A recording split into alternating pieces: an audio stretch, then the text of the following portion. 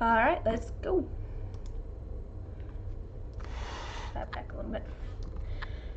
Alright, well, while people filter in, I'll figure out which color it was that I was going to use. I think it's this one.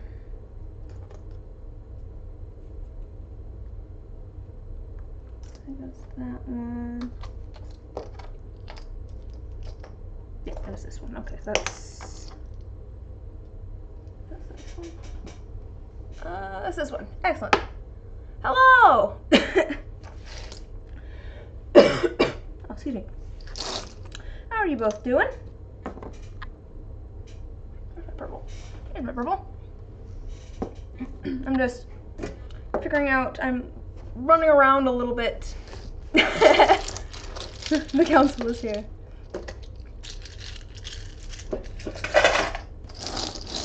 What I was gonna say though. Oh, hey, cool, you updated your name on Twitch. Hello! How are you all doing? I was just making sure that I had the correct colors for your dice, Avon. Is it Avon? Is that how you pronounce it? But I did find the correct copper, I think. You had a short little shift at work, you're drawing something a little different that isn't a reference, and your friends are... Oh, you're gonna do a PowerPoint night on Friday, so you're preparing your topic. Do you know what your topic is? I've never done one of those, but I've seen the things where people, like, make really random PowerPoint presentations and then present them to each other, and it looks really funny. Okay, cool.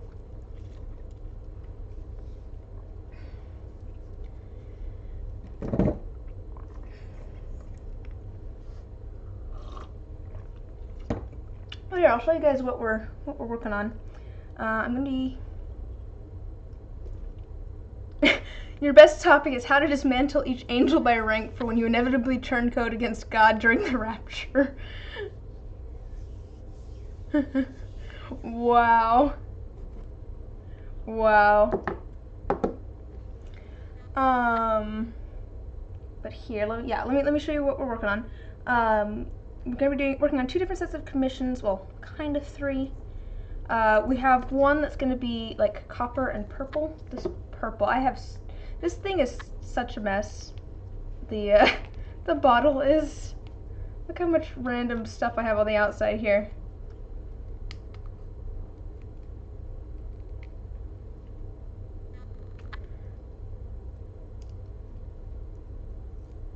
Oh, and Beta is finally drawing a new reference for the character you got the dice set for.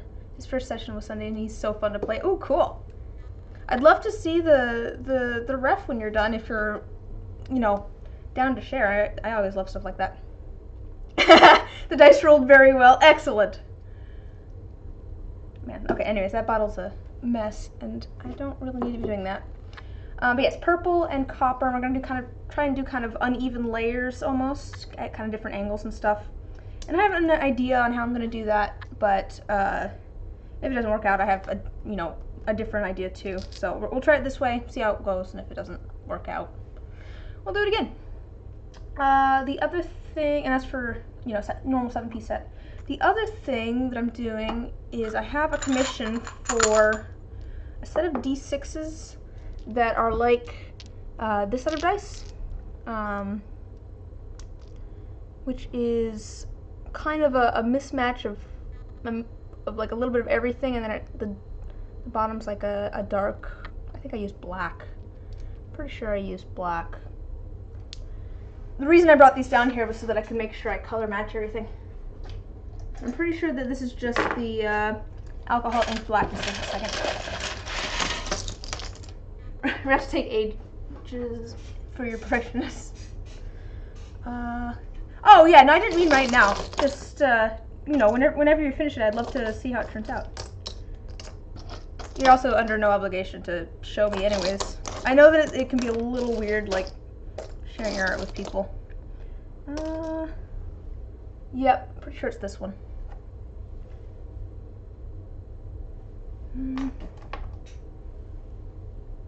No, actually, maybe it's not. It looks like a really dark blue.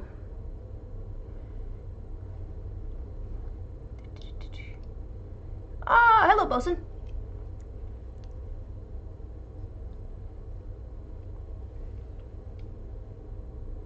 Huh, what color did I use for this? The only other thought is that it's the resin pigment black, but no, that's what did I use for this? It looks like it's a combination of things. I would almost guess that it's a combination of these two. Oops. This is, yeah, it kind of looks like a combo of these two almost, which is the Rainforest Green, which is actually more of a teal color, and the black from that set too. Yeah, I almost think it's a combo of those in here. I was thinking it was just the black, but it's kind of bluish. This is what I get for not writing everything down. Like, I have a little notebook that I should write everything down in, and then I don't. What's going on in the corner here? I might throw this one in the tumbler again. It's like a little scratch corner. Alright. Oh, but we'll see, it might be a longer stream because this kind of dice is made with a whole bunch of cut up pieces of resin, and I have quite a few already cut up that I can pull out, but that always takes like forever to do. But I think I might have enough actually. So I'm like I said, I'm trying to remember how I made these, what all's in here. I think it's mostly purple. So I have some cut up already. So it's not the orange or the yellow or the green, I don't think. It's not the orange or the yellow for sure. Oh, I have more purple there for some reason. Oh, those are the long strips. I'm trying to see if there's other colors here. There's blue. So there's blue, there's purple. I think there's some pink, maybe. Those are the colors that I like to use in things, to be fair, is the blue and the purple and the pink. I don't know if there's any, like, bright pink, but yeah, I think there's blue and purple and pink, maybe. I think that's what colors are in here. And we'll see how much I have, because I'm going to be doing a set of 12 D6s. I'm only going to be doing like 4 of them tonight, because that's how many I have molds for. Alright, let's throw that in there. Okay, so we've got that, we've got these, which I might need to top up some more purple at the very least. Yeah, go ahead and send a link to your work in progress. I'd love to see it.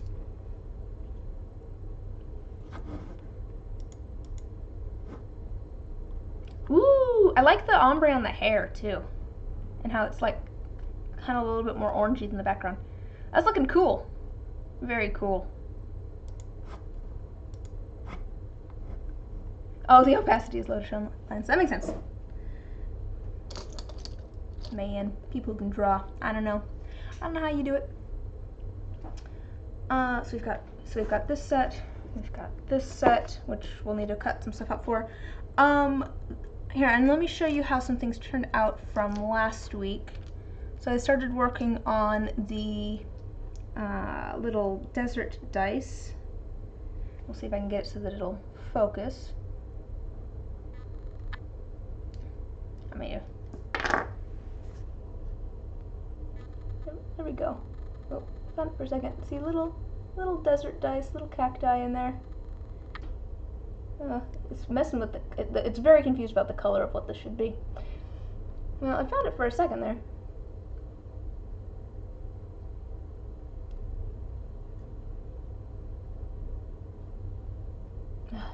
Wow. Move over a little bit. There we go. Yeah, dice with little cacti in them. Unfortunately, the D12 ended up with a big bubble in it, so I've had tried to re-pour. Yeah, there's big bubble in the corner, and that happens sometimes. So it's a big enough bubble that I'm not going to try and fill that in. It just wouldn't look right. So I went and redid the sandy layer on the bottom there, and made some more little cacti. And we're gonna remake that one today too. And actually, I'm gonna do it slightly different. I think I'm gonna do it with one of the little cactuses with the bright pink flower on top, because I only have one at the moment, and I feel like I should probably have more than one die with that. So we're gonna do that, and also the keychain for that as well, because I did remember to actually pour some of that in there. I must say I am very impressed with myself, because I matched the colors, because like I said, I had to remake that, so I had to mix up the color again, and I matched it like perfectly. Let me see if I can get this out of here so I can show you.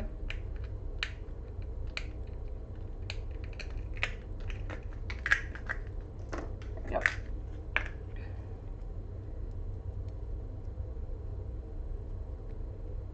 But I matched it near perfectly in color, and I was very impressed with myself, because I have like 4 or 5 different pigments in there. Alright. But luckily I have that all set up and ready to go. And then the as the youngins say, as the youths say, and then the other thing that I did last week was I was trying out some pigments that Boson sent. There's the Black 1.0 and then some Diamond Dust. And I did way too much black in these, and so you can't even see. Oh, that's a good question. I didn't even think about that. I forgot that it's been rotating.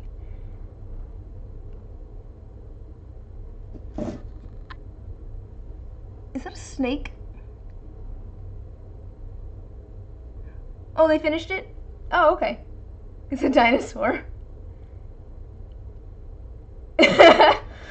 Alright. What I was saying about these dice though is I used way too much black, and so you can't actually see any of the Diamond Dust in here really. So I don't actually know how it looks in the resin. So these are just kind of black and a little bit sparkly. But I want to know how that looks. I mean, they still look pretty. They're still, you know, black and look kind of sparkly and gold. But I do want to know how this looks in resin, and I have an idea. And one of the things I did notice with those ones is that the other glitter kind of sticks to this a little bit. You can kind of see where it is, because in relation to like the other glitter to a certain extent. So I kind of want to try doing kind of a if you've ever seen like what's the word I'm looking for? Wow, I'm blanking. Like quartz. That's what I'm looking for. Quartz crystals, and sometimes they'll have kind of like they'll be solid, like, you know, sturdy, but they'll have kind of lines on the inside that look like cracks, or like cracks in the ice sort of thing. I kind of want to try doing that and see if it ends up looking like that. And so I just want to do basically this stuff, a little bit of some blue to green shimmer, and then like just a very, very light blue resin, so we can actually see this stuff and see how it looks. Well, yeah, and we'll see how that turns out. It might end up being, you know, nothing, but it might end up looking kind of cool. Well, we'll have to see. And I think I want to do I want to do that blue? Yeah, I think I want to do that blue. We're going blue because I like blue. I suppose we could do a different color. This green would be pretty too. We could do green instead. Should I do blue or green? It's kind of a tealy green. Maybe I could do kind of a tealy green. I think I'm gonna do that instead. I like that. I'm gonna do a tealy green instead. Both. That's a fair point. I could do that. I could do two really light colors and do them almost half and half. Maybe I could try doing that. Let's try doing that.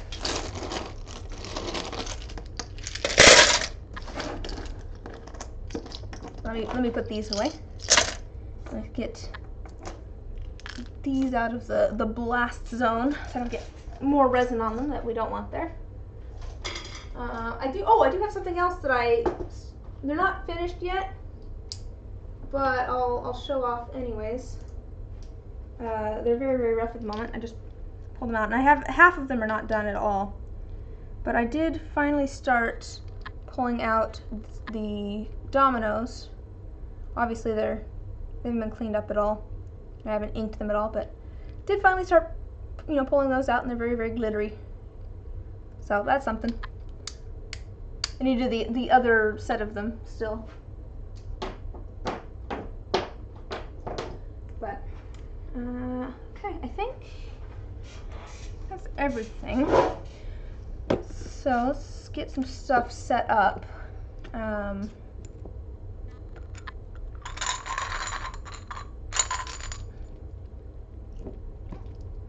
I need to start putting some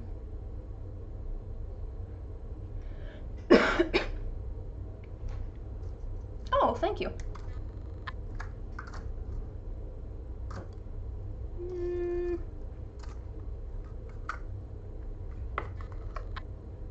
Use that one, I think. Alright. I'm going to start mixing some of these together here so I can figure out how much I have. I'm going to want some purple. Probably all of the purple. Like I said, we're going to be doing 12 of these, but I'm going to be doing it in 3 different batches, because I actually have 5 D6s that have the 6 at the bottom, but one of them's in the pressure pot at the moment, which I'll open that up in a minute. We can unmold some stuff too, but I do want some D6 molds left over to make everything else. Does mean that we'll probably be doing D6. After that, I'm just thinking. For these ones, I'll probably do it with the highest number at the top, just because I figure if the glass does all sink to the bottom, it's going to be a little bit heavier than the resin. So I'd rather, it's more fun if it's weighted a little bit towards getting a high number than a low number. But for these ones, I think I will do the high number at the bottom, because one of the colors is going to be translucent, one of them is going to be opaque, and so I kind of want to put some of the translucent probably into the bottom of all of them so that I can make sure that all of them will be able to see that. That's my thinking there. But let's see here. We'll just put all that pink in there. I don't think I'm gonna want a ton of pink.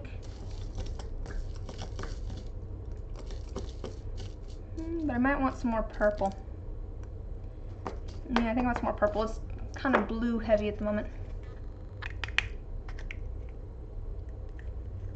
So let's add some more purple.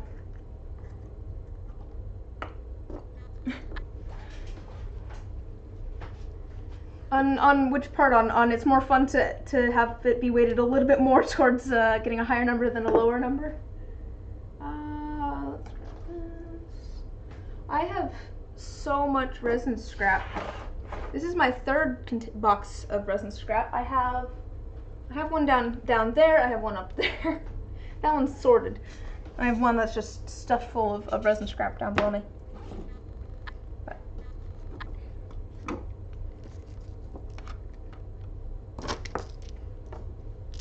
And set these off to the side. And we're gonna try and do some more purple. So I have some. I do a lot of. I like purple. I like purple as a color. I feel like I end up doing a lot of purple.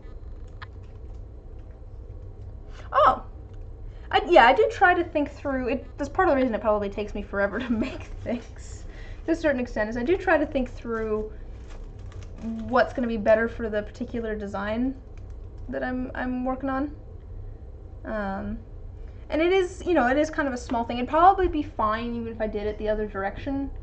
I just, you know, I'm like, even if it helps just a little bit. I do try to make my dice weighted as well as possible. I just want to put that out there.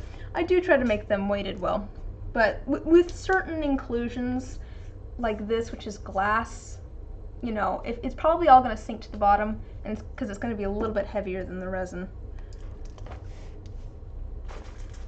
But I do want to see how it looks in the resin. Oh, you know, alternatively, I could try doing a keycap. Those little molds that I got recently.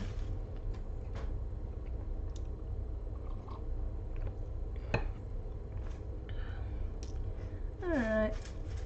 Got a bit of purple. I did, here, I'll show you the D6.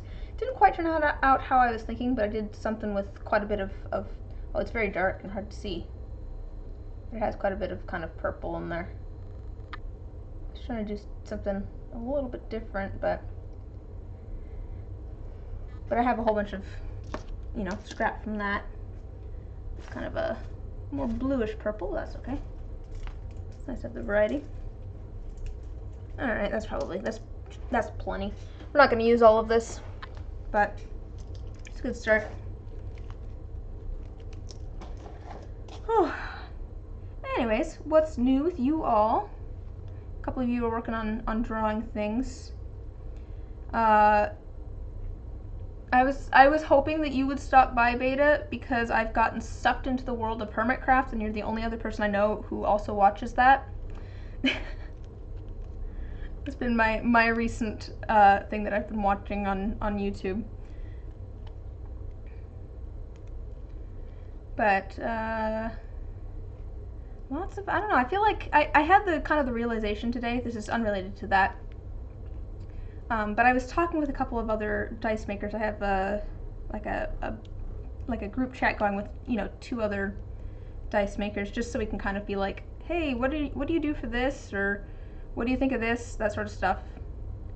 I was chatting with them because I'm like, what is my art style? You know, it's really hard to like take a look at what you're making from like a sort of subjective, objective, you know, viewpoint.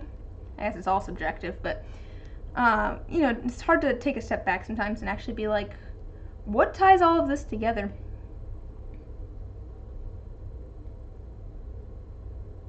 I don't know if I want to watch Dream SMP. I've heard that it's a lot angstier, and I'm enjoying people just building things.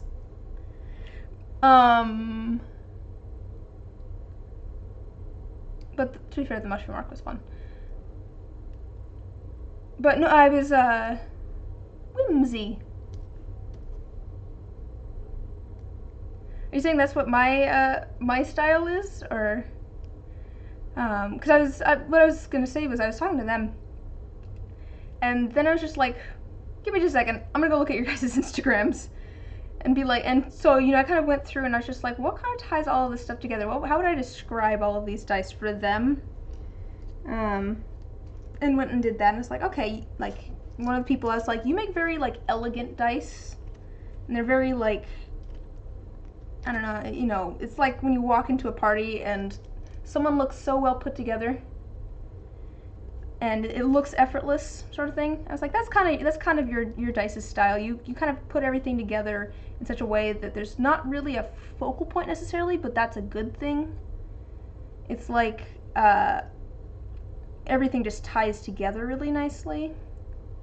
Yeah, that's definitely not my style at all.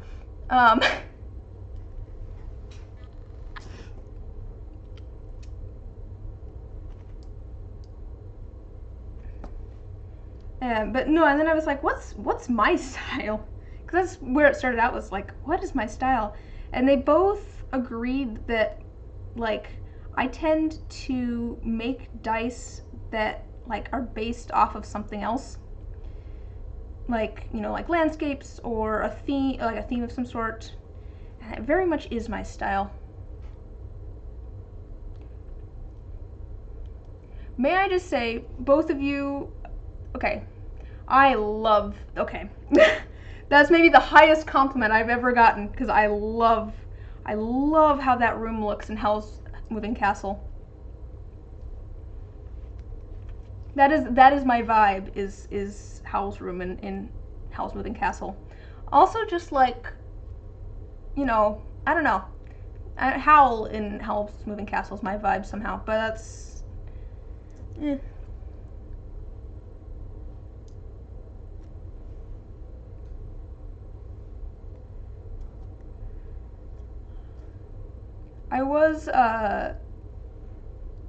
I did kind of think, I'm like, I definitely like saturated colors.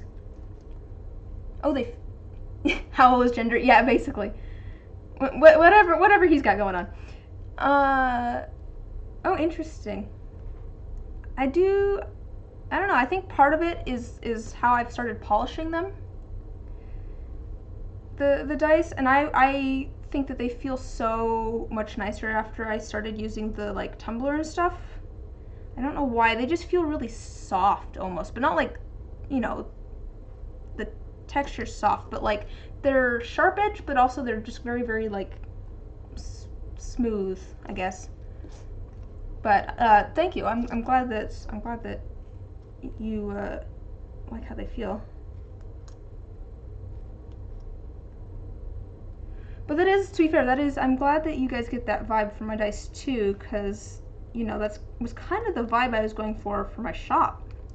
What with, you know, Alchemist's Attic being the name of it and all. Kind of a, you know, everything crammed into the attic for, you know, putting things together.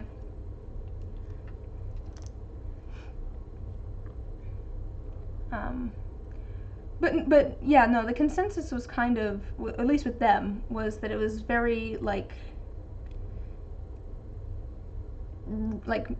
based on other things, sort of, like, they, like, I don't know if it was like they'd kind of tell a story almost or something, but not quite that. But I don't know, and I was like, huh, that's kind of funny, because my original plan, when I very first started making dice, was I wanted to make, well, at the time, my plan was to do exclusively, like dice with little dioramas in them, because some of the first dice I made, before I started selling or anything, was, I made a D6 that has a lily pads in it. I think it's in this box right here. Yeah, it's right here. This thing is weighted terribly. It, you know, has lily pads in it. I wanted to do more things like that, and like the desert dice over here. I've had, to be fair, the idea for like the desert dice for a long time. I'm glad that someone commissioned that.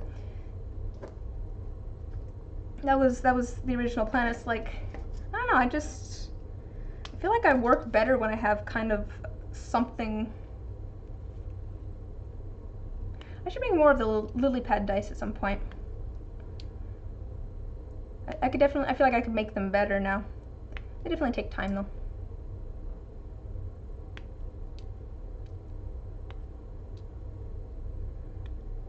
Oh, how much of this do I want? This might be plenty. Just thinking. I think this is starting to get more closer to the color mix that I want.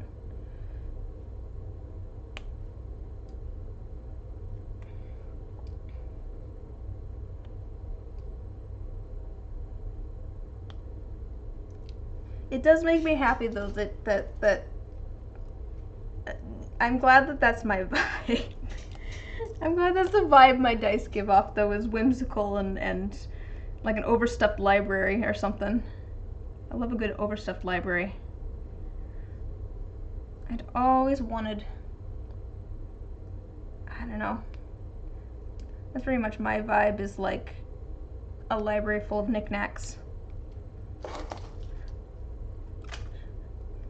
I've said it before, like, my ideal aesthetic is like 1950s gentleman that's traveled the world and collected things.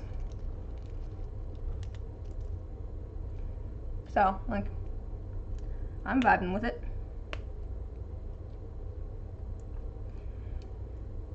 but within that, you know, what brought that up was I was like, I've been making some dice recently, and I'm just like, I don't know, these just don't feel like me.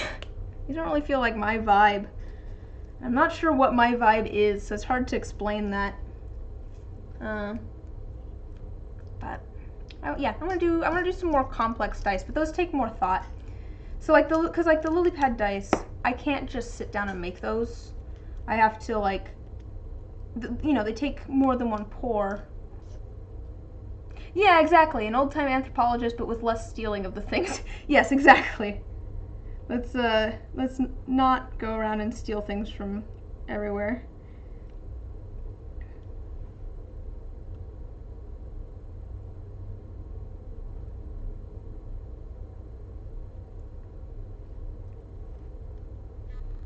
Either that or maybe a vampire. I'm not sure.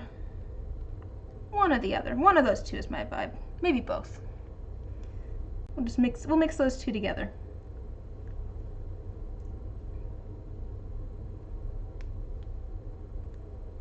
I like knickknacks though. I like interesting things. I like pretty things.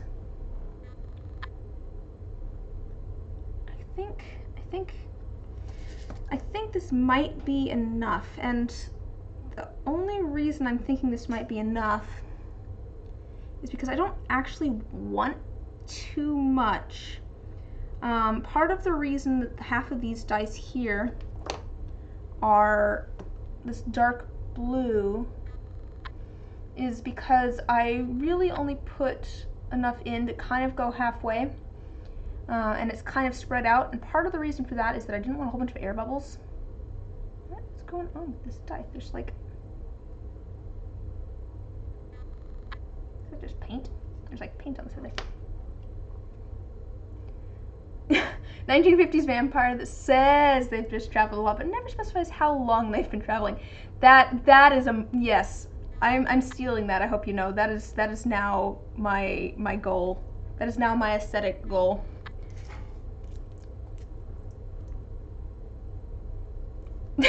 Only one thing on that shelf is stolen. I feel like I want to ask, but I'm not going to. I'm not gonna ask. I'm not gonna ask.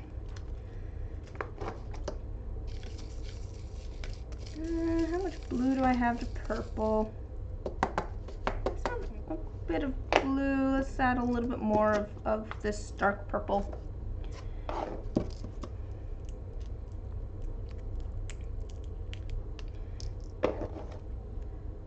That's fun though. I don't have a living room, and that's because when I got this house, I turned it into a library. Like we built bookcases and put them in there, and that bookcase, it's full of books, and I really should read more.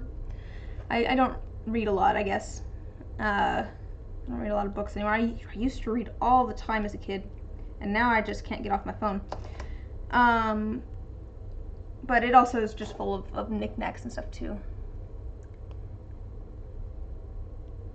I have friendly vampire fae feelings, like I have cats, trinkets, and very good aesthetics. Your house goal is like fae hobbit, cozy, but there may be a skull around any corner, but it just looks cluttered right now. Oh. Yeah, there's definitely, like, my house is definitely cluttered at the moment too. There's a certain amount of like placing things so that they look right, but everything's just kind of like sitting on the dining room table at the moment, sort of thing. Like, I just end up with stacks of mail, unopened like junk mail on my dining room table and stuff.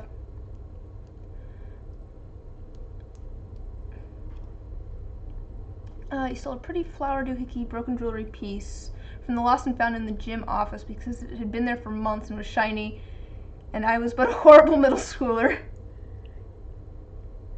Yeah, the days of middle school. Yeah, we don't talk about middle school.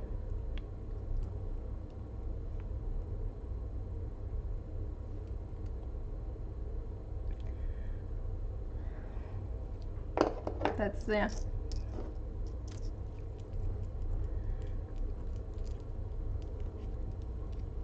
I do love the like well, oh wait, you'll probably appreciate this Avon.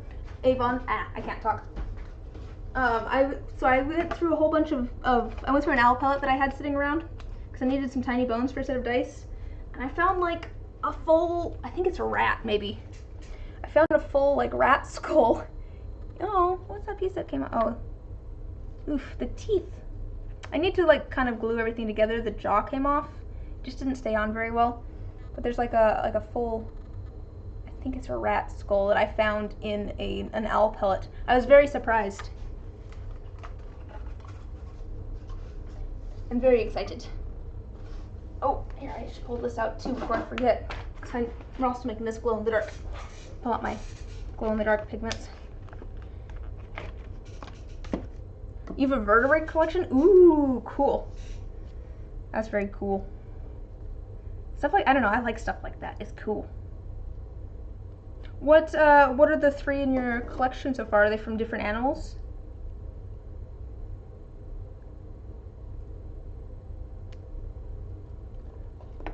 I think there's some tiny vertebrae in here. I'm gonna pull out the bones for a minute. Yeah, there's some tiny. These are still a little gross and covered in hair and stuff, but let's see if I can. I don't know what this is from. There's some just tiny ones. Pretty sure that's I don't know what it's from. It's from this owl pellet, but who knows what animal it came from. There's all sorts of little tiny ones in here.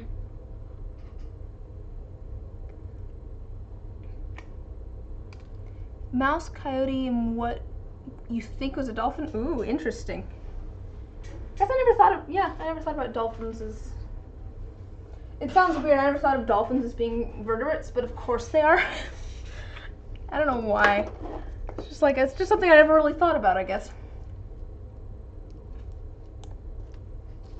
Coyote. Coyote. I don't know. Some people say coyote. Some people say coyote. Huh. I just realized that. I don't know which one's correct. Maybe both are correct. It's just like a regional thing. I don't know. Do you guys say coyote or coyote? Or do you not say either because you don't have them near where you live? I think I've heard it both. I don't know if it's a regional thing because I feel like I've heard it both ways probably locally. I don't know now. No, I'm not sure. You call them little bastards on your driveway? Oh, wow.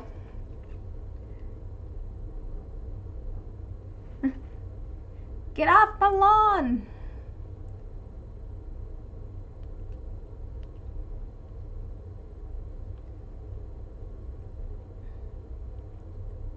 Alright, just a little bit more purple.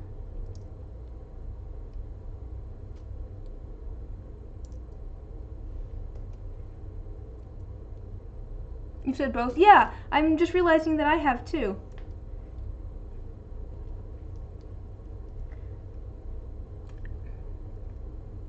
You have a bunch of wet specimens and possum jaws. Ooh, cool. What I'm learning here, I think, is that D&D players is all the same. Coyote, mostly, but if I'm trying to abbreviate or say it shorter, I say coyote. Depends on if you're lazy.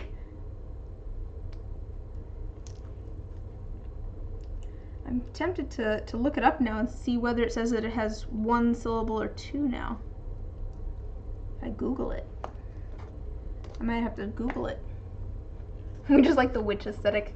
It's fair. It's fair. I can't spell. Luckily, it is.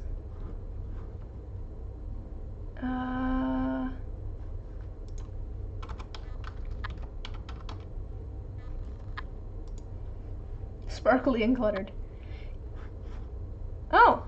if I type it into Google and say coyote pronunciation, it says coyote. Wait, American pronunciation.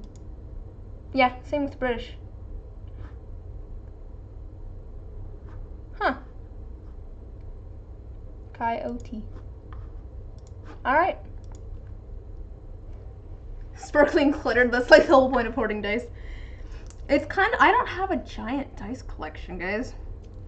I'm slowly, you know, adding some. I just finished polishing some, and they were gonna go in my shop, and then I realized that they're messed up enough that they're not gonna go in my shop. I can show you actually. They're sanded, but they're not polished yet, and I'll show you why they're gonna end up being mine. Let me find a good example here. Oh, excellent! This is the best example. Let me show you the face of this. I think you might be able to see why this set's going to end up being mine, judging by that face. Oh yeah, here's the 90. I like this one. Look at it. It's just all blue. It's like a melted. Yeah. So this set's going to end up being mine. But and like, yeah, there's some where it's just like, they didn't really turn out. But I haven't kept a ton of sets for myself that I've made. I had a few sets before. I had kind of a rule for myself that I would only get a new set of dice if I had like a new long-term character that I was gonna be playing. So like I'd get a new set of dice for each campaign sort of thing. It didn't happen during unmolding. It's because of the inclusions. I was trying to. Here, I can grab the D20. I think you can actually see what's going on the inside of the D20. Here. Yeah, unfortunately. So these didn't turn out for a couple of reasons. I was attempting to do, and it's very, very cloudy on top. I was attempting to do some actual.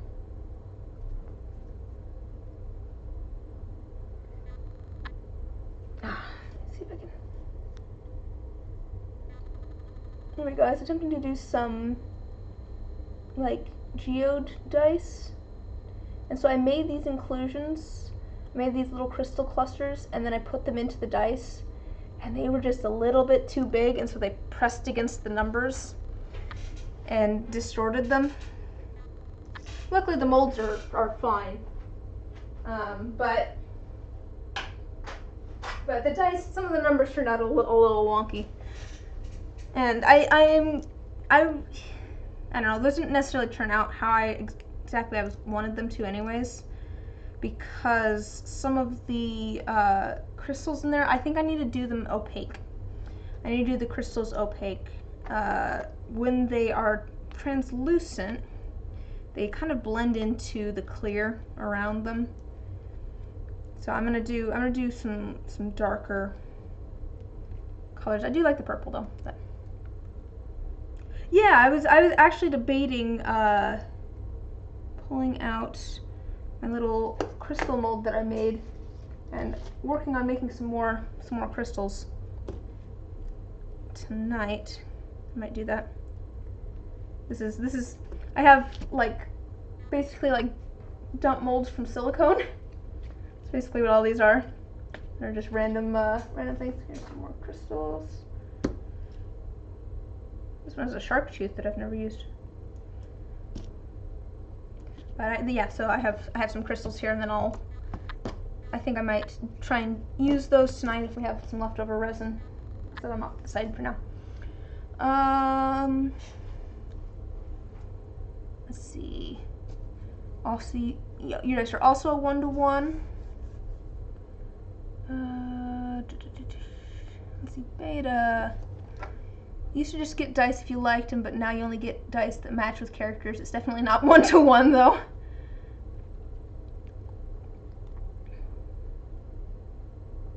Oh wow, going fancy. I also haven't gotten any.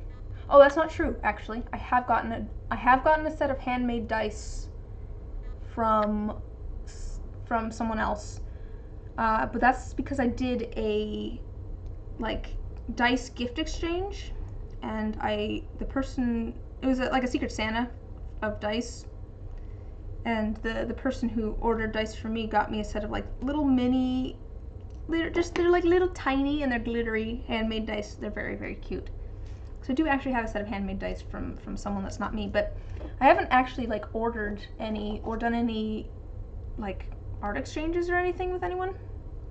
I'd be down for doing like, I should I don't know. I feel weird reaching out to other dice makers and say, hey, you want to do like a dice exchange? Because that seems a little bit like, I don't know. Maybe I'll do that with some of the ones, like people in the chat, or not the chat, but like the group chat I was talking about earlier. See if any of them want to do that.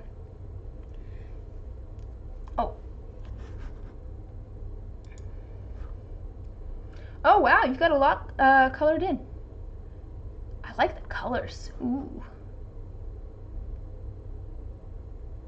Yeah, those are. I like those colors. Those are pretty.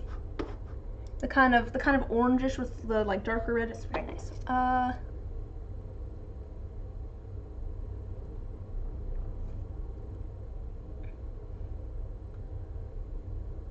Kaz?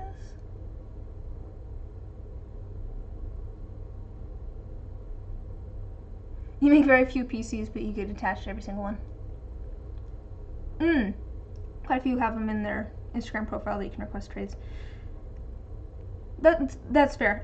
Part of it is also I don't know, I guess I'm worried about time. I recently raised my commission prices because I had a waiting list.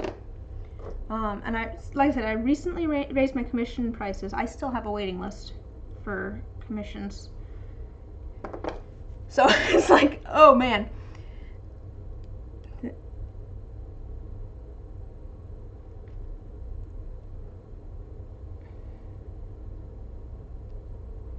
And I did look it up, and I did actually change I did actually list the sets of D6s at the correct price. I didn't do the lower price like I was worried that I had. So that's good.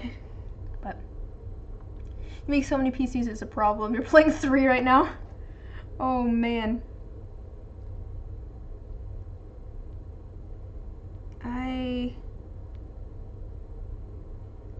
I haven't played D&D in a while. I can't do it over the internet. I can't focus on it. And to be fair, raising prices is a good idea. Make cool stuff and got a very good time. Oh, well, thank you. Part of the reason I raised them is because I was like, I'm better at this now than I used to be. Like, I feel like things are better quality than they used to be to a certain extent. And I'm just like, and also because, like I said, I had a waiting list for commissions. I'm just like, I'm busy. This is a lot of, because I only take on 5 commissions at a time, 5 of each type, I guess. Because Salmon Days is now following. Oh, thanks. Thanks for following. Hope you're having a good evening or morning or whatever time it is for you. What was I saying? Oh, yeah, so the way I have it set up at the moment is I have it so that I'll do like 5 commissions at a time. The thing is, I've been adding more and more commission options, and I've been adding it as 5 being available of each kind, because I've added fate dice, or fudge dice, whichever you want to call them. I've added D6s, I've added trays, although I haven't actually done a custom tray yet. Although I might end up doing that for, like, my mom and a friend. But I've been adding, like I said, I've been adding more options, and I've been adding 5 available in each one. So, like, I have 5 D&D dice commissions going right now, and I have 2 people waiting. Actually, I only have 4 now, but I'm waiting to get, like, 2 done and shipped. So So I have one thing that's just finishing up polishing, and then those will get shipped, and then I'll get the 2 people that are waiting in.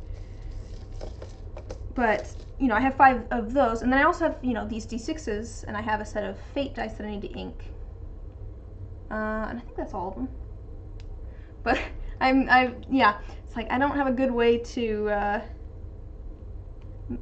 break that down, but I don't know. I just have to make sure I manage my time, which is something that's difficult for me, but I do have a planner that helps. You're in a group that constantly rotates DMs and one-shots. You always have a funny little catalyst of PCs. Oh, that's kind of fun. Do you like... That sounds fun. What I was going to say before was that I haven't played in a while because I can't focus online, and also one of the reasons that I like D&D is because I think of it as like a social thing. That's one of my... You know, everyone kind of plays D&D differently, and that is perfectly fine as long as, you know, everyone's on the same page for, you know, how you want to play it. But I like it for the getting together and having dinner aspect, and I like it for the kind of puzzle aspect. Those are my 2 favorite parts of D&D. You know, I like the social aspect of it. I like having like a project to work on with people, and I also really enjoy having kind of limitations and then something that you need to solve, and using your abilities and stuff in creative ways to try and solve those problems. You're struggling with that a lot too. You have so many apps for planning. You can think about raising prices and cutting back how many things you take on. No, yeah, that's fair. I mean, if you're super busy, then, you know, obviously people like your work. Might as well, and yeah. No, I finally, after, you know, forever, I have my weekly schedule that I do, and I have it written into my schedule to work on my schedule, because otherwise I wouldn't. You play with the same group you did before quarantine. You used to get together and actually make food together every week. Now it's on Zoom, and losing the physical table is hard, but it keeps us in contact. Yeah, that's fair. That's fair. Yeah, like I said, I really enjoy the just like getting together and having dinner aspect of it. Oh hey, you guys might like the next week. Here's my mushroom schedule.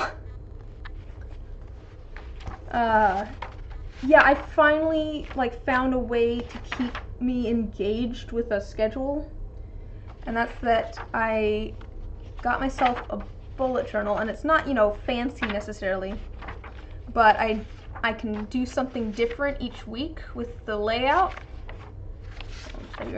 and it keeps me engaged enough. Keeps me engaged enough to actually like use it.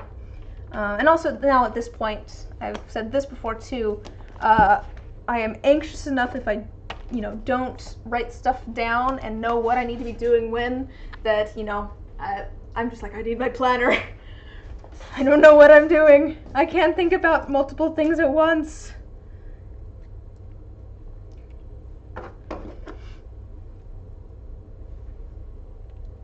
Mushrooms. But, and I was talking to, like, I think I was talking to a friend about this, because they were having trouble with scheduling as well, and I was like, I think part of the reason that I've been able to keep a schedule is because I've tied it in my brain to something that I really enjoy, which is like art and stuff, and drawing and making things like that. So if you don't have that, you need to kind of find something that you're passionate about to a certain extent, and then like tie your scheduling to that somehow. And I feel like that's, you know, not necessarily easy to do depending on, you know, what your interests are, but that has worked for me. It won't necessarily work for anybody else, but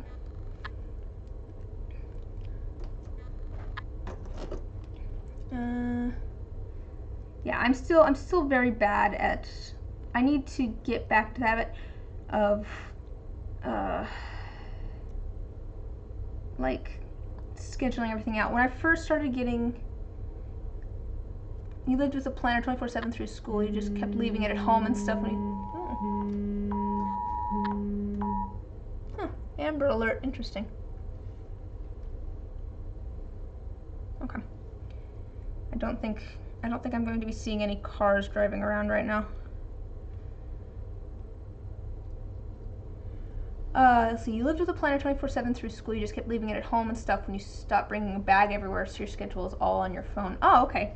And see if, if that works for you too. Because there's, definitely like setting alarms and stuff on your phone. Perfectly valid. That if it works for you. Tying it to something relaxing, passionate is so smart. You just get super anxious if you don't have a full task list. Same. I definitely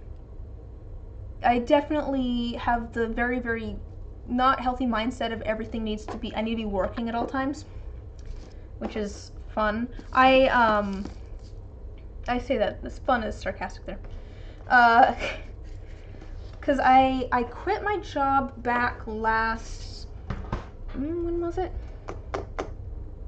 It was a little bit more than a year ago. It was like, not this last Halloween, but the one before that. It was back in October 2019, I think. Wow. It's back in like October 2019 to go back to school and finish my degree. And also because I was burnt out as all heck. But, yeah.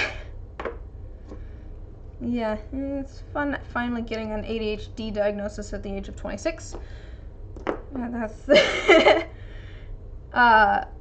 to go back to school. Where was I going with this? I don't remember. I don't remember where I was going with this. Was I still talking about schedules and planners?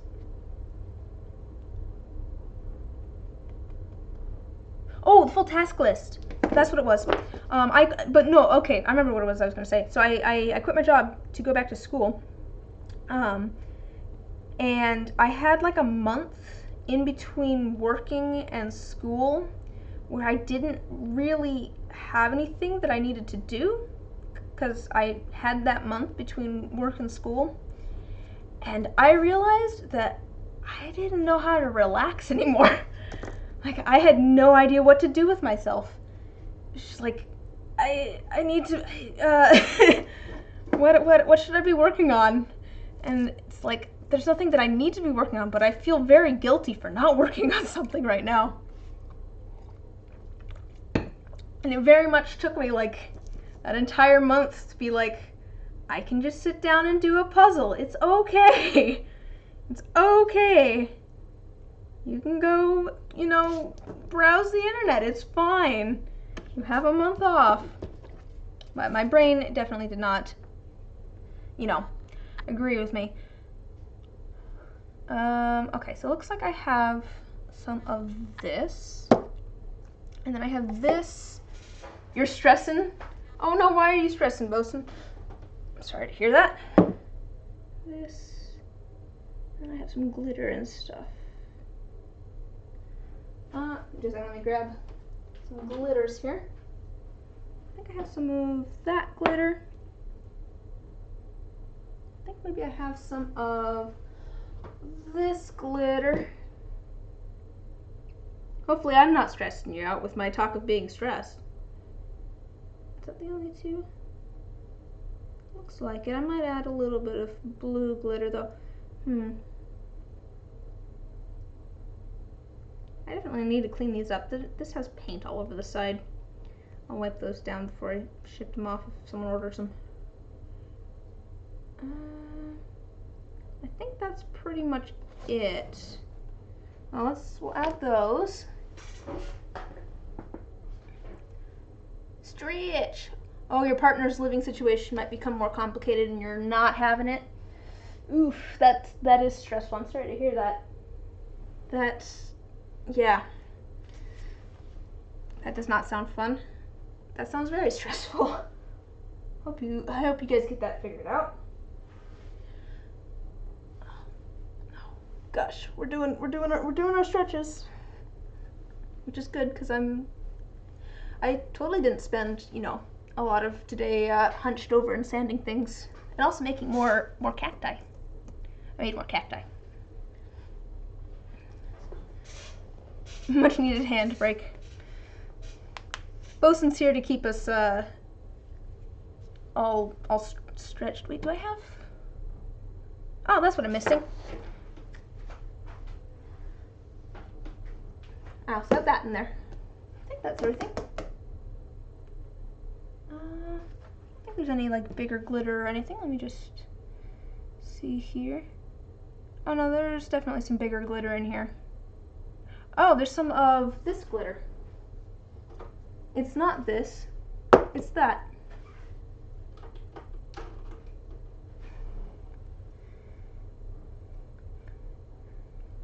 Yeah, it's still frustrating though. But hopefully it gets worked out. Is there gold in here too? I think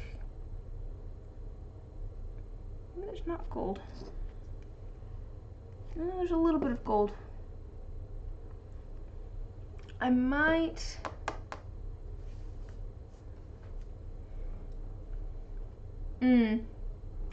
yeah. That's definitely something I've had trouble with, to be fair, and like that can be a hard habit to break.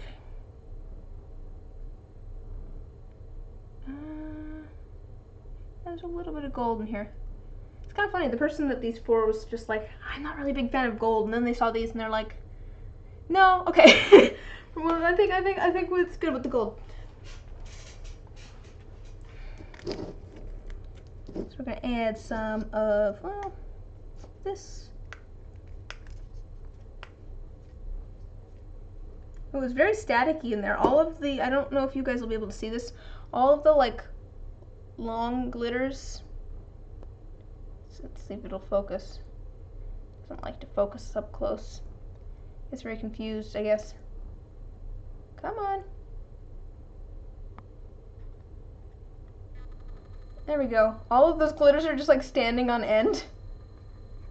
It's just like very, very, very, very staticky.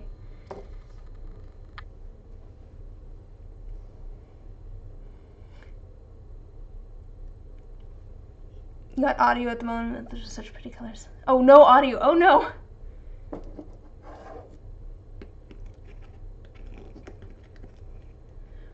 Oh, I guess I don't have to respond to that. But, not a big fan of gold, but you're Slendermitten dice.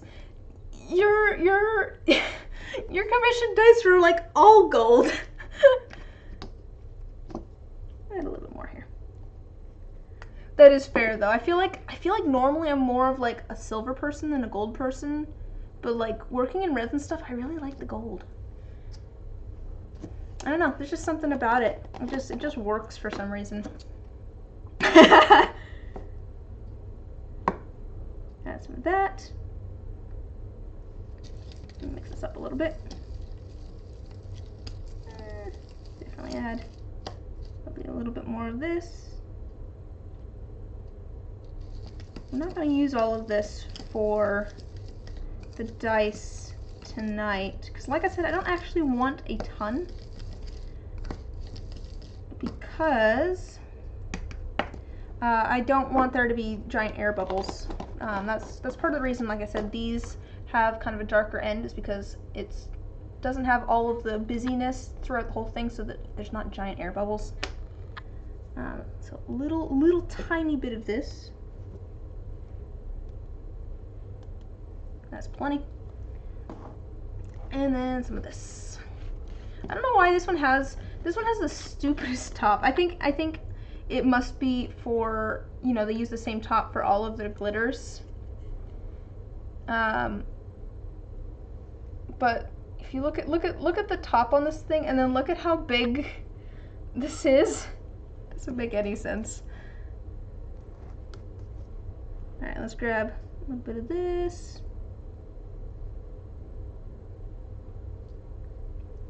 Not a ton of that, I don't think, but it's nice. It gives it a little bit of a pop.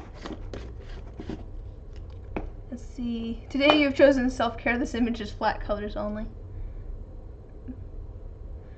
Valid. I should start making more like fan art just for myself, just so that I can get used to like using a drawing tablet and stuff. I feel like that'd be a good excuse.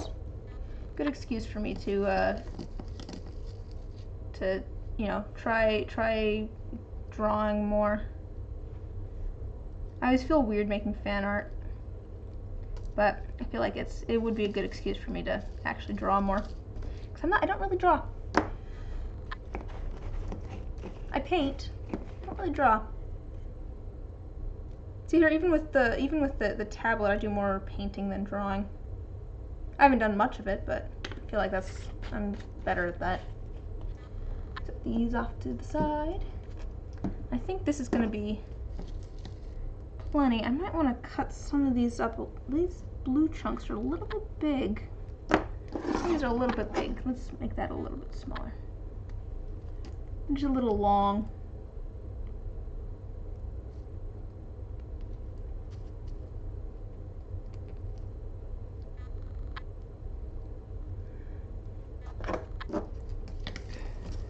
Alright, cool. I think that's good. All of the glitters moved to the bottom, but that's okay. I think that's pretty good. Yeah, I think that's pretty accurate to what's in this. Let me just think here. Is this going to be enough for 12 dice? That's going to be.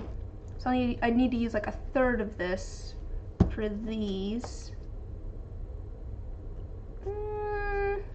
Because I want to make all of this right now, just so I don't have to go back to it. And this actually has a little bit of foil in it too, but well, while I'm thinking on that, let's start adding the foil to the molds. Because the way I did these is I added a little bit of the foil to the sides of the molds first, some of the gold and the silver.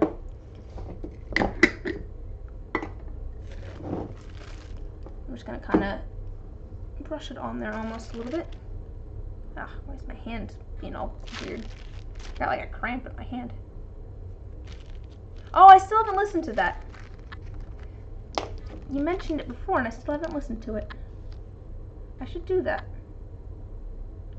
My brain is stuck on Hermitcraft at the moment though, like I said before. I get stuck on like one thing at a time.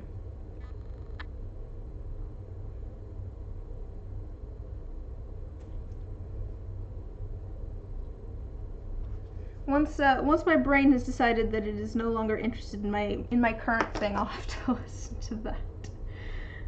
Oh man.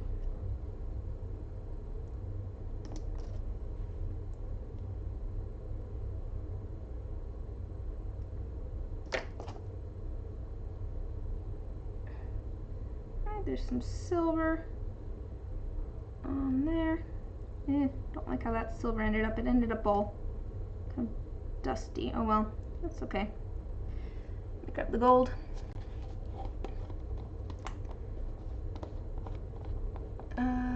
You'll catch up on Hermitcraft this week. I'm not, and there's no pressure to. There's just been stuff that happened that I'm excited about. And like I said, you're the only other person, apart from my brother, I know who has watched it. And he's not caught up either. Alright, here.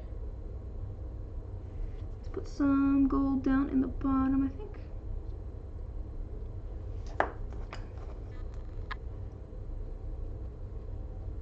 But no, I still haven't listened to it, Bosun. It's one of those things that's like on my list that I just haven't gotten around to. You can watch anyone's point of view really for the stuff that's going on at the moment. Beta. I guess there's a few people who aren't participating, but there's stuff going on. Hermitcraft is it's on YouTube. It's a group of people playing Minecraft together. But it's definitely fun. And I don't know. Part of the reason I like it is because they are obviously all friends and just having fun and building things and pulling pranks and I don't know. I've watched like, they have like different seasons, but they don't really, it doesn't really matter. They're completely separate. And they're on season 7 at the moment. Let's see some gold.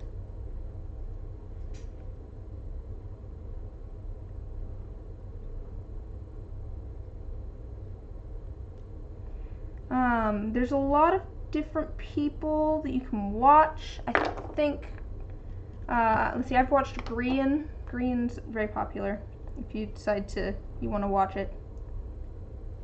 He gets involved in a lot of the server-wide stuff and pulls some pranks and stuff, so he's a good place to start. I'm slowly working my way through watching other people's points of view.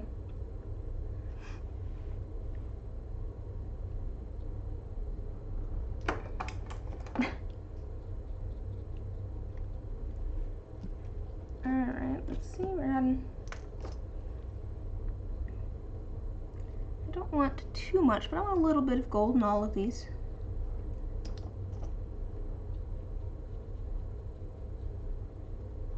Oops, there's a hair from the paintbrush in there.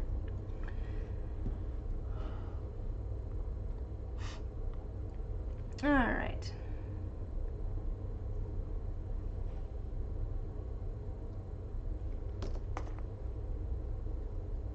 But I'll move on from that because I'm not comfortable talking about things that I'm interested in. Oh man. Like I said, my brain tends to get fixated on like one thing at a time. I'm just like, no one can know. No one can know how much I've watched of this thing, or have found out about this band, or, you know all the lyrics to this musical. No one can know.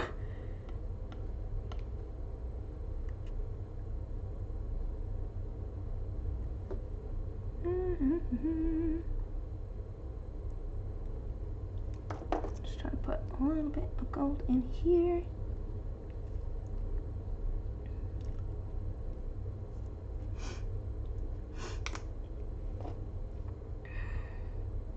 A little bit of gold there, a little bit of gold there, that's good. And some gold, kind of off both sides. I think we're good. We're good on the gold front. Let's add a little bit more silver. And I don't want it to be like so much that you can't see what's on the inside. I just want to, a little bit on all of these, of both. Ooh, silver foil.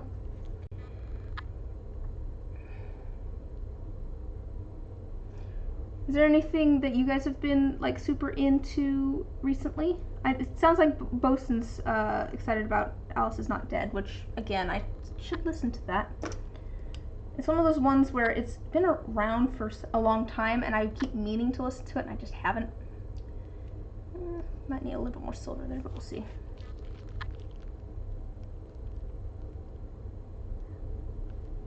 And I didn't realize that I'm over here just like, I can never let anyone know what I am interested in.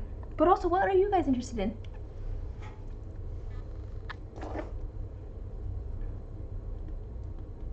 Yep, that's yep, you know what I'm talking about. Avon knows what I'm talking about.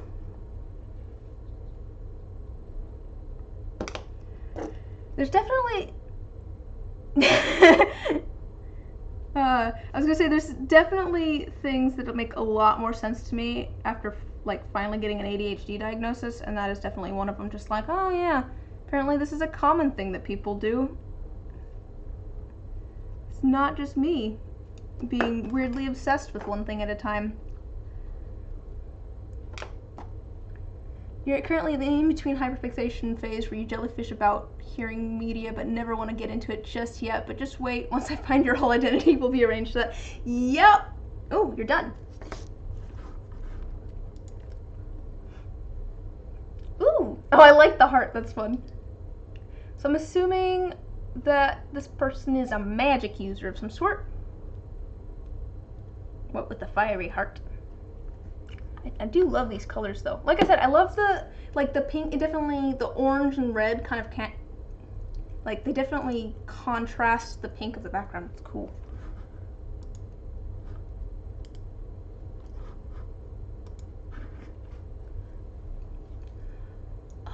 You're definitely the same way, except for one or two things which you will always rant about given the opportunity. Current hyperfixation is temporary, but bugs in Journey game are eternal. Yeah, well, that's kind of what I was saying with my journal earlier, is that I have always loved arts and crafts. So, like, if I can, you know, relate, my, you know, some scheduling and stuff to that, awesome. I just like arts and crafts. But usually,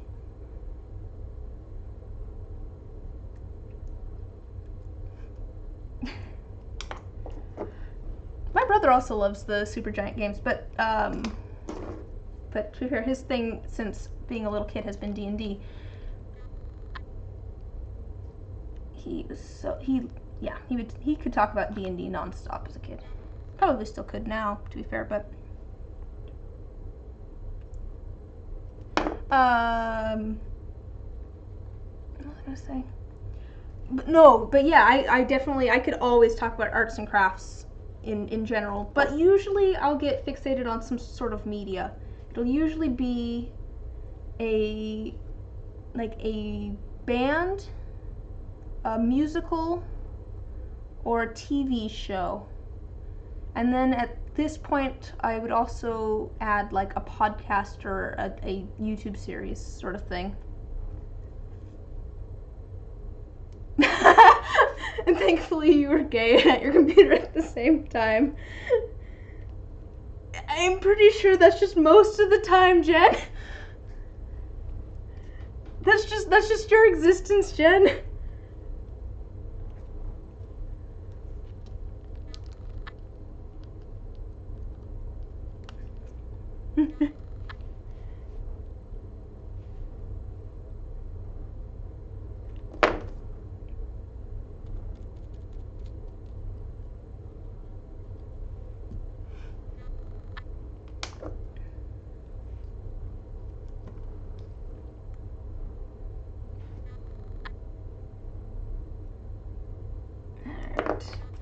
That needs a little bit, doesn't really have any there.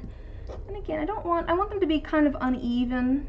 You know, I don't want it to look too placed, but I kind of want, you know, I don't want it all in one spot. No, this one could maybe use a little bit more silver.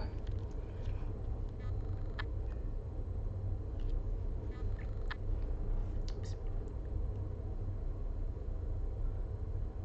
I have always loved arts and crafts. I like arts and crafts. To be fair, I'm still worried that at some point I'm going to definitely lose interest about dice. That's definitely a worry of mine. But I don't know. It's arts and crafts. I like making things. Part of what makes, you know, making things fun is that I can do something different every time. Like, even if I'm doing, you know, kind of the basic same steps, I can make something that looks different. I can try something new. I can experiment, you know, like the geode dice that, you know, didn't work out perfectly. I've done so much experimenting trying to make geode dice, and it hasn't necessarily worked out the best, but I've definitely made some interesting things along the way and figured out what I could do different, what I could do better. Alright, I think these are ready to go. We've finally got that there. Put this away.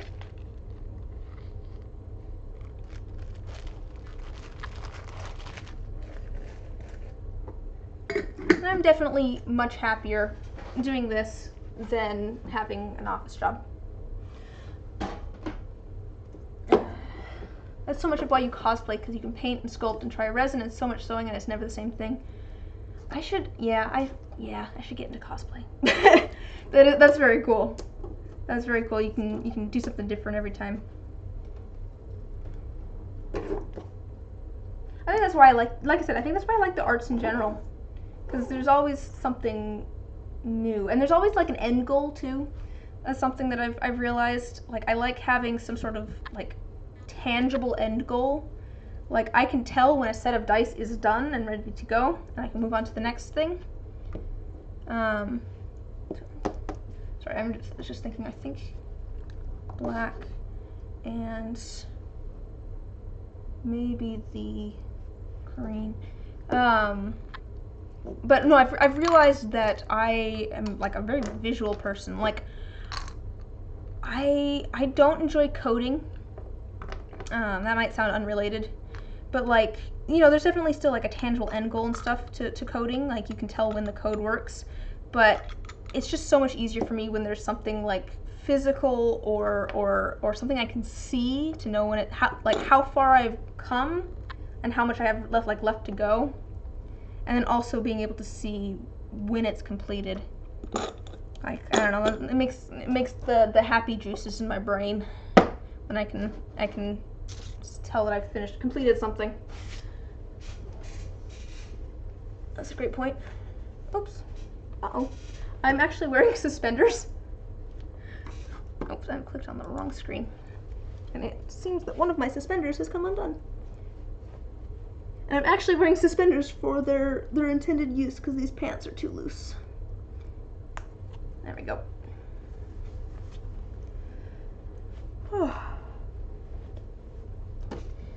Alright, so what time is it? 8:20.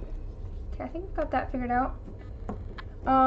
Before I move on, I'm going to mute myself for just a second, because I am going to pull out the stuff that's currently in the pressure pot, and we're going to unmold some stuff so I have my tray back. So give me just 1 second.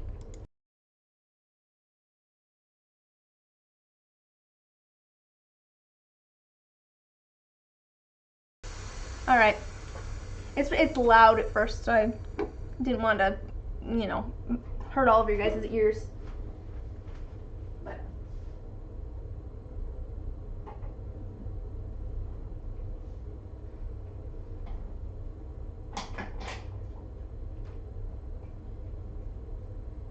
we'll see how some things turned out. I don't even remember what I made last night.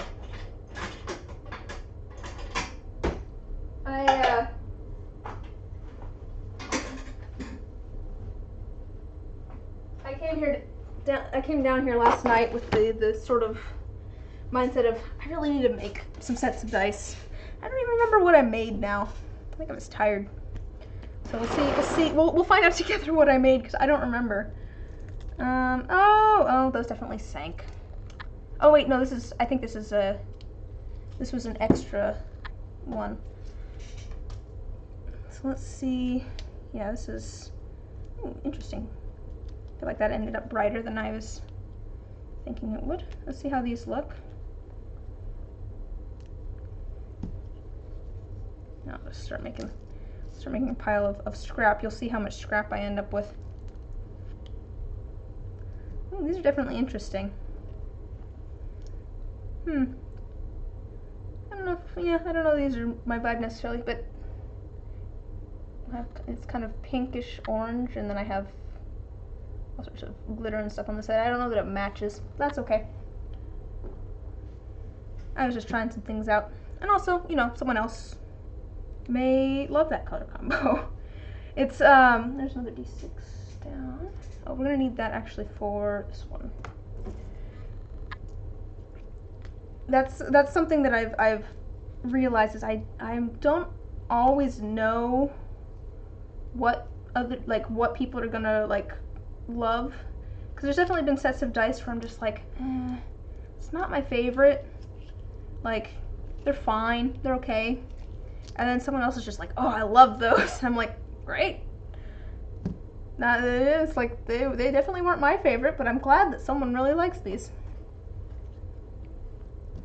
That I had leftover resin. This is literally just a red dye. I had leftover resin. Moving down. I started a list because I set up a listing on my page for raw mystery sets of dice. And I realized I don't really have some of certain colors. That ended up kind of funky.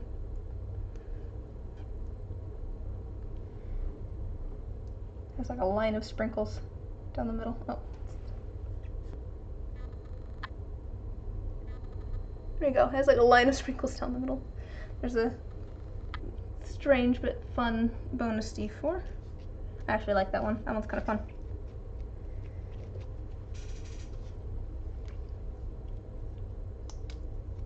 Oh dear. I feel like I've been having this happen more often recently. I don't know what I'm doing. I've had more, I think maybe the lid's just not sitting right. I end up with a big gap air bubble. Yeah, it is like a nerd's rope. That's a good, yeah. To be fair, this one was also, I think, just a dump mold one, but still unfortunate it ended up with a big air gap. That's fine. That'll go in my, second. That'll go in my it didn't work out box. Bye-bye. D8 up. I have my failures box and my miscellaneous dice box. There's actually more than this. I have like 5 sets upstairs sorted by color. This was another dump mold. And because it only filled it to about half with the sprinkles. I just kind of put what was left over, I think, in this one. I'm pretty sure this was one of the dump molds. Like I said, too far. I've been trying to do. I used to do all like D4s and then little crystals as use them for when I had like a leftover resin. I'd make those or little bonus D4s because I like to ship. Like oh, I should make good point. D4. Remember to do that. I like to send like a little bonus D4 with orders. So I used to do the crystals over there, and I'd make a whole bunch of D4s. But now I do like other dice as well to add to my box of miscellaneous dice. Up, let's do 10. Up, okay. Here's another one of the, I think these are growing on me actually. These ones are growing, this is growing on me a little bit with the kind of pinkish orange and the random colors.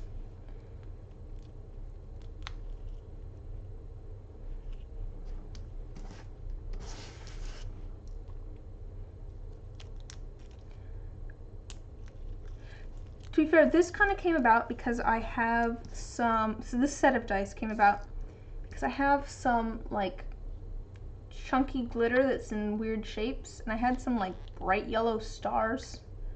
Let's see if I get it so you can see any of them. And that's not really my vibe necessarily. It's not something I'd usually use. Like I feel like whimsical encapsulates a lot of different things, and I'm not really like I don't know. I'm not usually like a brightly colored shaped glitter sort of person, I guess. I feel like it's very whimsical, but it's just not necessarily what I normally do. But I had it, and so I was like, oh, I kind of want to try that. I have certain materials sitting around here where I'm just like, I don't know if I'd normally use this, but I should try this and see how it looks.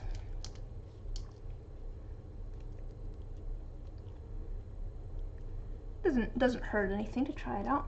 Like I said, I think these are growing on me. Maybe I just wouldn't do the purple with it next time. I think the blue's not bad, but the purple's just a little funky.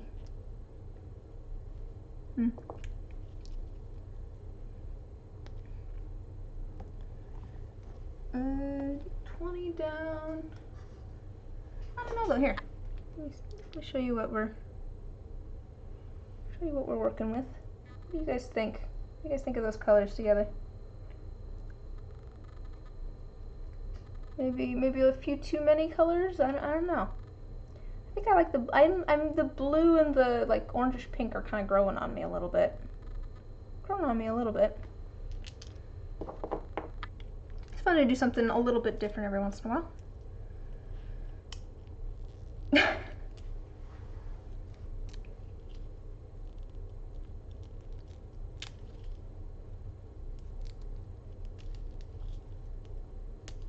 There's another plain old red one.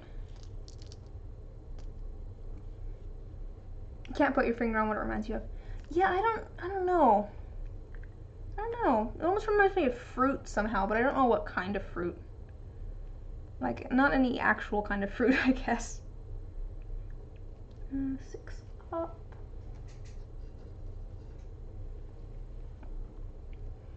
Yeah, I could see it kind of as snow cone colors. It's a little bit brighter, I think, than like a snow cone, but yeah, it has, or bubble gum. It has that very like bright, artificial sweet sort of colors to it. I don't know. Yeah, but it does make me think of the fact that, like I said, the people I was talking to are like, you usually base it on, you know, on something, or like a landscape or something like that. And this was a set where I didn't, and so I don't know. It's almost like I'm more about it because of that. I feel like it's a fun set, but oh, here, I can show you the star glitter I was talking about. That one has one of the stars. Yeah, see, it has one of those little bright yellow stars in the corner there. All sorts of different colors and stuff. Fruit gummies? Maybe. I don't know. Yeah, it has kind of like that artificial fruit look to it somehow. Just just a strange connection, I guess, maybe, but yeah, somehow it's like artificial fruit. Or those what were those little like fruit shaped candies called? I don't remember what those were called. You get them out of like the quarter machines. I don't remember what those were called. I liked those though.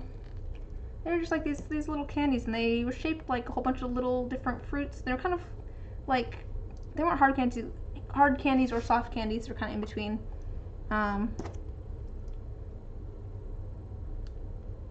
Oh man, I don't remember what those are called.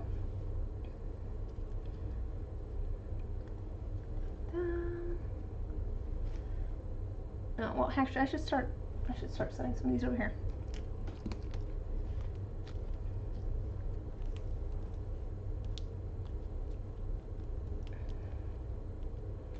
So I did these. I did 3 sets of dice, I think. What was the third set? I remember 2 of the sets now. What was the third one?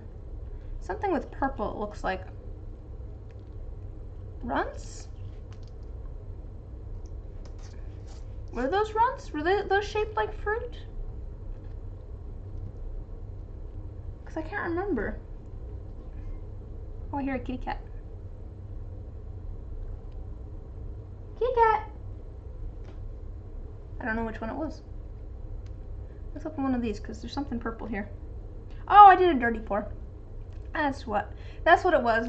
It was last night, and I was just like, I don't know what I want to do. And I like doing dirty pours, because I feel like always have fun colors. Yeah, okay, maybe those were runts. Yeah, I think maybe you're right then. Kitty, come back. You can blame it all on me. Did it with like a teal and a pink. They've turned very, very purple. I always end up with lots of purple. But now I remember what I did. I did like blue and teal dirty pour. D8 up.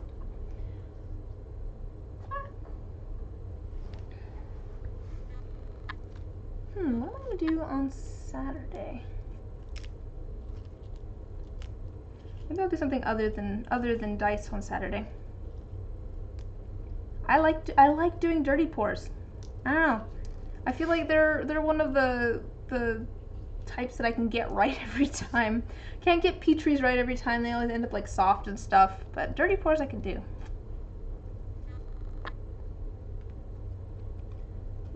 Down. Look down. Look down.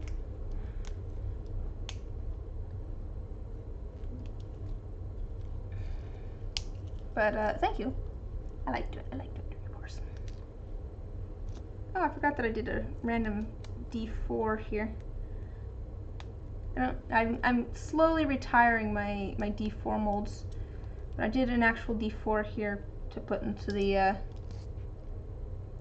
You're brewing garlic toast?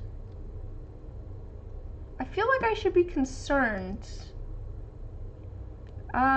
Did you put it in some hot water? Because that seems like a poor decision, really. You're crafting it meticulously.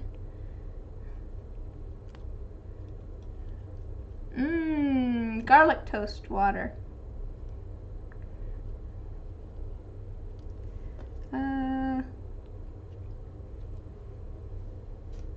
D4. You are formulating the food. Garlic toast. I had my brother got a mushroom growing kit. It has oyster mushrooms for Christmas, and he finally pulled it out and started, got it set up. And so he had some mushrooms today, and right before the stream he cut them off of the thing and then fried them up with some garlic and some butter. And I'm not really a fan of mushrooms, but they were really good. And probably the reason that I thought that they were good is because they just tasted really strongly of garlic. We eat a lot of garlic, I think. There's a few things in our house that we eat a lot of. Potatoes, onions, garlic. Yeah, that's probably... I like all of those things. D4 down. Oh, there's the full set of those. To be fair, garlic supremacy. Oh good, it looks like this actually did fill up to the top, like I was hoping it would. Back during Halloween, I got some Halloween sprinkles.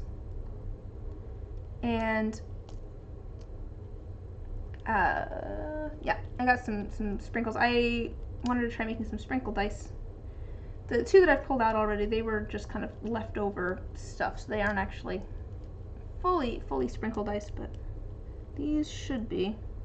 I tried to get them to fill up, which was actually easier said than done, because I mixed the sprinkles with the resin and then put them in, and then I waited quite a while for all of the sprinkles to sink to the bottom, because otherwise I would have ended up with a big gap. Actually, I'm very proud of myself. I think that I actually got that pretty good. Look at the top there. I have them like all the way to the top. I have the sprinkles all the way to the top. I'm rather proud of myself. There's the Halloween sprinkle dice. Fresh out of the mold.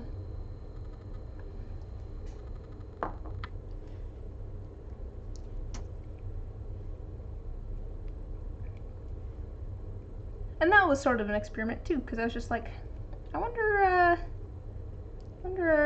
how these are gonna behave in resin. Well, looks like they turned out. I'm gonna have a couple of like kind of Halloween themed dice, I think, this next go around, because I have those. You want to crunch that? Let me show you a different set of dice. They're over here waiting to be polished. So give me just a second here.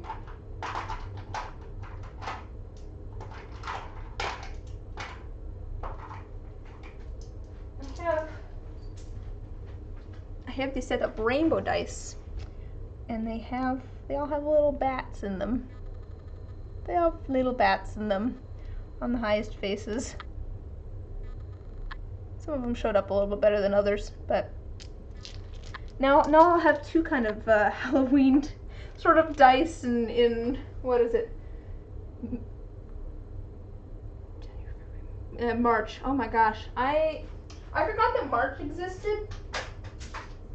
I was freaking out at the beginning of the month. I was freaking out at the beginning of the month because I was just like, oh crap, taxes are due in April. That's next month. Until finally, yeah, exactly. I was going for kind of a pastel goth thing. Until finally, I don't remember who it was just like, oh, it's okay. I mean, you have until April. And I was just like, oh yeah, March exists.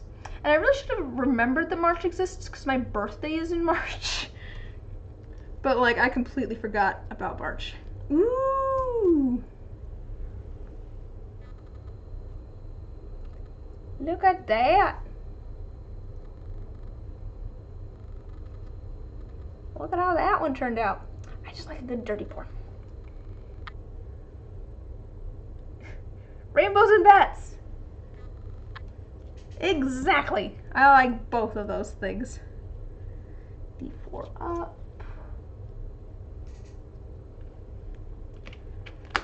And then I have a few.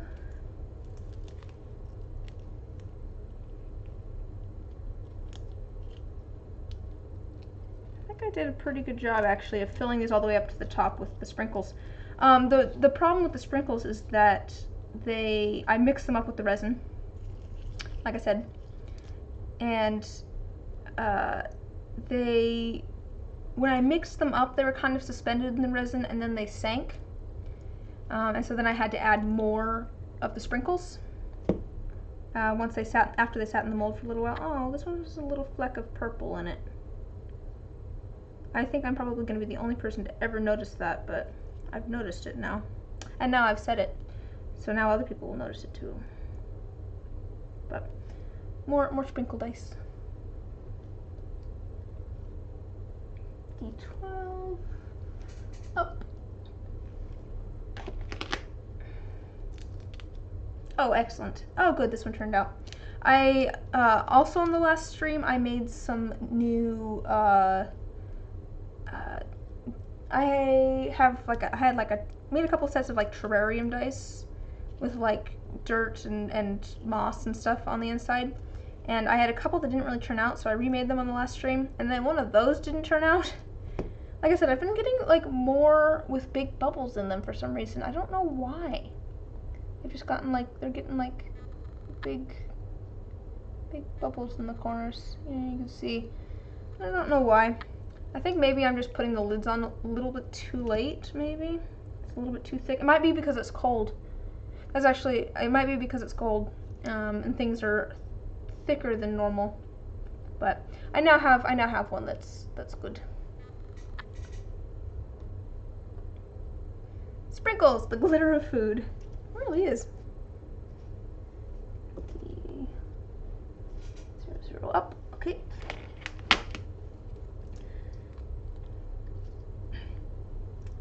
I just do a whole stream on Saturday night of me sanding dice. I usually sand. I haven't actually sanded dice on stream before. I probably sand things in like 4-hour chunks or something like that. Depends on what I'm working on, but I'll do, you know, a couple, maybe 3-hour chunks. I don't know. I might just make more resin things on Saturday night too. I'd have to look at my planner. I don't remember if I've written anything down for Saturday night yet. I am glad though that these got filled up like all the way to the top. That is very exciting. I'm glad that that worked.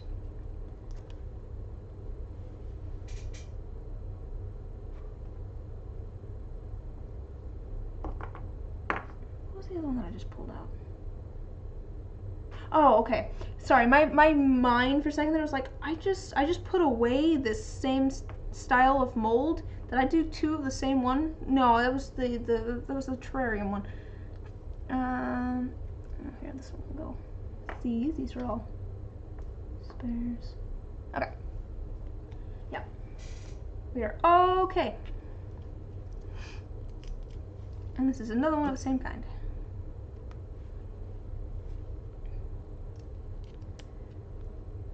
I do wonder if maybe I should do another mold making stream again at some point. I feel like people are curious about that. I definitely get questions about how do you make your own molds?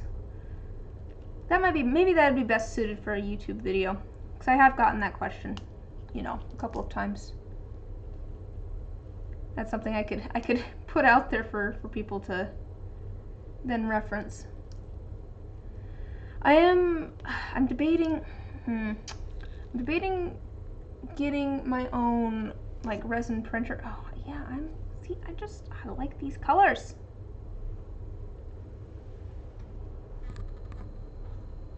Just look at those colors. They're actually brighter in person too. They're a little bit darker on screen. Debating getting my own like resin 3D printer so I can print my own like Dice Masters and that sort of stuff. But you know, there's a certain amount of convenience that comes with having someone else do that for you.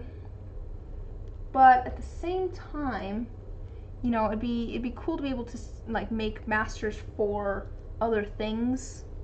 Like I could make my own like keycap molds, make my own, you know, things to make molds out of.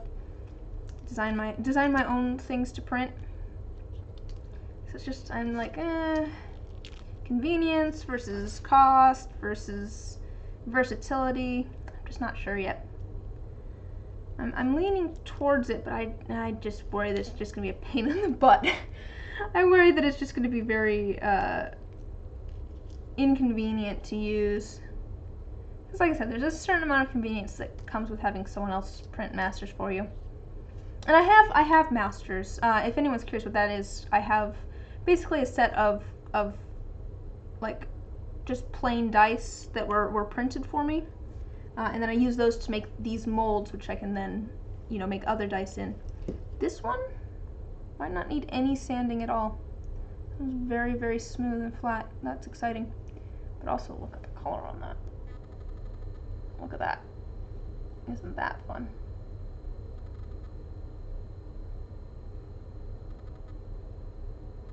I'm liking the set. I like Dirty Pours. What can I say? I like just putting all the colors into one container and seeing how they end up. They always just end up, I don't know. I feel like they just always end up well. Ooh, this one's pretty too. Ooh. Ooh. Okay. So there's the top. But look at the like sides too. Yeah, I like this set. This set's turning out pretty. Ooh, the bottom's pretty too. Let's look at that. Oh, it looks really blue on screen. It's very, very much teal and pink. So pretty. D6 up. Down, up. Ah, if I can get to the right spot in my molds. I do a lot of like purple and blue and pink together. I like those colors together.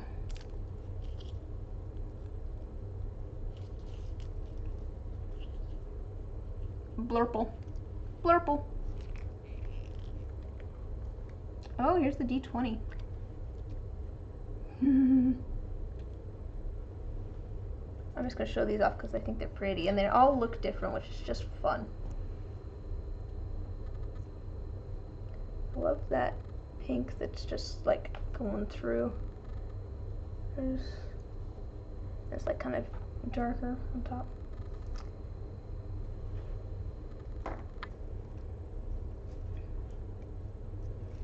Yeah, there's so many things I want to try. D20 up.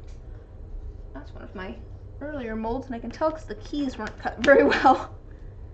I've definitely gotten better at making molds over time. My dice turn out better now. I've also gotten better at sanding things, I think, which has helped my dice tremendously. There's it just reminded me of the Galaxy dice that I make. It's kind of, I don't know what the right word is. Not really frustrating or sad, but like somewhere in there. Because I can't put those in the tumbler to polish like I can the other dice. Because they have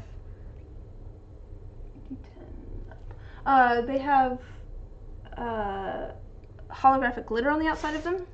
And if I put them in the tumbler, the holographicness of that wears off. that it just turned silver. It doesn't really have that holographic shine to it, so I can't really put them in the tumbler. But that means that, like, I don't know, those ones don't get polished as nicely as my other dice, which just makes me kind of sad. It's like, oh man, I wish those could have the same polished quality as the rest of my dice. I may have overfilled this one a little bit. There's definitely some dots on the top here where things were pressing against the lid. But it looks like everything's sat okay. I know you guys came here to see dice being made, but gotta get these off of my tray and out of the way. And get my molds back. D8 up. So that I can get my other dice made.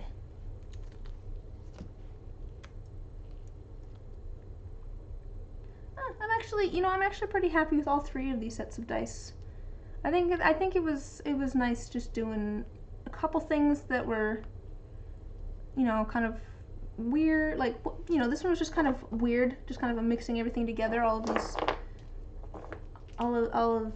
this with the like orange and pink and the blue glitter and all sorts of stuff.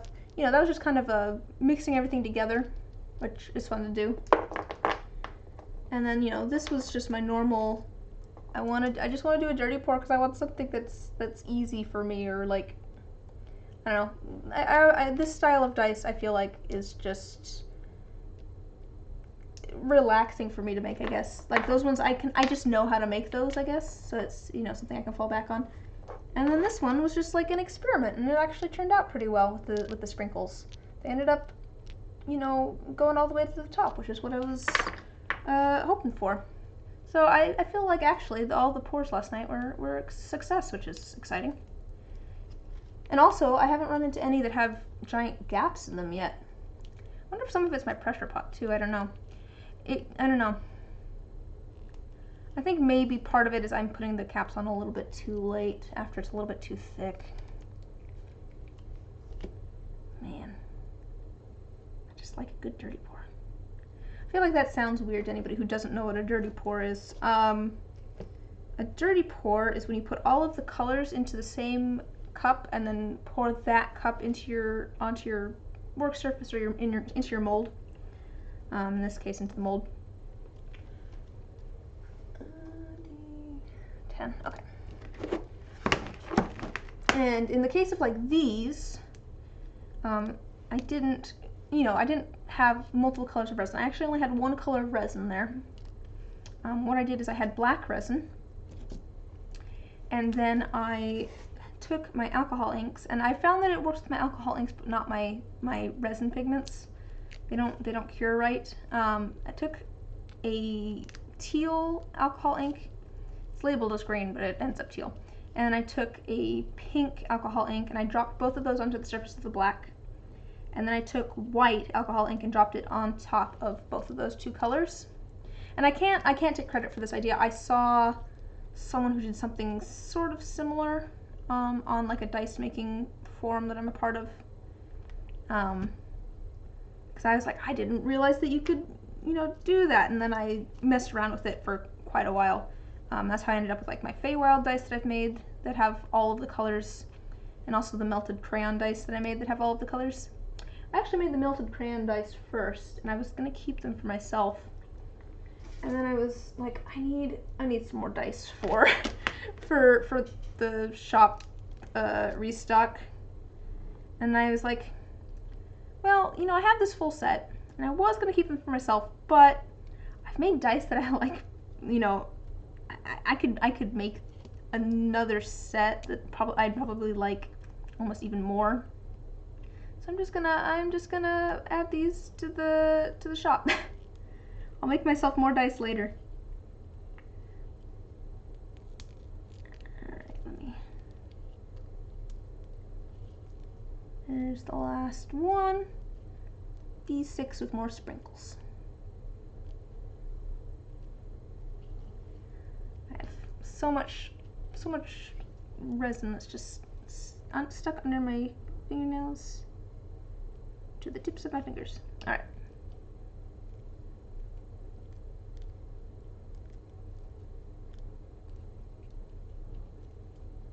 Ah.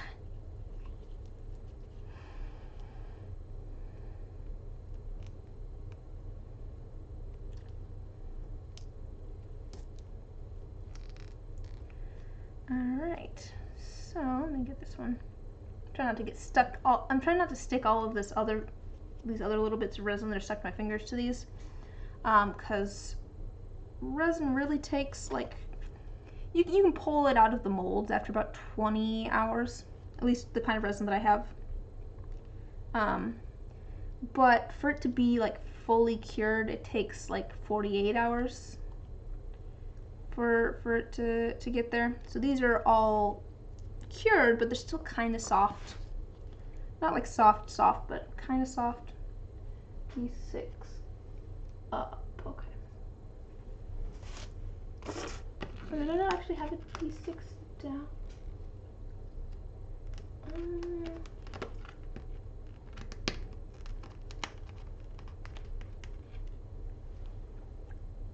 Oh, I do have another D6 down. Okay, I already set it to the side. Good.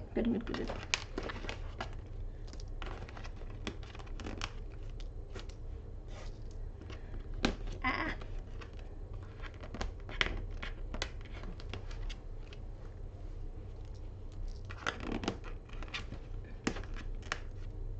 This is, you know, it almost looks like less on screen how much resin scrap he's made.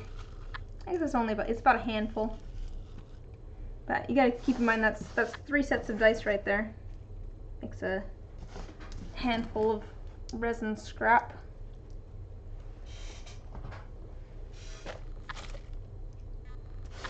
I end up with so much. I'm still looking for ideas for what to do with all this stuff. You know, I'm using a little bit of it in, like, you know, the set of D6s here, but I'm not using like a ton. That's why how the dominoes ended up, you know, as they are. Because I was looking for you know, a slightly larger project that would use some of this scrap. And I got a domino mold because I've been kind of wanting to make those. They take so much resin though. Oh my goodness. Like, compared to, so a set of dice takes 30 milliliters, and a set of dominoes takes, what, like 200 and, what did I say, 240, 280? Something like that. It takes so much resin. Alright, let me get all this stuff out of the way. We can start.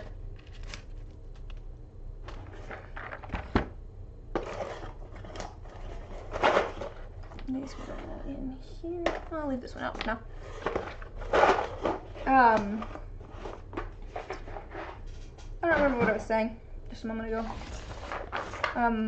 We can start. Oh, I think we can. I was gonna say, let me get this stuff out of the way, and then we can start setting up for all of the different dice here, getting all the mixing cups ready.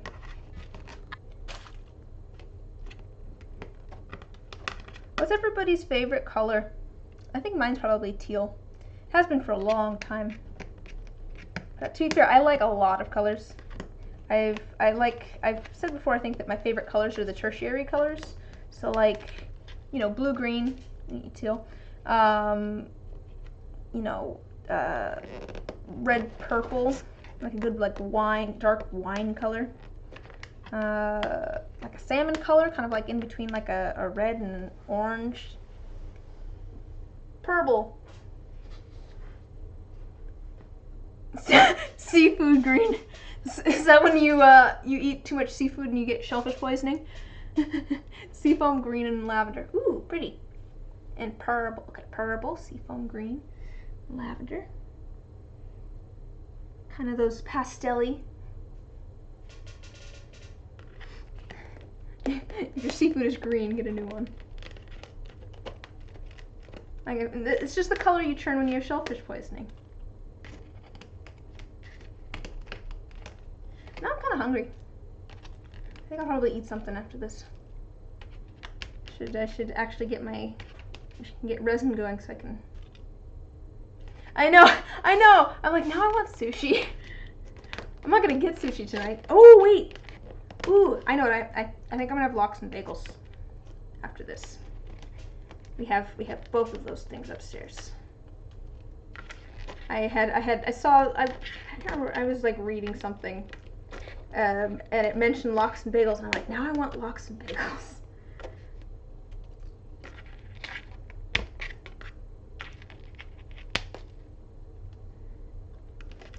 I definitely was not interested in that as a kid, but now as an adult, I'm just like, I'm not a seafood person. You made salmon the other day? Like food? What? Sure, I mean, go for it.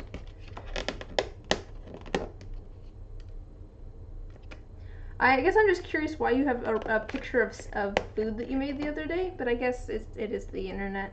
People take pictures of food.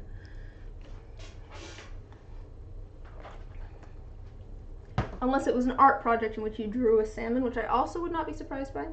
Now, let me set these off to the side. Have that. I can go over here with those. Ah.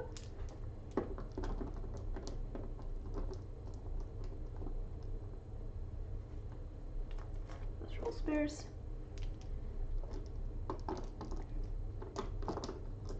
I like color. I like bright colors. I do also like, you know, a good, you know,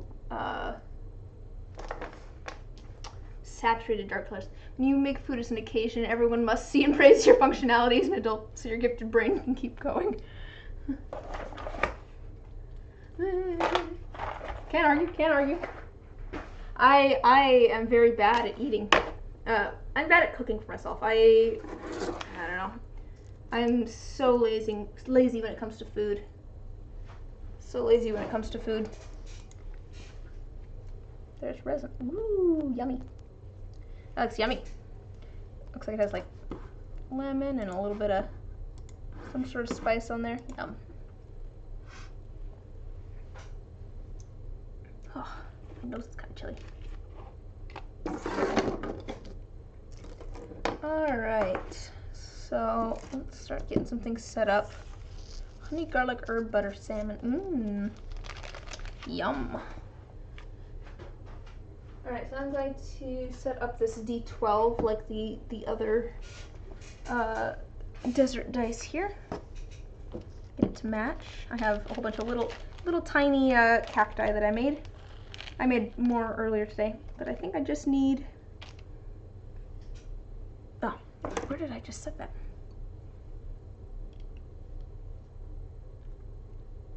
Next step is the same thing, but add peri peri seasoning. What's that? I don't even know what that is. Oh, and that one's actually going to go in here, I think.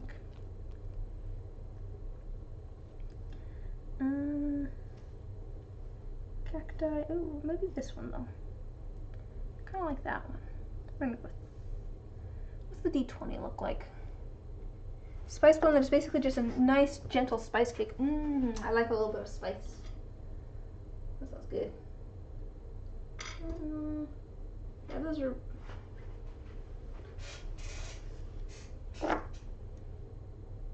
Actually, let's go for that. The other ones are a little bit more like that, so we're gonna go a little bit different. No, I am very lucky. I live with my brother, or I guess my brother lives with me, and he really enjoys cooking. So I end up with good food in the house, which is good because it makes it so that I eat. I could also eat some soup. He made like, it was kind of between like a potato soup and like a broccoli cheddar. Was it yesterday? Was it yesterday? The day before? Might have been. I think it was the day before. But it was very good. It ended up very good.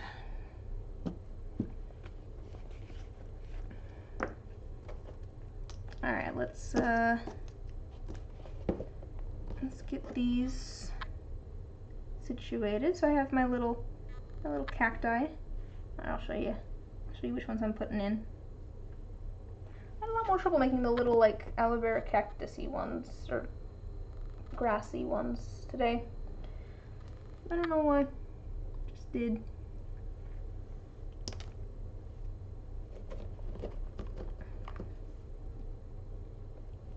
I'm just using a little bit of Elmer's glue here, and it works just.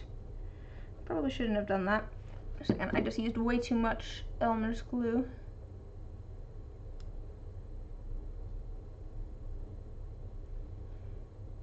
To be fair, knowing my brother, he might already have some. He very much enjoys spices. He has a lot of different spices for things. He kind of collects them almost, I think. Sure seems like it anyways.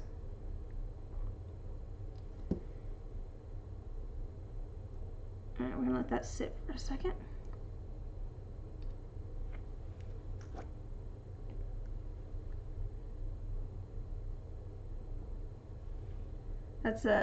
He's valid. That's a game he's liked to play with people who've come over. The game is name a spice. I bet I have it. And then, you know, if they name one that he doesn't have, it's always, he's like, oh, wait, I can add that to my list. Alright.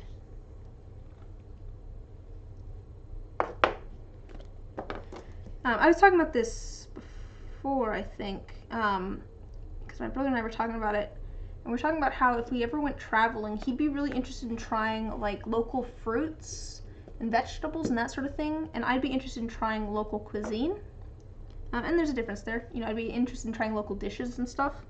And it really is telling of, you know, the things that interest us, because I'm more interested in, like, the cultural aspect of things, and he's very much interested in food and cooking. And so, you know, I'd be interested to try local dishes to, you know, understand, like, kind of the cultural implications, I guess, of food, because, you know, that's, you know, food's important. And he'd be interested in trying the ingredients so that he could then add those to his cooking repertoire. Oops.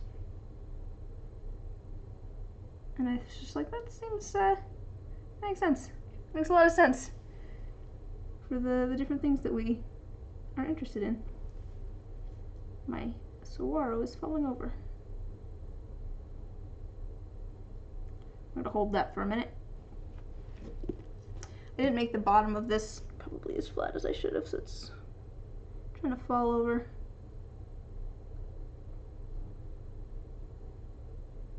So I'm gonna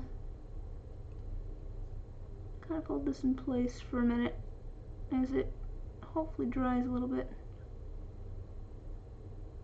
Is it falling over forwards now? I should have flattened out.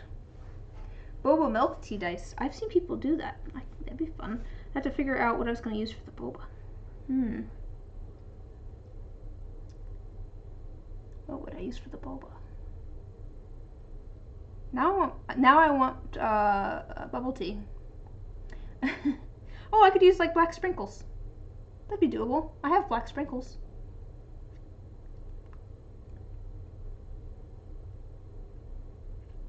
There's one I follow on Instagram, and they make these little like polymer clay snails that have like clear shells that they then have like different things in. One of the ones that they made was like a little boba tea snail. It was so cute. It was very cute. They're just all so cute. I should find that so I can tell you what Instagram that is. Oh no, that one fell over too. Just a moment here. I'm having all sorts of trouble with all of my things staying upright.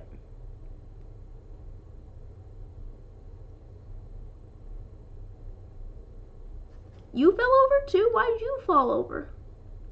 All of my things are falling over. None of them want to stay up. Why are you causing me problems?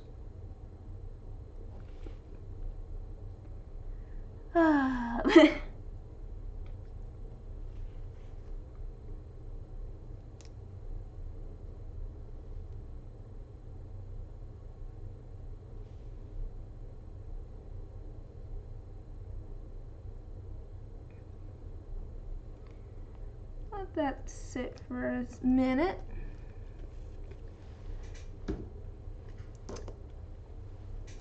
keep an eye on that as it goes. Oh, actually, I need a little bit more because I like to send along when there's a custom order, which is this is one. I like to set. The cactus woke up today and decided it was going to cause problems on purpose. Seems like it. I think I didn't flatten off the ends like I usually do. They're too rounded. This one's on me, guys. What was I saying? Oh, when I do, you know, custom dice, I usually try to send along an extra, like, D4, or depending on what kind of dice it is, I'll do, you know, something that matches what I'm making. But like an extra D4 and a keychain. So this is going to be the keychain, hopefully, with a little cactus in it.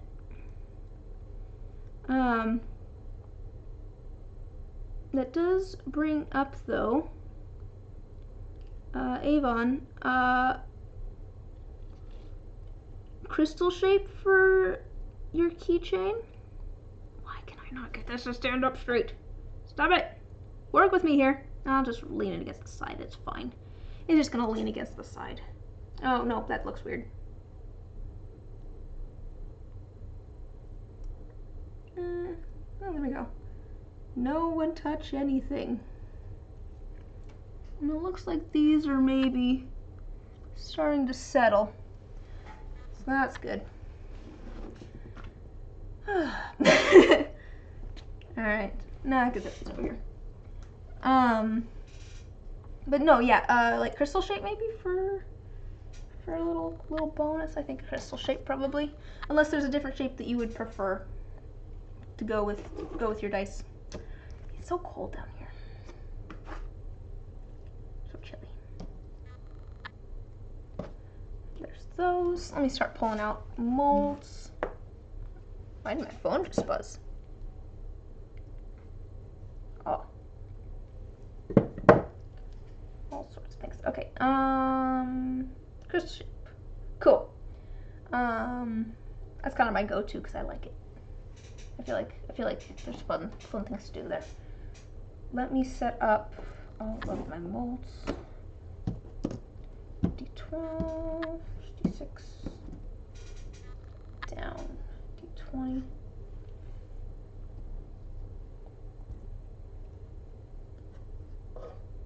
D20, D12, D7, D8. Let's grab this one. And D4. And crystal.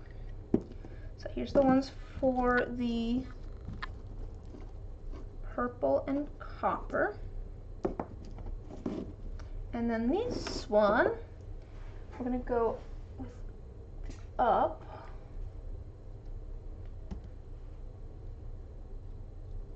Ah, no! Everything's falling over. This was a mistake. Is that a D6? Nope, that's a D8. Just like I'm trying to get everything stacked here. Okay. So D20.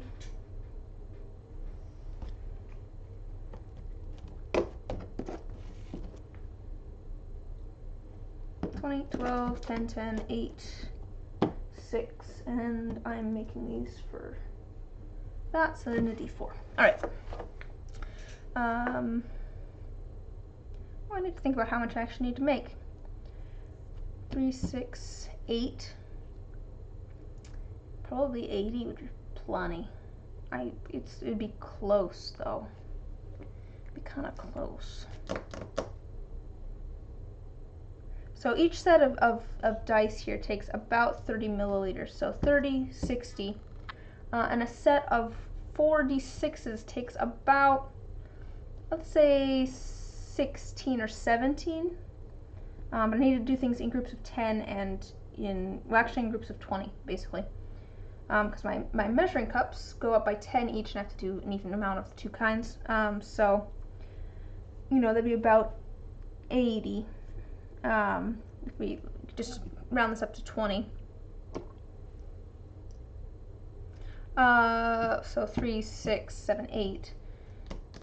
But I'd be cutting it kind of close because of these two. If it was just these, I'd definitely be down for 80, but I worry that I'm not going to have enough. And those going to take more than 4 milliliters of resin.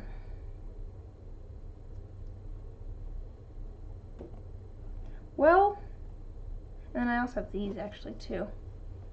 But I don't know that I want to go up to 100 milliliters. Because that seems like overkill. I mean, I could use, I don't know, I could use the extra, I guess. Do, work on the other set of dominoes. This is my dilemma. I'm gonna end up, I want to make sure that I have enough, but I'm gonna end up with like 20 milliliters extra resin probably. At the same time, that's not actually gonna do a ton for this slab of dominoes that I have going. But I could add another layer, I suppose.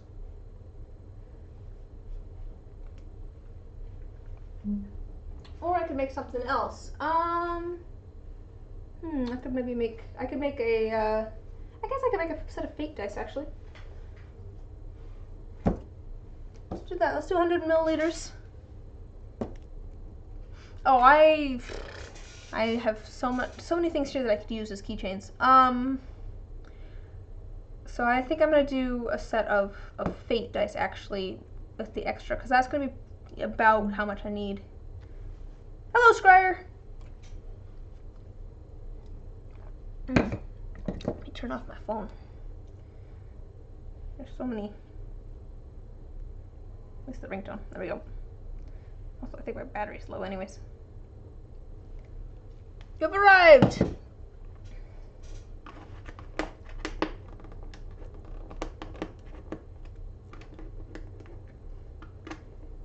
Scryer, 'tis the custom greeting! We both have swords of bonking. Okay. What do I want to do in this one though? I think I'm just gonna do bright pink dice. I'm just gonna do bright pink. I just want to do bright pink. I was thinking about this earlier today. I might end up doing a set of you know, the D&D dice bright pink, but I'll just do a set of bright pink fake dice first. Because I want to do that with like black numbers. I feel like that'd look cool. Just bright pink translucent dice with black numbers. Got those set up, and I think that's pretty much ready to go. It's kind of a bluish.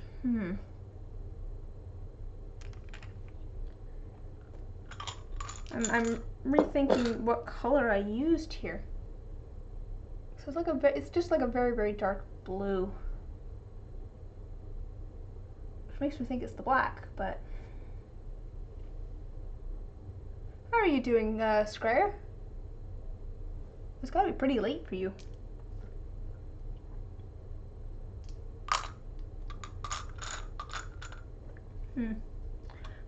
We'll try mixing that green and that black, and even if it's not exactly the same, it should have the same sort of look to it.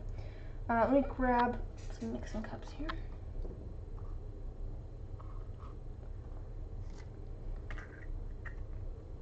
That'll work for that. It's just a dump mold. This one is gonna be that, and then we're gonna need some for the black. And let me grab this one. There's a candy store near you that calls a mistake sweet slips. You think that is cute. That is very cute. Oh, yeah. So this one, we're gonna have the copper, and we're gonna have the purple.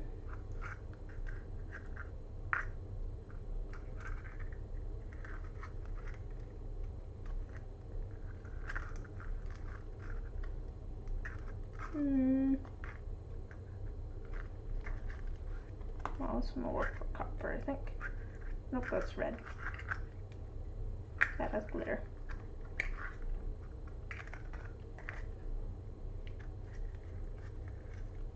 That one's clean on the inside. It just looks dirty because it's on the outside. Clean up the paint on 10 sets. Oh boy. Oh boy. I am impressed. It takes quite a while to ink sets. How long do you think it takes you to ink a set of dice, Scryer? I was like, because at one point I was kind of figuring out, I was trying to figure out, you know, about how much time does it take me to make a set of dice. And my rough estimate for a full set of dice is that it takes me about 3 hours to make, or you know, 2.5 to 3 hours to make a full set of dice of active work time. But I might be completely off. I'm curious. Wait, how much time you think you spend on it? Oh, usually depends because you usually ink them on stream so the chat can help choose colors. That might be what my next social media post is about, is because I have a set of dice that I don't really know what I want to ink them as. I kind of have an idea, but I don't know. Alright, let me start adding some of this too. As a person who just jams paint into the numbers, it takes you a couple minutes. I mean, that is really all you're doing, is just jamming it into the numbers and then wiping it off. But I feel like it still takes me a while to do a full set. It still takes me like half an hour, probably, to do a full set.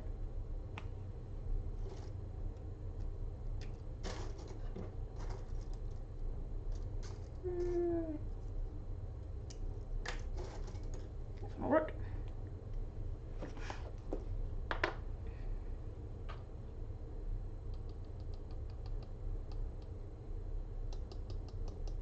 I don't want a ton of this. I just want a little bit because I want this to be a little bit shimmery, and I want this shimmer to kind of stick to the other sort of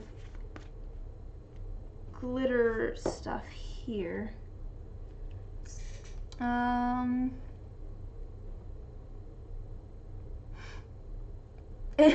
Once you figured out the color doesn't take too long, your issue is usually that you test at least 5 colors per set. Oh yeah, that's my problem too, is that my ADHD brain also does not compute time well. I've actually, to be fair,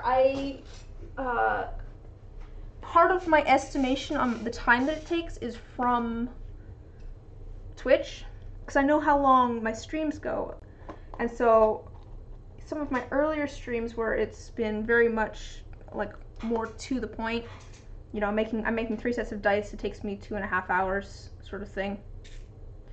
You know, that's easier for me to kind of, you know, estimate, just because I have kind of an idea of how long it's taken me. Because it tells me how long it's taken me. And then for some of the other stuff, the like sanding, like I've kind of done like an estimation, because I'll be like, I worked from this time to this time. Like, I'm pretty sure I came down here at about 2 p.m. or whatever, and you know, it's 5 now, something like that. And I've been sanding dice for that long. Alright, so there's our 2 ones, and then those are gonna have blue and green in them. It's gonna have this pigment in it. I have about 15 milliliters, so no, that's very much my issue too, is that I don't compute time well.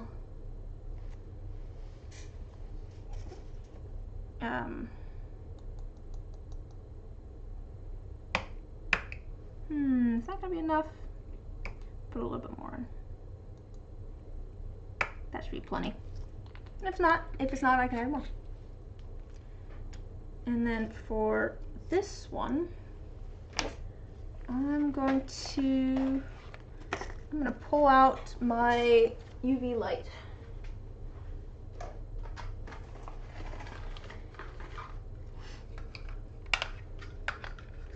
like I said, my estimate is that it takes me 2.5 to 3 hours probably to make of active work time to make a set of dice. All right, give me just a second here. Turn off the light. I'm gonna charge these up, and we're gonna look at some glow in the dark colors for a moment here.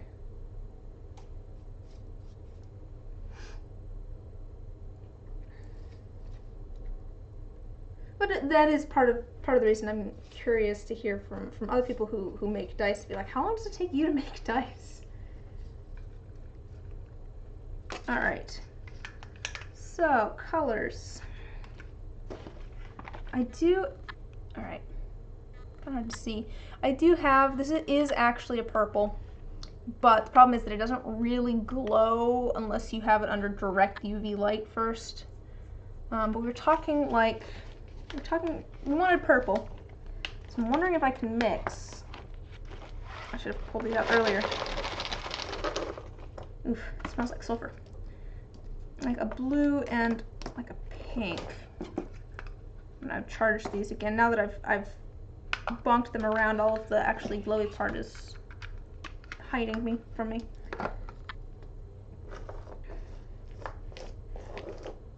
These are the ones that I'm thinking about. There's a couple in here. They glow really, really well, but they smell like sulfur. And it's just like eggs. And it's because I'm sure they have sulfur in them. And they work perfectly fine in the dice. Once they're in the dice, you can't smell them because, you know, they're all of the particles are encased in resin. But at the moment, it's just like, oh yeah, I always forget about that. All right. Yeah, once it's that's orange. I wanted this one. Once it's under the UV light, this purple blue does glow well, but otherwise it just doesn't. Yeah, that's fair, but I figure it'd be nice if it just glows instead of you having to like charge it. Yeah. I don't know, it's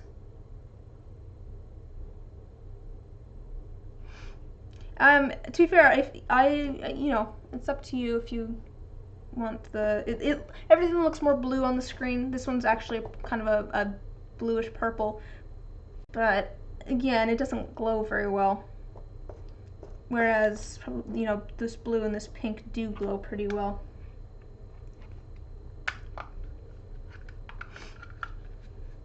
So I don't know. What do you think? What do you think?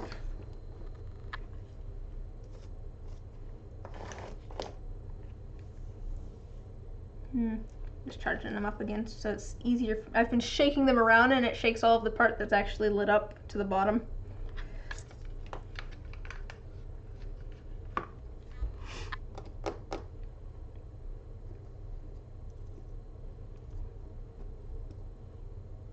All right, we'll try mixing them then. If that doesn't end up purple, we'll do the other one. That sounds like a good plan. So here's our blue and our pink, which do not look blue and pink out here. But let me leave this out because we'll maybe test them. Test it after I mix them up and see how they look.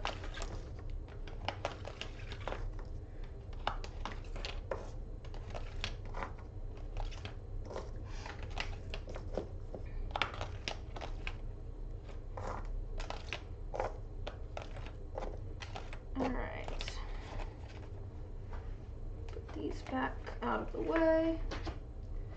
I'm going to try mixing this up. See if it actually ends up purple or not. It may not. Let's see here.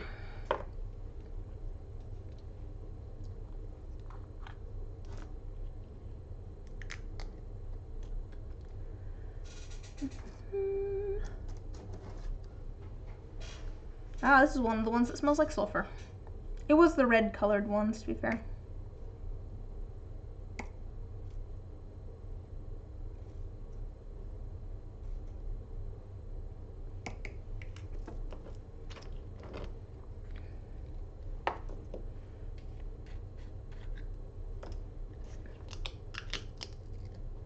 have far less of the blue one, and I think it's because I used quite a bit of it in, well, I've used it in, I don't know if I used this one in Beta's dice or in Jen's.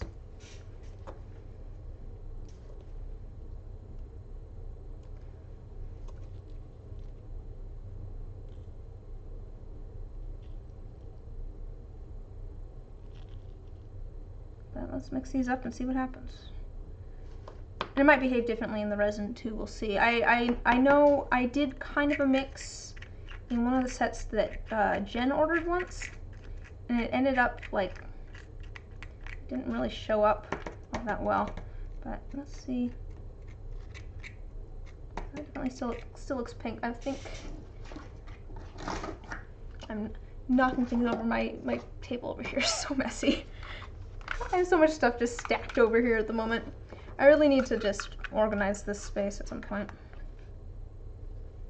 This might work. Let's find out. I'll turn the light off again.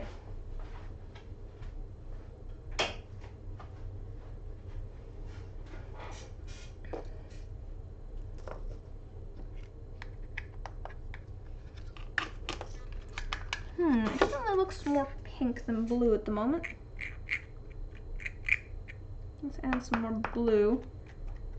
It's kind of, yeah, I don't know if it looks purple necessarily. Kind of just looks like a mix of pink and blue, which is odd, but I'm just gonna work in the dark for a minute while I see if I can get purple.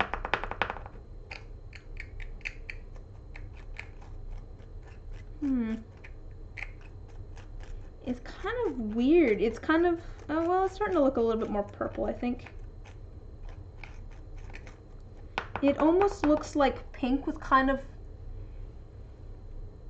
it's in real life, it looks like pink with kind of a blue outline.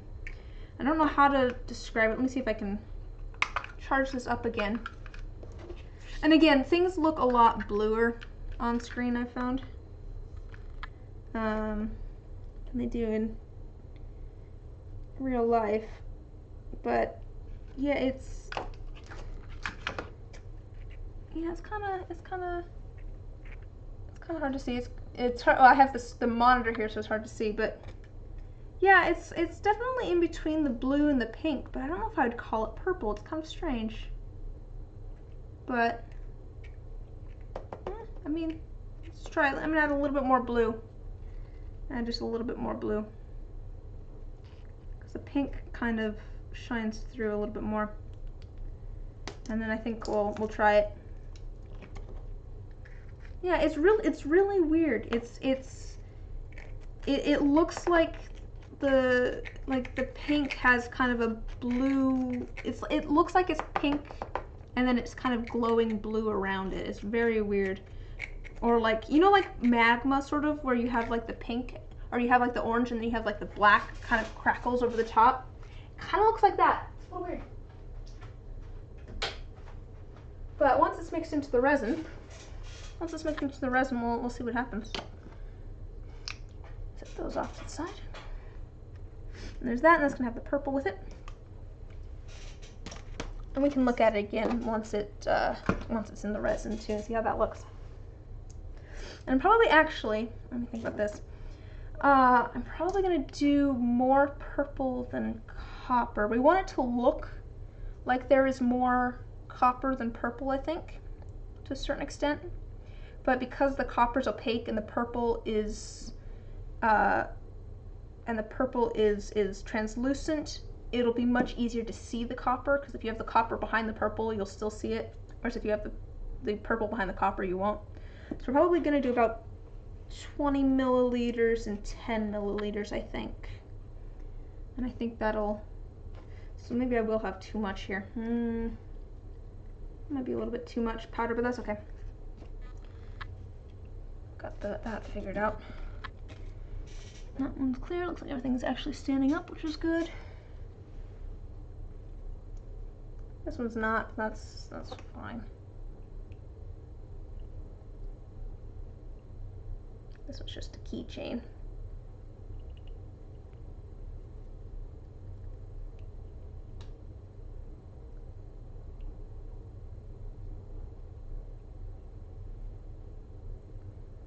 Good enough.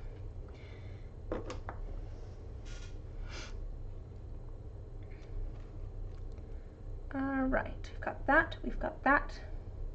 We've got these. We've got that. Am I forgetting anything? I don't think so. I think that's everything.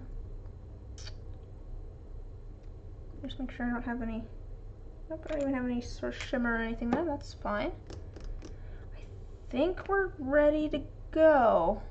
So I'm gonna do 100 milliliters. We'll worry about that one last. That one's the least important. But I think we're ready to pour some resin. So let me get all my safety equipment on, namely gloves and a respirator.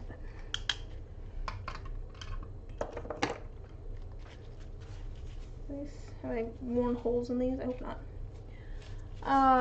Right. So I'm gonna be going a little bit muffled. I'm gonna be sounding a little bit like some sort of maybe I don't know, villain from something, maybe Darth Vader or something like that. But it's gonna be a little bit muffled for the rest of the stream, just so everyone's aware. And I'm going to. Oh wait, actually, before we do that, I have one thing that I need to do before I do that. I need to get a measuring cup, and okay, so I got a. Jen sent me a pack of measuring cups, which was very kind of her, but I have been very bad about actually. Yeah, have a good night, Pass. Thanks for stopping by. Glad you could make it. I've been very bad about actually cleaning them out. So let's maybe clean one of these out to use instead of grabbing a clean one like I've been doing. Ooh. Oh wow! Thanks for raiding. Hello. We're just about to start pouring some resin.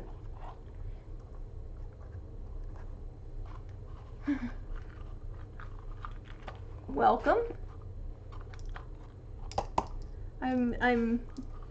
Yeah. That's so exciting.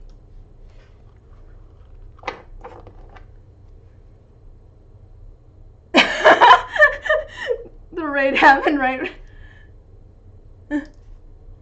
Man, now I want sushi.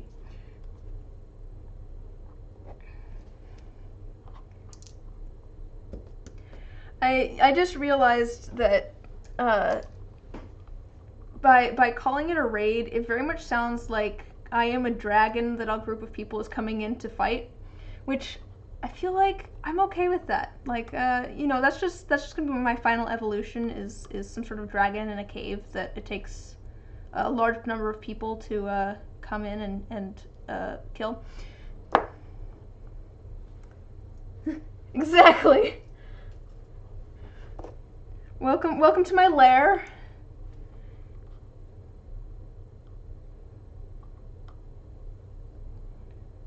No, not all my shiny click-clacks. I mostly make dice.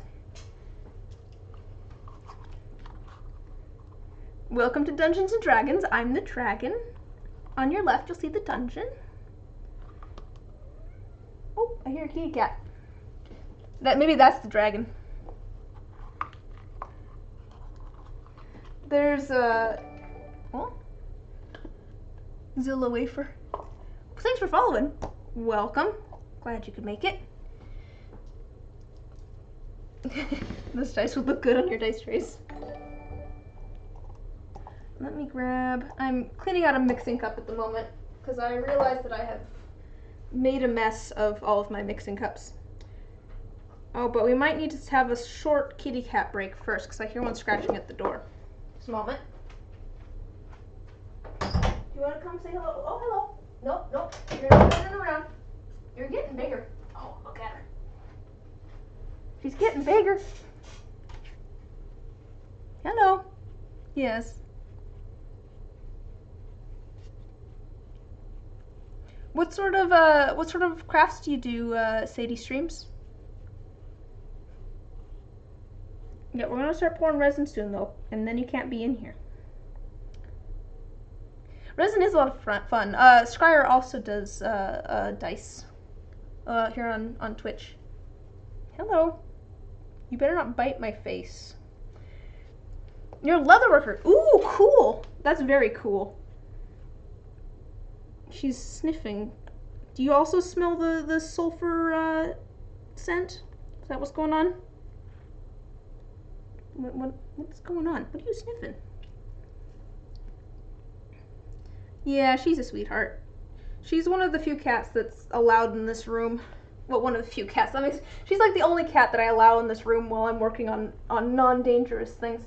All right, I think we better go back out because you are trying to climb all over the place. Ah, nope, get off. All right, nope, down you go. Oh. Guys, I got a little bit of a problem here. What are you doing? Oh, she is a sweetheart. She likes to ride around on my shoulder. Okay, come on. Out you go. Out you go. I'll be back. No, not. Get down.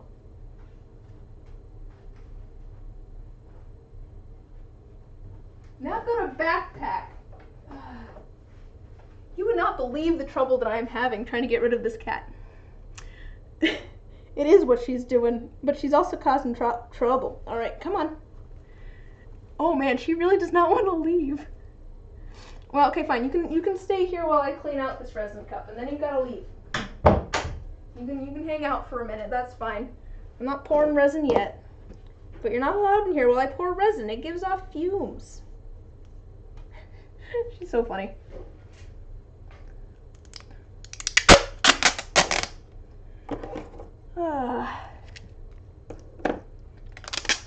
She is, like I said, the only cat. I have 4 cats.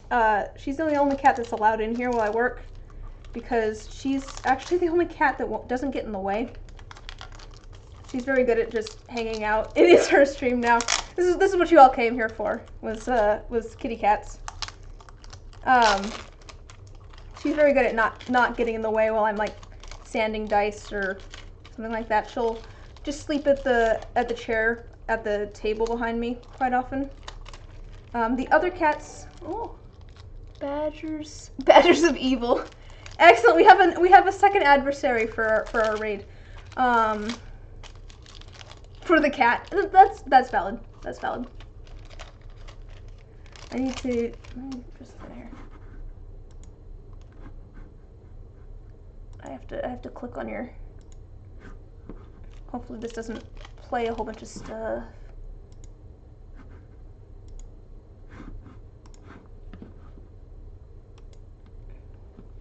Sorry, now I'm like, what do you make? Yeah, exactly. Yeah, we're all here for the cat. Let's be honest here. All right, there we go. Now I can check you out. Where are you going? Where do you think you're going? Aha! I finally got a hold of her. The other cats insist on laying on top of whatever I'm working on, and usually this one's pretty good about just hanging out on my shoulder or sleeping at the table behind me. A dice tray with a baby Yoda holding a D20. Ooh, that sounds cute. That's very. Are you doing like? Is that gonna be like oh, I don't know what it's called, where you kind of imprint it into the leather and then like dye it? Or is that sort of what you're doing?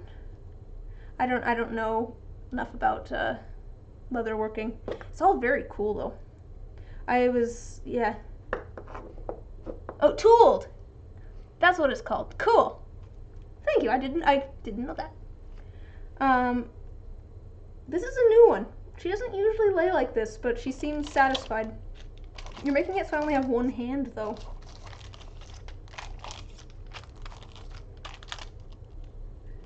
Oh, you paint them with acrylics. Oh. I was always kind of curious, like, what sort of materials you use with leatherworking. I have some, like, random leather scraps that I was like, I could use these for something. And I haven't. I have so much random things around the house.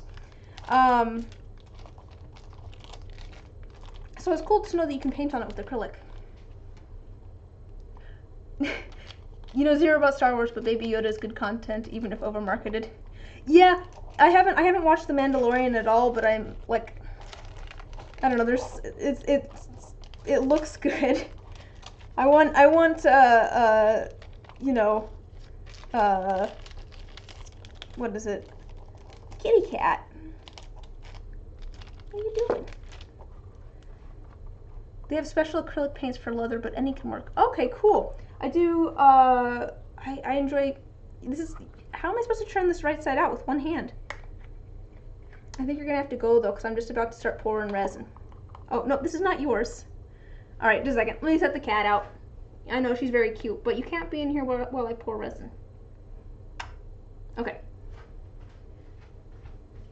No, out you go. No, let go. Let go. Wow, you're very insistent that you be in here tonight. That's so strange. She's not usually that insistent that she come hang out. Let's see. Your bestie is Baby Yoda obsessed. We'd watch the show that came out. Neil got her Yoda stuff for Christmas. It's great. It's always kind of nice when you have a friend that's like into something, or a family member or something that's into something very specific, because then you know you have gift ideas built in. Here, I'll show you one of my most recent painting projects that we did on stream a while back. Maybe I'll work on this on Saturday. I was trying to figure out what I wanted to work on Saturday. Maybe I'll work on this painting some more. I'm working on this crow, but I like painting. That's one of my, that's something I've done like for the longest time. The dice is fairly recent. Okay, I've got that. I am gonna be kind of muffled here for probably the rest of the stream, just so you know. Because I want to be safe with my resin, so it's gonna be a little bit muffled.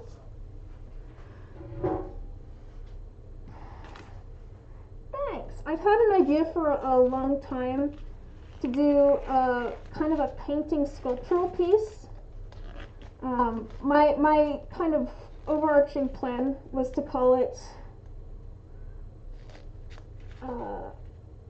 to like title it Self-Portrait, and the idea is to have a whole bunch of like random bits and bobs kind of on the bottom of the painting, like actual things. Deal Miller 82. Oh, thanks for following. Yep, safety's important. Gotta be safe, even if it does make it a little bit harder to understand. You know, grab a new glove. This one is a little bit funky. Glad you could stop by and hang out. How are you doing this evening? You wear a gas mask when you use contacts, safety first. That's, yep. Alright. Let me grab the resin and we'll be all ready to go. I did actually remember to order more on yesterday. So I'm running low. A little tired and having some not great tummy problems, but decent overall. I feel like that's my constant state of being a little bit tired and having tummy problems. But I'm sorry to hear that, but I'm glad you're doing well overall. I'm going to be going a little bit quiet here for a second. I'm very bad at trying to talk and measure things at the same time. Why do I have cat hair in here? Oh wait, I know why I have cat hair in here. I was very confused at why I have cat hair in here, but now I realize why I have cat hair in here. Alright, but yes, hopping off now. Alright, yeah, have a great night. Thanks for stopping by, thanks for raiding. Alright, like I said, I'm gonna be quiet. I'm gonna be quiet for a minute here while I pour, because I can't talk and pour at the same time. But I'm doing 50 milliliters of each one. It's 1-to-1 ratio, if it'll come out. It's very cold in here, so it's very, very thick, which makes it harder to measure accurately. It likes to fill in slowly. So I have to stop it when it says it's at like 40, and then it'll end up at 50 because everything settles.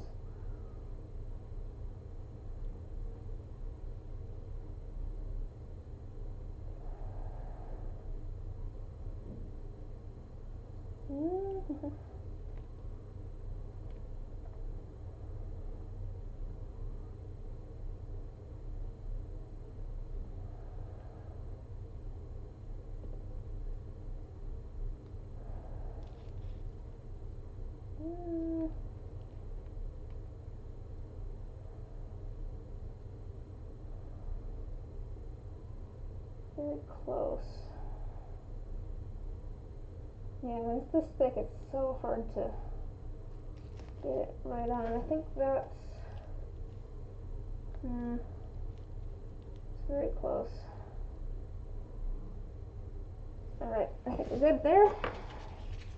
The other one's a little bit thinner, so it's a little bit easier to pour accurately.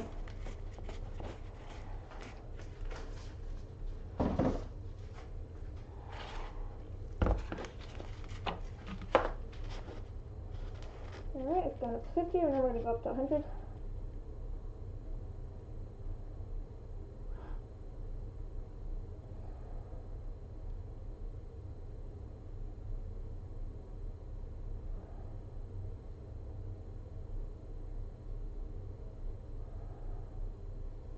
Alright, there we go.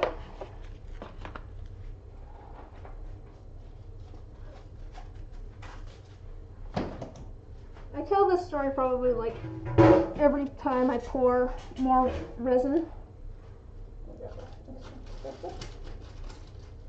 But steadily conjuring sushi, garlic bread was brewed, now sushi is conjured. So your magic potions over there. I tell this story like pretty much every time I pour resin, and I say that I can't talk and measure at the same time. But there was one time that, well, one time. I say it like it only happened one time. I've definitely had it where I'll be pouring hot water into a mug for tea, and then I will be actively looking at it, but start thinking about something else, and pour hot water all over the counter. I've definitely had that happen at least once, where I was actively looking at it and completely forgot that I was pouring water into a mug. So it's just easier if I don't talk. Garlic bread does sound really good. I'm hungry though. Like I said, I think I'm gonna go have lox and bagels after this. That sounds good. Or maybe soup. There's soup in the fridge. But that is why I don't talk and pour at the same time. Orders lose sushi. Well,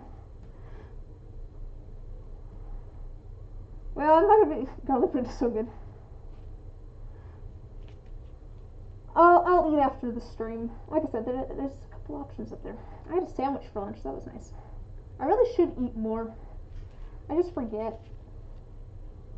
Or I either forget or I'm just like too lazy to make myself something. It's very useful for me to have like. I should figure out some good like healthy snacks that are like pre-made. Like, I don't know. Oh, when was Mardi Gras?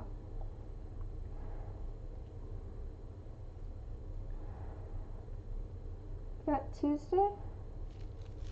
Isn't that in April? No, it's right before Lent. Oh, okay. Right? It's right before Lent? I have no idea when Mardi Gras is. But, no, does anybody have any good ideas for, like, pre-made snack foods that are somewhat healthy? I'm thinking maybe, like, pre-sliced cheese. Because I do, like, quesadillas. Or, well, you know, lunch meat and cheese and stuff, I guess, are probably good. Maybe some sort of vegetable. Just, like, celery sticks or something. As a Clevelander, it's a thing. That's fair. I don't know, I guess, I guess I've never paid much attention to it. I definitely had a lot of those, like, you know, those, like, beaded necklaces, the plastic beads necklace things. I definitely had those as a kid in all the different colors. That's definitely something I had.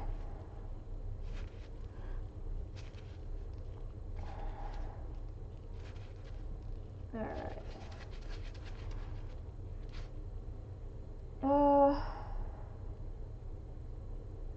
You don't know what a good portion is, but you like having an entire box of Ritz crackers for when it's time to munch. Oh, that's true. I do like crackers and chips. I am definitely kind of a savory snack kind of person. So I've been having more sweet stuff lately, but I do like chips and crackers. I should pull the crackers down. I should pull the crackers down out of the cupboard and put them in the snack corner so that I actually remember to have crackers. That sounds weird. Yeah, if it's in a closed cupboard, I will forget that it exists. I should pull those down and put them with the snack. We have a corner that has like snacks and bread in it. If you can get sharp cheddar or Jarlsberg cheese and make little Lunchable sandwiches with ham. That's kind of what I did for lunch. Is I actually had provolone and ham on a sandwich. I don't know. Sandwiches are easy for me, I guess. Man, I don't know how I feel about talking about food now, though. Now I'm hungry. What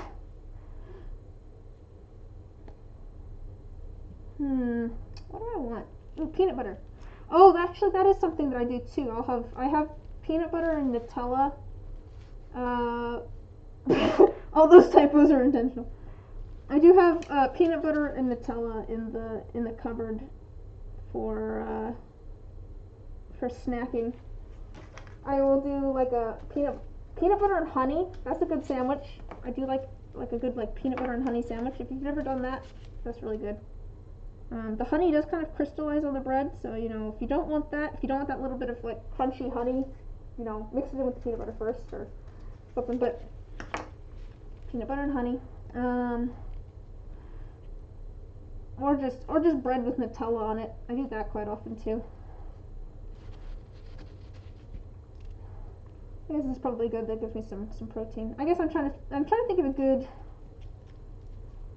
You had coconut cream honey.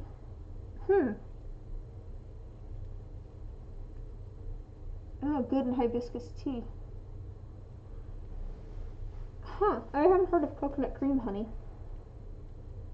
I've heard of coconut cream and I've heard of honey, but I haven't heard of coconut cream honey.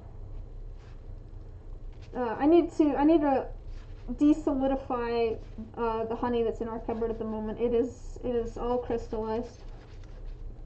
Every once in a while, I will take the thing of it's like a bear that has honey in it, and every once in a while, I will take it out and put it into like a bowl of warm water. And I just call it Spa Day for Honey Bear because I've done it often enough where it's just in a bowl of hot water with like a towel over it so it stays warm.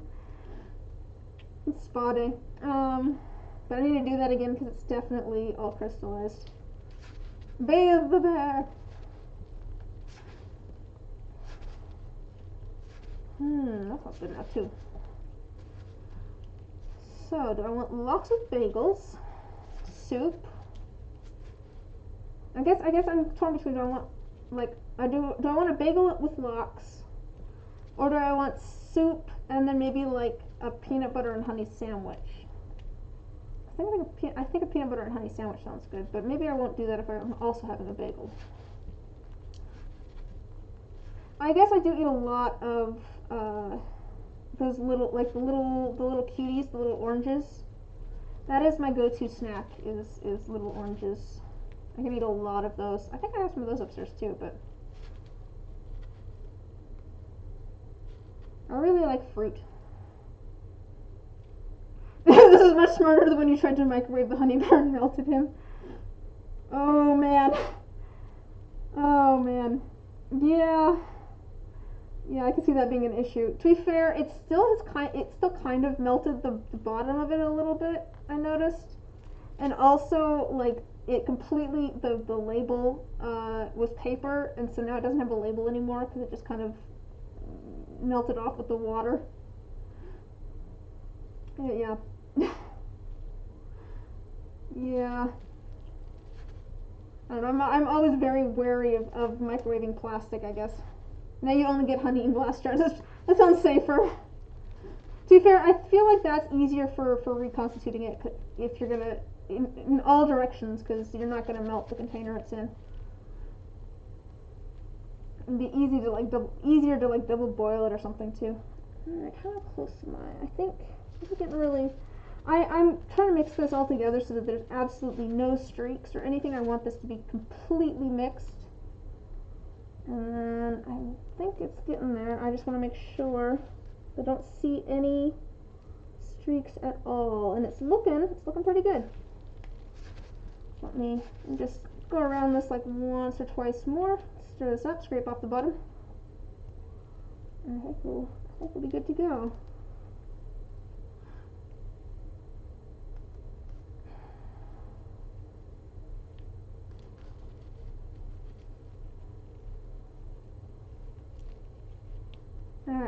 Alright.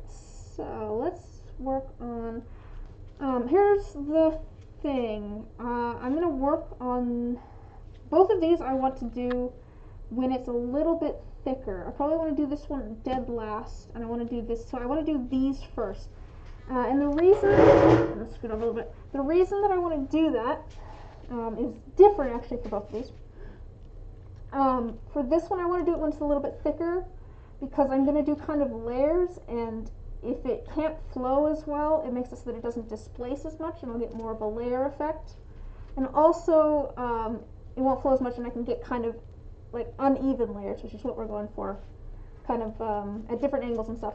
And this one, I want to do it like dead last because it has shards of glass in it. It has some diamond dust, which is glass based, and so it's a little bit heavy, and so I want it to be thicker so that hopefully that doesn't all sink to the bottom. So many molds. Is that it's what is this one? It's Moldstar 15 slow, so it's smooth on. I like having the long working time for making molds. I was actually talking to someone about this earlier today. It's nice having a long work time, because my eye itches. That's not gonna work. All right, but let's measure this out. So I'm gonna do. Do you do any mold making, Smash Raptor? Also, hello, welcome. I know different people like different mold. Oh, actually, before I do anything, let me fill these. Mostly Sorta Clear. I was kind of debating at one point trying to do either like Sorta Clear or Dragon Skin or something that's clear, but I don't necessarily need it to be clear, I guess, for what I do. So I went for the long work time instead. I guess it all kind of depends on what you want to do and what sort of is available to you. I put these into a pressure pot to cure, because I cure all of my resin pieces under pressure, but I don't have like a vacuum chamber to get all the bubbles out, so I like having the long work time so I can hopefully pour it really slow and not have all those bubbles. You mix yours with UV so clear helps. Yeah, no, that makes perfect sense. Like I said, it all depends on what you want to do. If I was going to do UV resin, I'd have to have them clear so that I could cure everything. But since I'm doing 2-part resin, it works out fine with it not being clear. What is that? I can't have random things in here. That just won't do.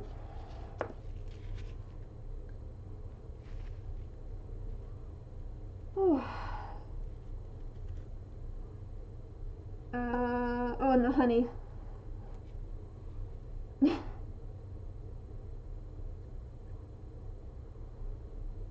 been so long since I've had sushi. I think that might have to be something that I get at some point. I know. If you just got here, Smash Raptor, we've been talking about food for the past like 10 minutes. because I'm hungry and I'm debating what I want to eat after the stream's over.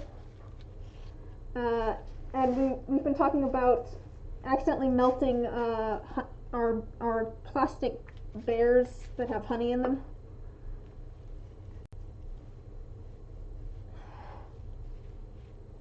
Wait. Oh, Smash Raptor. Oh, sweet, we found another one. Scryer. Scryer also makes dice on Twitch. Just 8, but always have room for sushi. Alright, let me...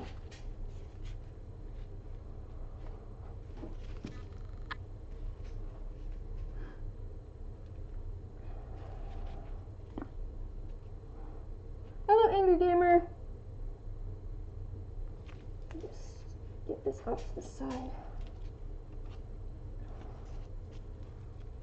I would assume Bosun means your Insta, but I'm not. Or I would assume Bosun means your Insta Smash Raptor, but I could be wrong.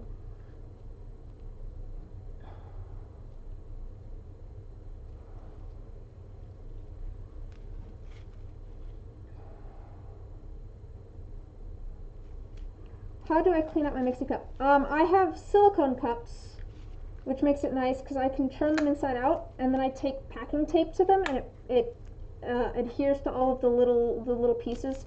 I was actually just doing that. I have so many mixing cups here that I have not cleaned out.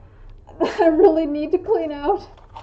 I don't think I came up with that. I think I got that idea from someone else, but I think I saw someone else do that, and I was like, that's so smart. Did I end up checking out changing the last? I didn't. That was one of those things where I meant to and then I forgot. Because I forget things.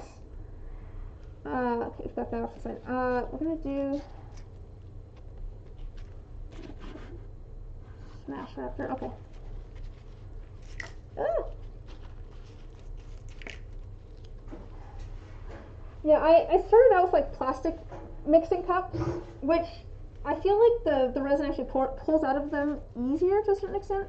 Like it doesn't go into beads like it does in the silicone, but it's so much easier being able to just turn them inside out.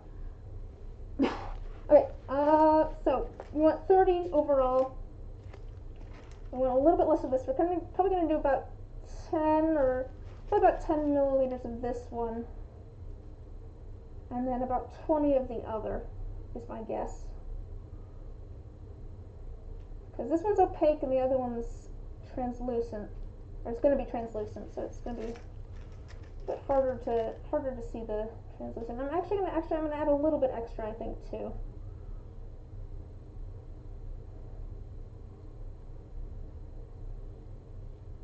Go up a little bit above. Yeah, that's plenty. So this is a commission set, and I want a little bit extra so I can make like a keychain and stuff too. Alright, that should be plenty. There's those two.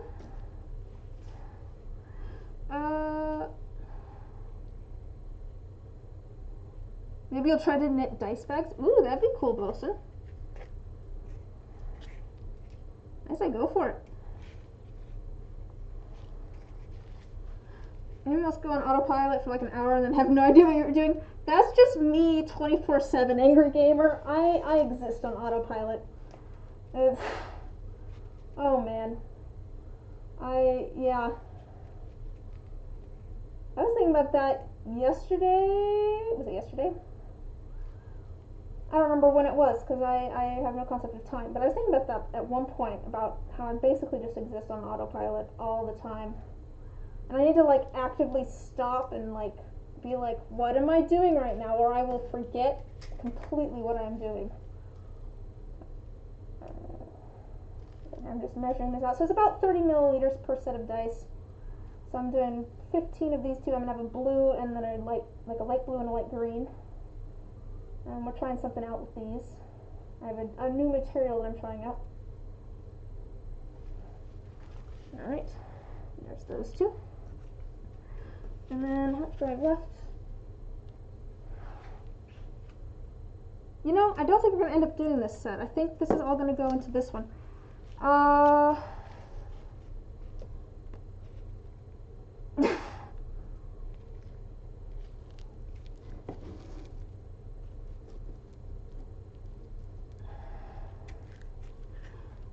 Yeah, Scryer's better at Twitter, and I'm better at Instagram. I don't know.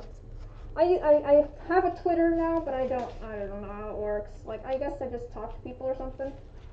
I don't quite want all of this in there, so I'm gonna go down to the 10 milliliter line or so. I don't, nope, wait, just a second. I don't want all of this. I don't know what I'm thinking.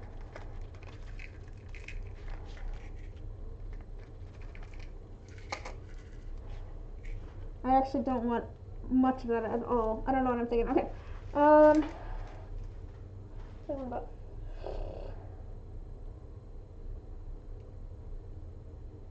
about 15. I might go to about, oh wait, no. Go about 10 there and about 5 in the other.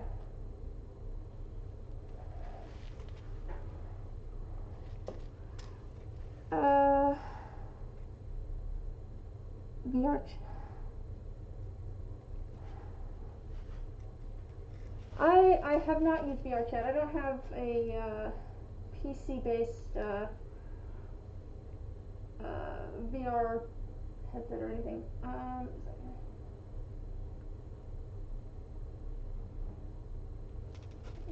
That.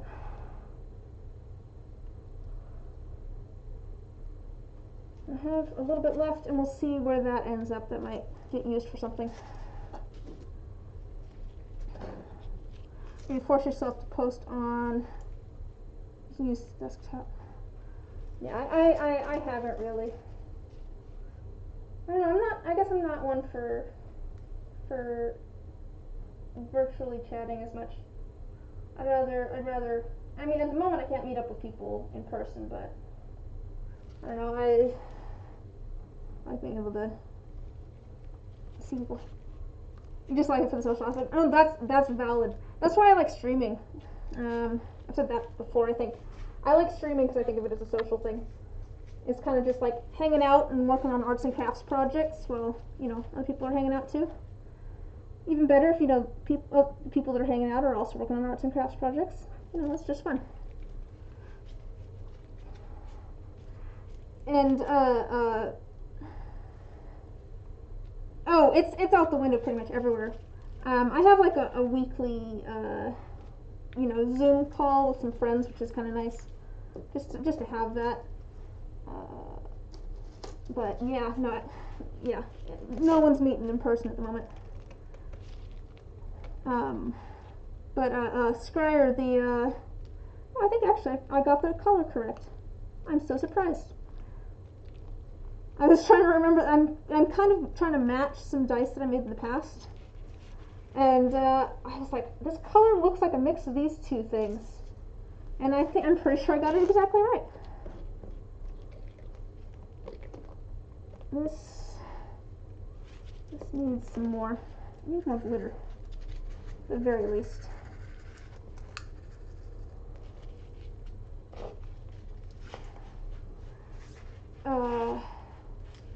You get to see your local Dunkin' workers outside sometimes.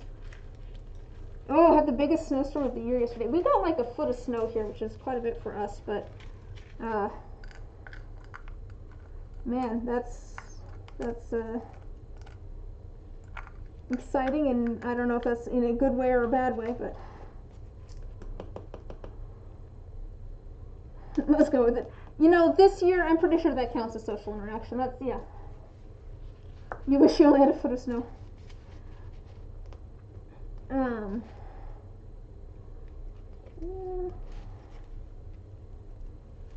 I feel like this needs some more stuff in it. We're gonna grab a little bit more. I don't want this to be like saturated with all of these little bits, because I don't want like a whole bunch of air or anything to get trapped in here, but alright. I mean, I have all sorts of bubbles and stuff. I think that's actually pretty good. It doesn't look very exciting as it is, but I have the molds with gold and silver foil in them, and then they're going to have this in the back. So let's do those first. Like I said, the other ones I want to be a little bit thicker. Let me set this back here. Move things back so I can kind of see what I'm doing.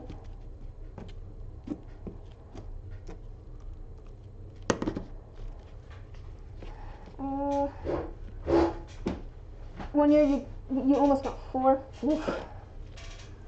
It's gonna take days for you to unbury your car. You live by Ontario, so you get a lot. Oh yeah.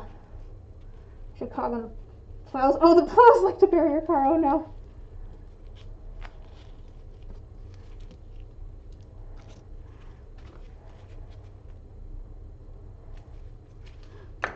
Alright, let's fill these in. We're gonna go, a little bit more than halfway probably with this. Which has all the little bits in it.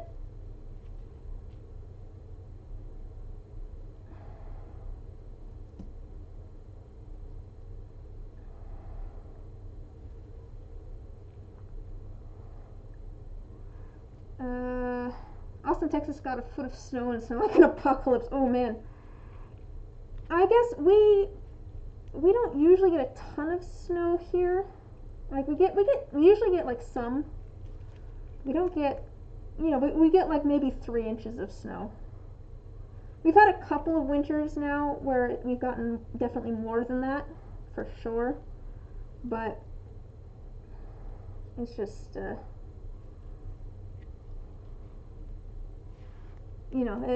foot is a lot here. And I don't mind driving in it, but I don't know that my car would get out of the driveway. I don't think it would clear it. Alright, I think that's pretty good on that. Hopefully these turn out.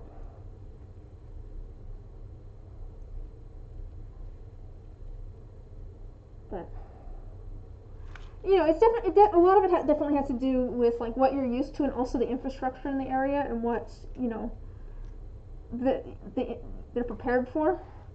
Oh hey, you just mentioned infrastructure. Yeah, they don't have the infrastructure to deal with it. Poor Texas, without power for like 3 days. I thought having over a foot was the norm for years. It is yeah, exactly. It is in a lot of places. It really does depend on where you're from, where you're at.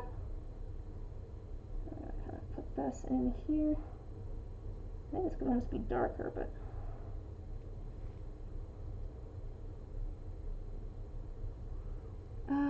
right now the piles of snow by the sidewalks are about as tall as you from everyone shoveling in 5'5". My grandma grew up in Chicago. That's just your Cali privilege is laid bare. To be fair, there's pros and cons to like having seasons. So where I live, I can't remember if it was on a stream or not that I was talking about this. We have seasons. In the summer it gets up to 105. This is Fahrenheit, by the way, not Celsius, obviously. But maybe 105, and then in the winter it gets down to 20 or something. We get a lot of windstorms. That's the norm here.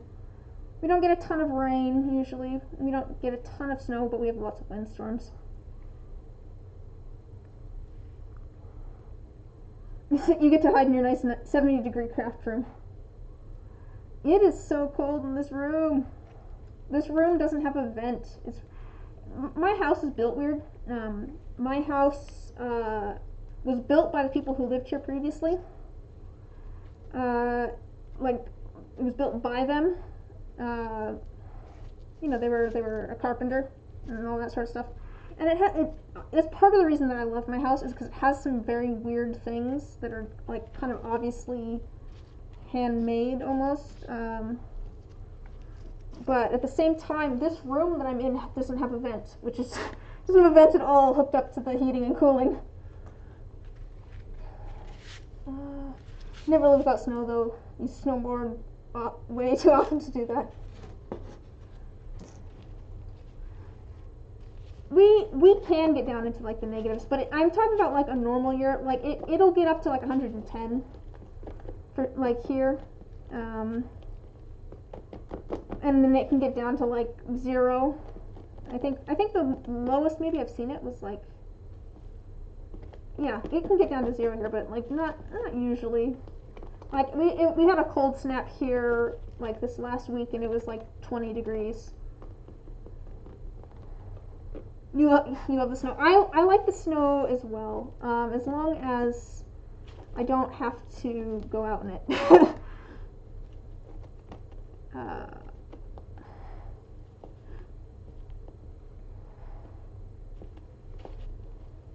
you get into the hundreds and the negatives, and that's pretty normal. It's the lake effect. I guess we have a river here, but normally large bodies of water help moderate temperatures because water is such a good, like, it holds its temperature really well. So if you have like a large body of water, that's part of the reason, like next to the coast, usually things are all one temperature more. To be fair, I think we probably have very similar snow, Avon. We're not too far apart.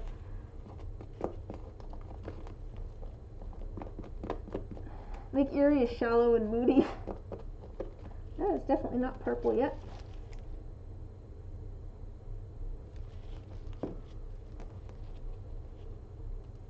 Yeah, you can definitely tell. You know, it's always kind of weird. This purple always looks kind of I feel like, once I put it into the resin. And then once it cures, it looks great. But once I, like, initially put it in the resin, it looks kind of like, I don't know, it's not very bright. But once it cures, it's like a nice bright purple. There's certain colors that just don't look the same until it's cured. I've made green before, like I mix. I don't have a good like green color, but I have a thing that's labeled as green. It's a kind of a teal color, and I mix that with some yellow, and it always looks blue, and then it cures and it's a lovely green. I should move this so that you guys can actually see the chat. So hard to see this chat. Okay.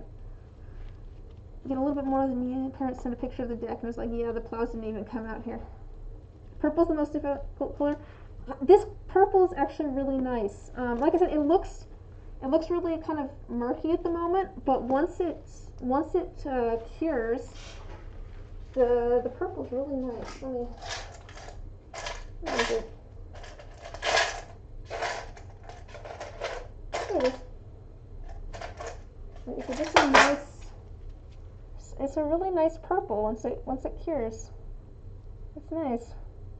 Yeah, at the moment it looks like grape cough syrup. Like it's so strange because like they look so different. These are the same. It'll cure this nice bright purple. At the moment it's just so murky though. To be fair, part of it is part of the murkiness, not the color, but the murkiness is because it has glow in the dark powder in it. So it should glow. I might test that actually. You try not to get my cord here into the resin. That might be good. But let's see how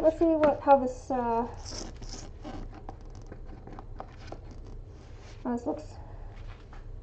Right now it looks like grape cough syrup. This is literally just I can't remember how I found it, but they were literally just called resin pigments on Amazon, and they were fairly cheap. But the colors in them are actually really nice. Neon inks, like what do you mean by neon inks? Like ones for putting in resin, or for ones for doing the numbers?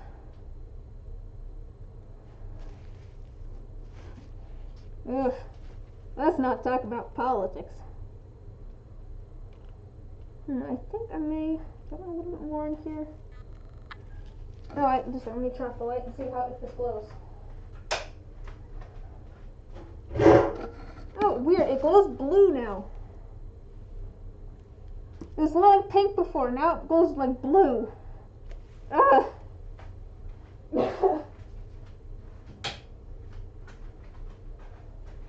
Where did that pink go? I need some more pink.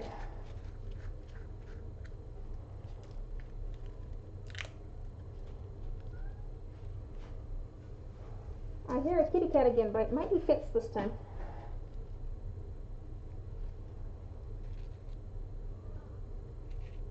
Oh, yep, that's Fitz out there that time. Yeah, I don't know. Sometimes they just do weird things. That's a different cat. No, that's Fitz. It amuses me for some reason.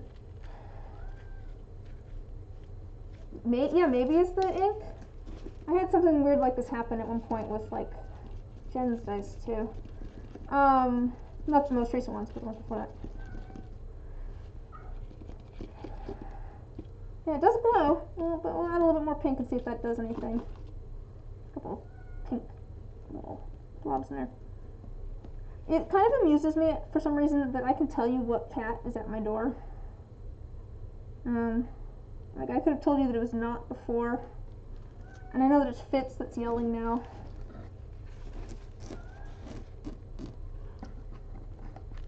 All right, let's see if that's any better. No, buddy, you can't come in. I'm working with resin. Still rather blue. I don't know. We'll see. It might change once it's cured too. It's very, very strange. I don't know why.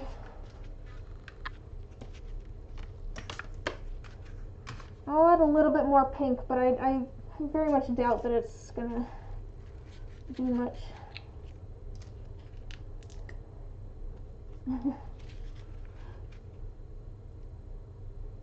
What's a sleeper PC? I don't even know what that is.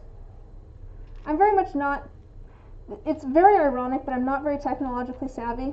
And I say that it's ironic because I used to work tech support. I don't know. I don't even know what that is. All right, that's all I'm gonna do, and then we're gonna call it good.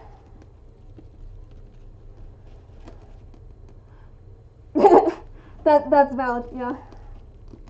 Do you make dice while streaming Smash, or are you just like do you just watch streams? All right, that's a little bit more pink, I think, there than I would have liked. Those old cream colored window PC. What, like a CRT monitor type one? Oh, you do make dice on stream. Oh, well, Square also streams video games. I don't play a lot of video games, but I still don't know what it means. Okay,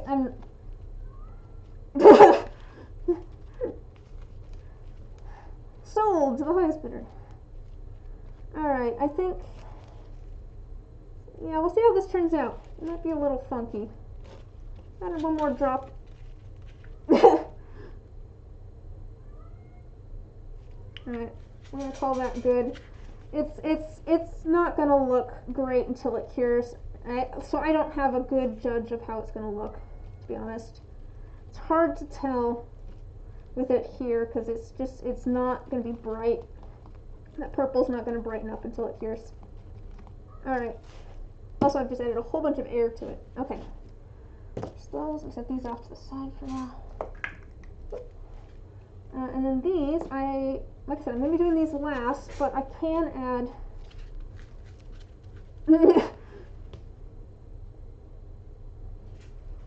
I feel like there was a meme at one point. I don't know if it was a meme or what, but like, what 5 things would you put in like a summoning circle to summon someone? And one of those things for Scryer is definitely glitter. Yeah, exactly. It'll be a surprise. It's always kind of fun pulling dice out of the. I'm gonna add 2 drops of that actually. Pulling dice out of the molds the next day. You never quite know what you're gonna get. Alright, so this has all sorts of stuff on the bottom. Ooh, you know, this might work out actually, Wilson.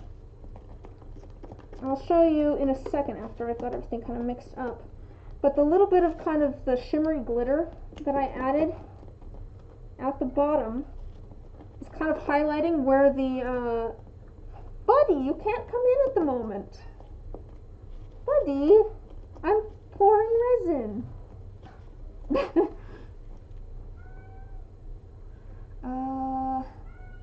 Glitter, a cat, Taco Bell. I feel like this is just my summoning circle, Square.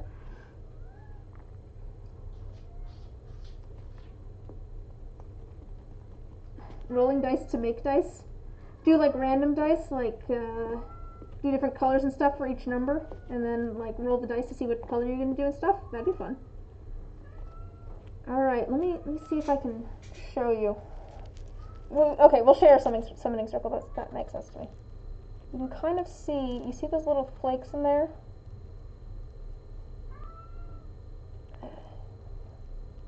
Because of the like glitter in there, it's kind of like highlighting where they are to a certain extent. So I think that might end up being a cool effect if we can get that stuff to suspend. That's my only concern here, is that it's not actually going to stay suspended.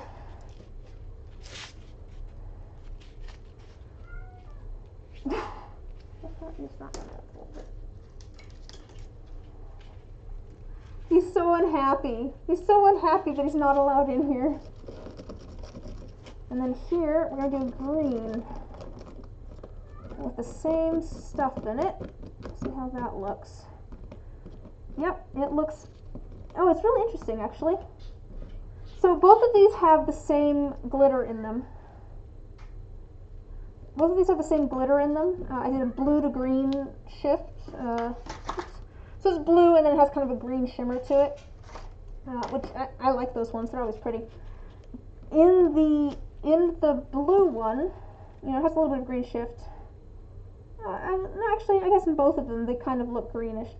I was just gonna say this one looks, the little pieces look more blue, but actually no, they kind of look green in both of them. Just kind of not bad. I don't mind that. I'm trying to get all the things off of the bottom and get them up into the resin. But we're gonna let these sit for a while. We want to do those last. But all right, let's see here. Sushi. He needs attention. He needs it. Meow. All of my cats are absolute sweethearts. I just want to say that. Like, my cats want to be with me like all the time. Fitz is cool with not being with me because he would rather be outside than anywhere else. But like, if I'm in a room, the cats want to be in the same room as me, and it's very, very sweet. And not all of them are super cuddly. Like, Koshi's not really a cuddler, but she always wants pets. But Not will always want to sit in my lap. Luna's a little bit weird. Like, she will just walk around the house and scream. Because she wants attention. She'll like lead you around the house if you follow her. She doesn't really go anywhere in particular. She just kind of walks around and screams. I don't know why. Your sister has a guinea pig that acts like a cat? That's pretty funny. You're determined to get your typing speed above 70 words per minute. I don't know what my typing speed is. I'm probably not that. Alright, let's see here. Let's see how this goes. I want pipettes for this. I just realized that. I definitely need pipettes for this.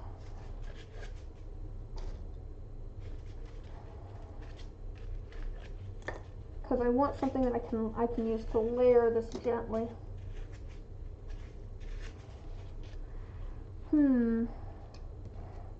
It's still rather liquidy. I want it thicker, but I don't know if I want to wait.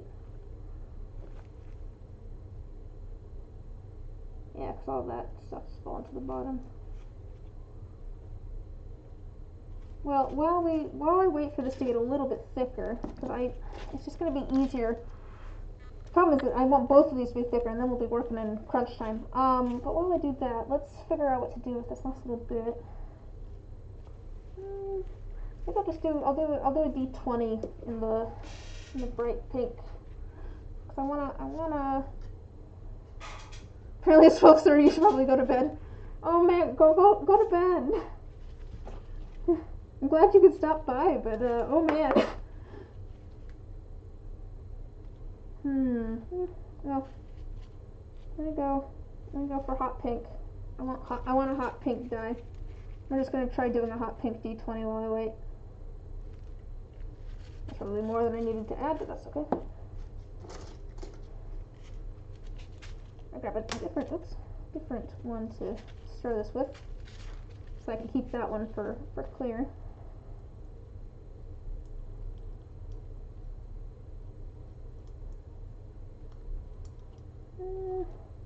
Nice bright pink. Distracted.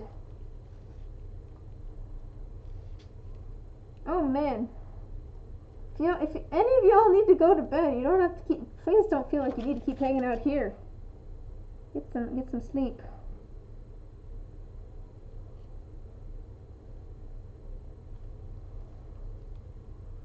Uh, 1:30. I guess that's a little bit better. And who are you?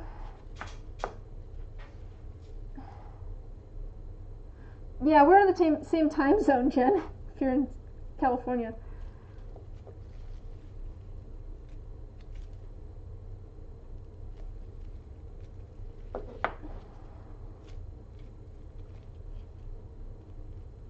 Yep. Have a good night. Thanks for stopping by.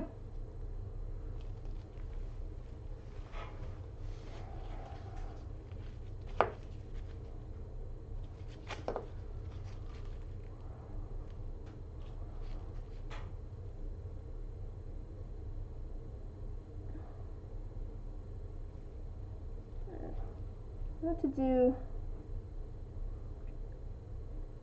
Yeah, I'm gonna do a set of like hot pink dice with black numbers. Like it'd be fairly simple, but I feel like that'd just be nice. I don't know.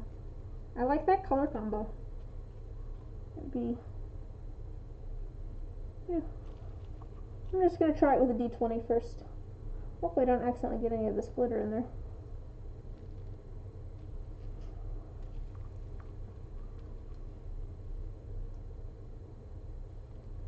But anyways,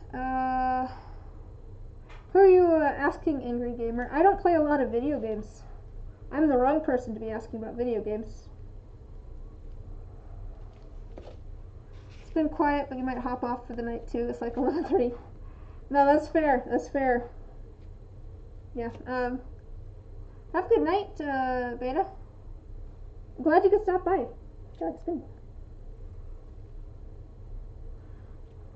I know, it goes against your whole name there, Angry Gamer. But yeah, I don't play a lot of video games. I just don't make the time to, I guess. I'm always in. I don't know. I should get better at relaxing. I'm bad at relaxing. All right, let's do some like a bonus D4 here while we wait.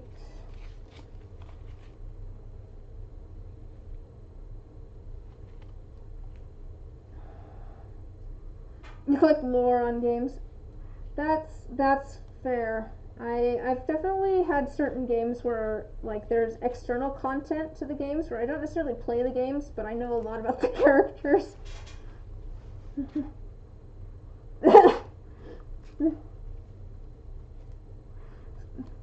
Fair. Yep, I guess I did take that into account.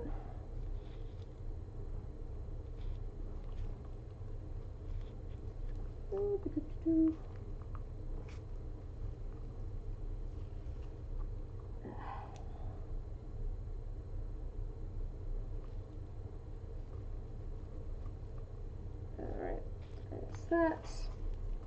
Excellent. Don't have to worry about that anymore.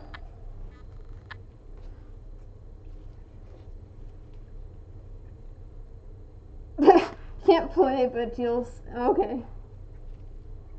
Oh, the Bloodborne info.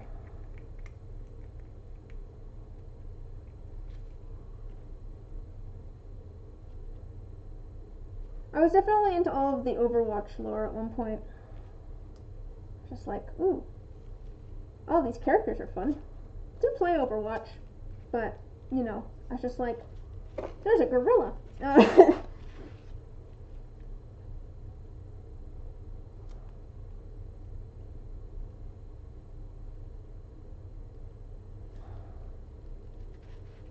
Alright, let me grab, like I can always use more D8s. We'll do another D8.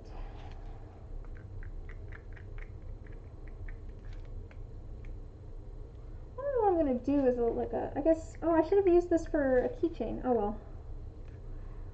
I'll do that in the next one.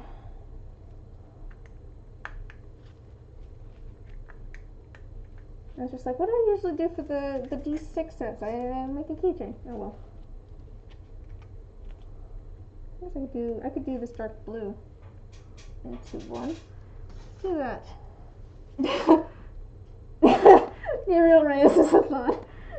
Oh man. It's been so long since I've looked at anything Overwatch, but that is such a funny statement to me.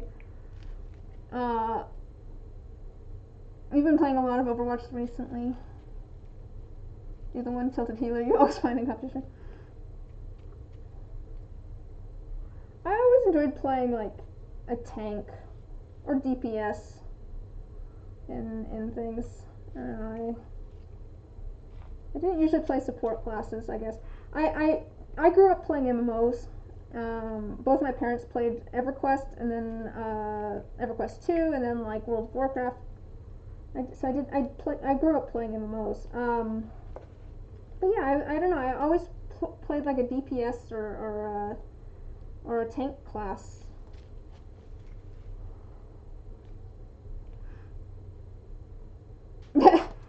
Oh, you only really play Animal Crossing. Well, as I said before, I got Minecraft recently, and I've been playing with my brother and a friend, and I've been having a lot of fun with that. Because like my brother's had it for years since it like first came out like over 10 years ago or something. But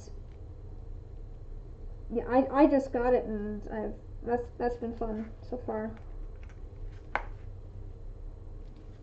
Excellent, that will work.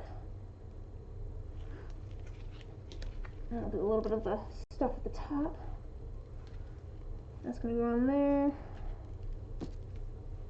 Actually, let me put a little bit of this in there.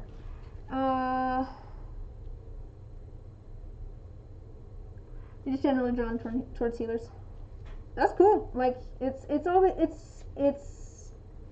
nice to have a balanced group. Have some people who you know like playing some classes, people like playing others. I feel like I don't know, I'd be more down for doing support classes now than I used to be. But you love building in Minecraft, but anything jumps out and you scream. That's part of my problem with video games is once something starts shooting at me or something's timed, I freak out. So yeah, I'm not good at them. I lose all composure. It makes it difficult. But that's kind of what I've enjoyed about Minecraft so far. Is just I like building things. Obviously, I like making things. So it's just like this is, and actually there's like so many different things that I could make and build there. Passive aggressively shooting your teammates as Anna is cathartic. Wow. Yeah, take some healing.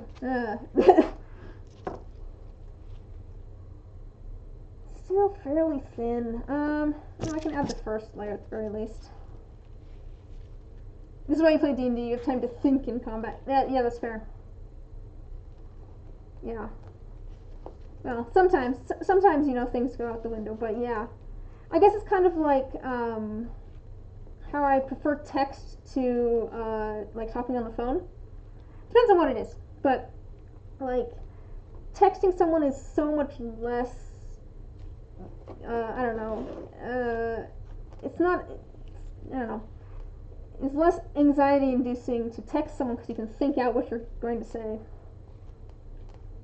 But yeah, D&D's slower paced, I guess.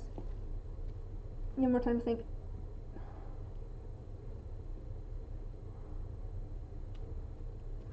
Divinity Original Sin 2. What kind of game is that? Is that also a tabletop RPG or? Oh, it's turn-based. Oh, okay. That's true. I guess turn-based games, you know, that's always an option.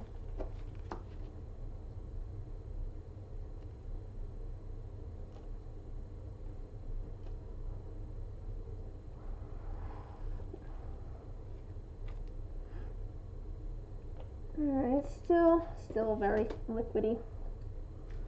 That. Now let me maybe get the lids on these other ones while I'm thinking. Oh man,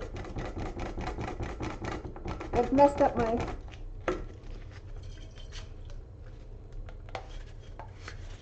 Actually, got a switch port recently.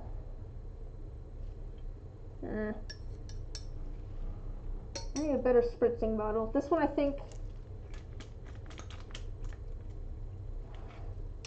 This one I think doesn't have a good seal, and so my rubbing alcohol keeps evaporating.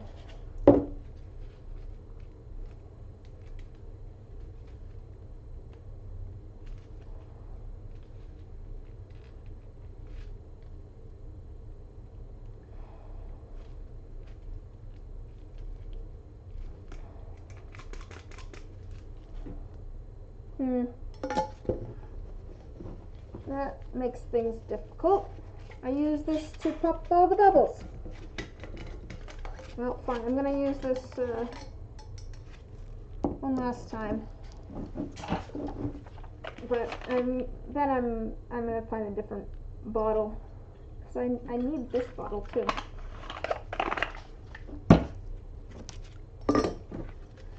So I'm just using isopropyl alcohol to break the surface tension on all the resin here, and it'll make all the bubbles pop. And then we can put the lids on. Some people use like a flame or a heat gun or something, but it's safer for my molds a little bit to just use rubbing alcohol, and it doesn't interfere with the curing, so it works out well. Let this sit for a moment. Do I want to be impatient?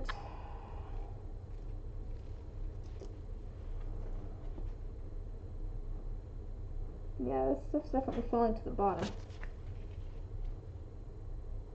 There's a hair in there. There's always cat hair. Always cat hair. Yeah, see, all the stuff in here is definitely falling to the bottom.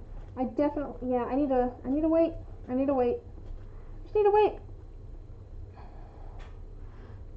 You're really tempted to walk up to a tabletop game with a giant D20. When you say giant, how big do you mean?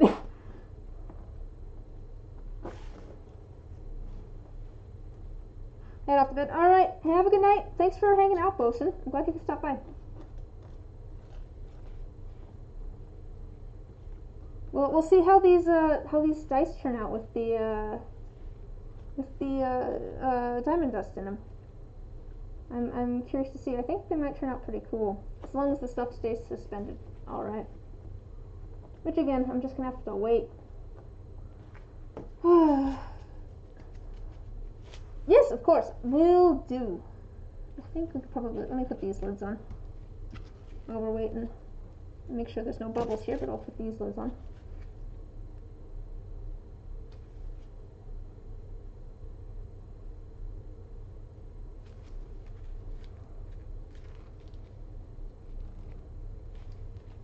Oops. Press down on that a little bit more than I was meaning to. It's okay. It requires a strength check to roll. Oh, that would be it would be fun to see everyone's expression for sure.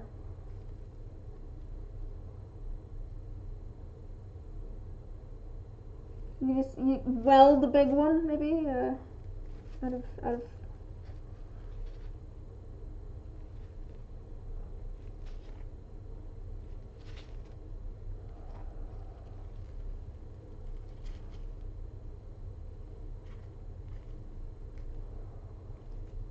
Make sure that all that's in place. All right.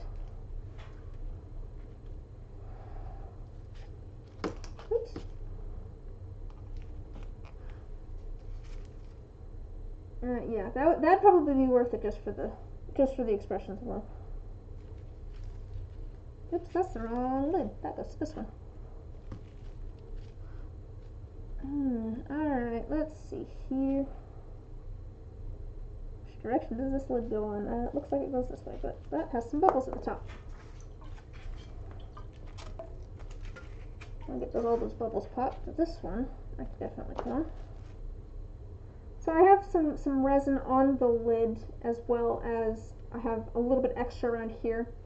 And that's so that when I put these in the pressure pot, which is going to take all the bubbles and shove them and make them really, really small, just a little bit of extra resin to fill in that space.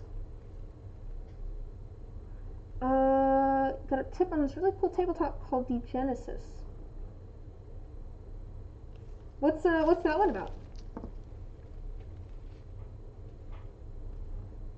It almost sounds like sci-fi or something, but I could be way off.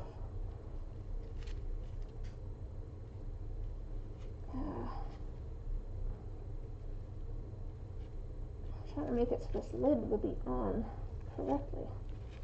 I think that's as good as I'm going to get. We'll set something on top of it. But no, yeah, is it like a sci-fi thing, or is it something else?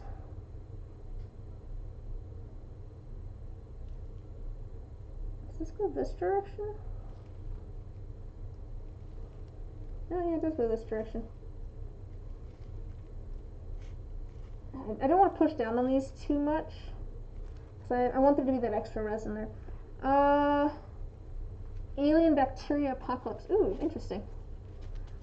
More like alien spores. Okay. So it is kind of a, so it's like a post-apocalyptic sort of thing. That's interesting. Have to look into it. Like I said, I'm not playing too much like tabletop games at the moment, just because I can't meet up with people in person. I just can't focus on the online stuff, but once I can get back together with people, that might be fun to check out. I haven't played a ton of other systems. I've played, Pathfinder, which is very, very similar to D&D, but haven't played a lot of other tabletop RPGs. I must admit. It says so far in the future that the old societies aren't remembered. Interesting. Cool.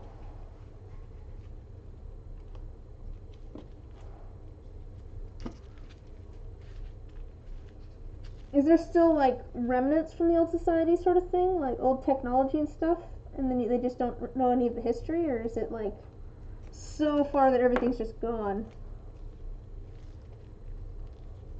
I feel like that's always kind of a cool vibe and stuff. This is maybe off topic, but it's always kind of a cool vibe when like, the characters find like stuff from like an alien race or the ancient peoples, and it's modern stuff, and then they like completely misunderstand it or something like that, or they frame it in such a way that it's not normal for them. So I don't know, there's something I enjoy about that.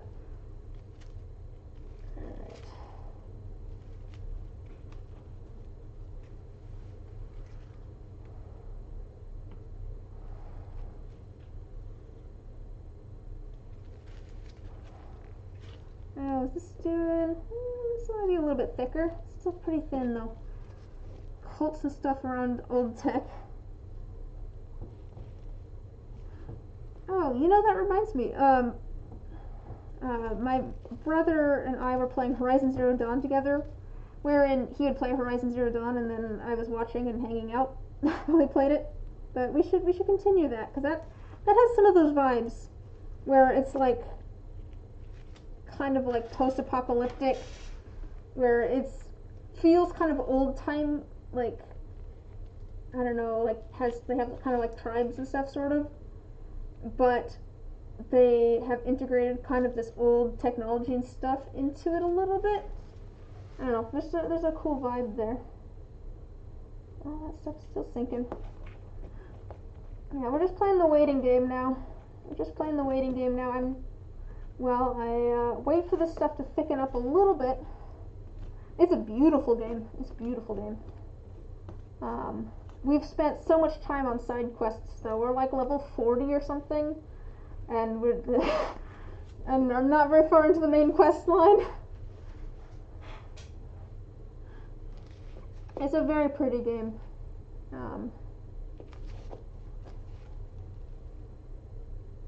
Oh, your partner plays, you get to make decisions. Yeah, that's kind of how my brother and I have been playing to a certain extent. Is he has the controller and stuff, but then we like, it's just like, hey, what if you went and did this, or which quest line should I do? Maybe this one, which is apparently how I play video games nowadays. Is that I backseat video game. He doesn't seem to care too much though, so it works out fine.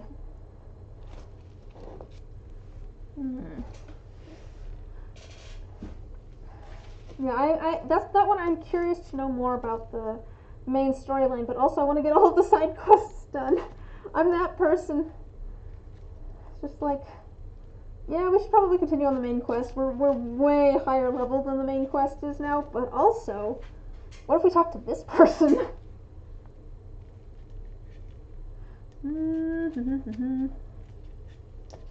Oh, I shouldn't be impatient. I can add the first layer though. I can add the first color. That will be fine. You're that way too. Yeah. I don't know. I enjoy watching other people play video games. I always have.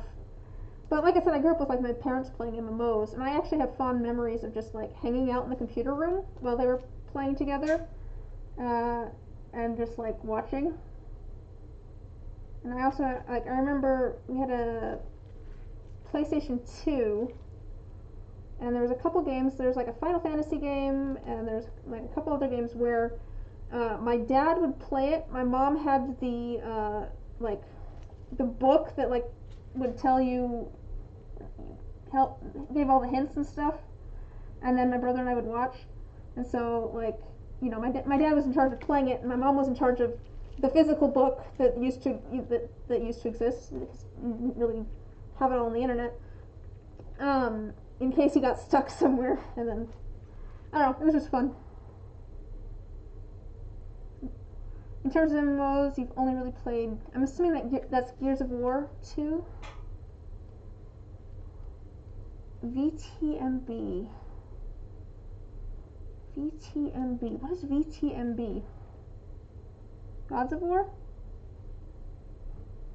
Sorry, Guild Wars 2. Oh, Guild Wars 2. I think my dad has played that actually.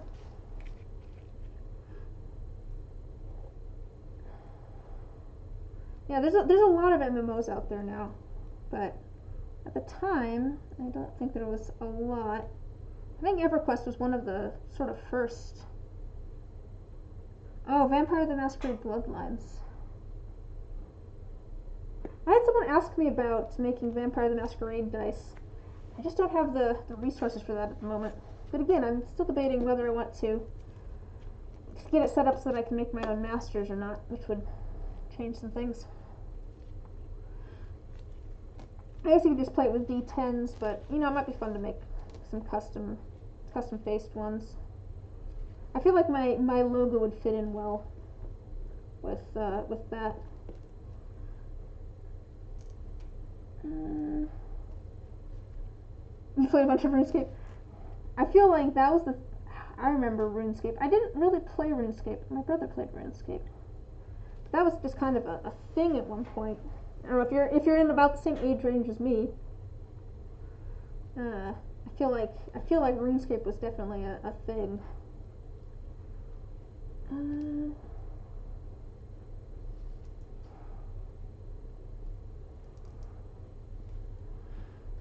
Do I want to be impatient? It's starting to get a little bit thicker. I think we're gonna go for it.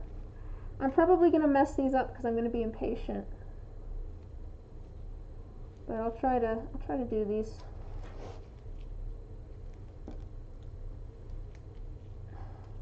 You played when you were really young. Yeah, that's it's been a long time since I've even thought about RuneScape. Yeah, I never really played it much, but I do vaguely remember it.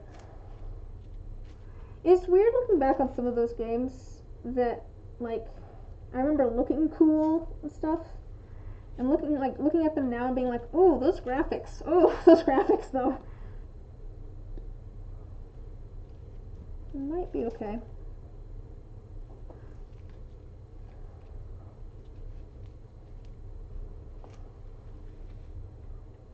This is tangentially, I can't talk. Tangentially, is that how you say it? Related to RuneScape and how young I was when it was a big thing. But it's really weird for me to think that I'm closer to 30 than I am to 20, like age-wise. It's very weird for me. I don't know. I don't like feel that old. And then I like see high schoolers or something and I'm like, oh, those are children. Those are they're so young. So young and full of life. Back in my day. Not quite there, but yeah, but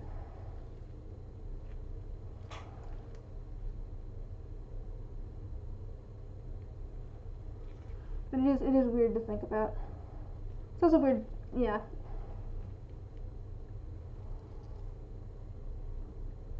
I feel like I've definitely changed a lot since I was 20 or you have the exact opposite problem. You seem way older than you are. To be fair, I think that I actually look my age more now. But when I was, when I was like 21, I definitely people did not think of me as 21. I guess to be fair, I have kind of a youthful voice and stuff, but I'm just remembering. Oh no! Why did it do that? Thanks for pointing that out. Give me just a second. Here, let me see if this. Oh, it's still frozen. Why did it do that? Give me just a moment here. That's what I want. Why did it freeze?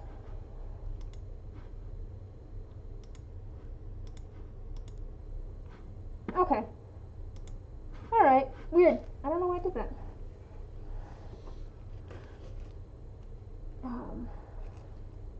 Yay! Thank you for pointing that out. I was not paying attention to that. I saw some people in like sophomore year of college and you're like, babies? Not even it looks like you're due. Okay. Passes drinking age in high school. Got my saving for a teenager when you were 22, and it was not a complaint. No, not a compliment. Oh yeah. Well, what I was gonna say was that when I was like, I don't know, I must have been like 21 or 22 because I was old enough to drink. My brother was not. These might be mixing a bit. I think I did this too early. That's on me. That's on me. We'll see how they look though. But yeah, when I was like 21 or 22, I remember at one point going out to dinner with my family, and the person asking my brother if he would like a drinks menu and not asking me. And I am like 3 years older than my brother. It was just kind of a funny moment of just like, wow.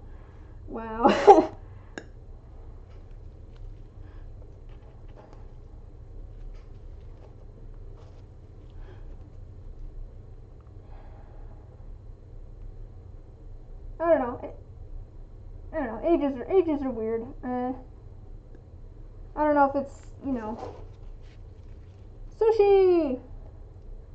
I look forward to being done and having food. Food sounds good now. I wasn't super hungry earlier. I don't know.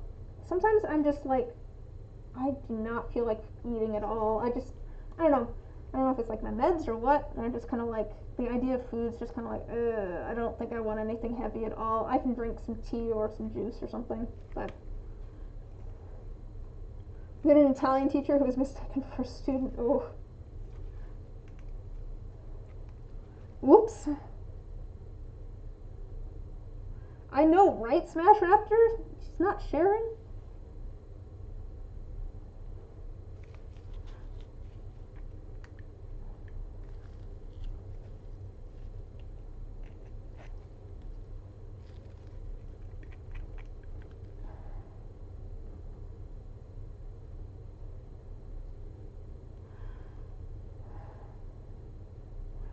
in high school, there was one teacher, and her younger brother was a senior at the time. She also looked very young. It was just kind of, it almost got confusing.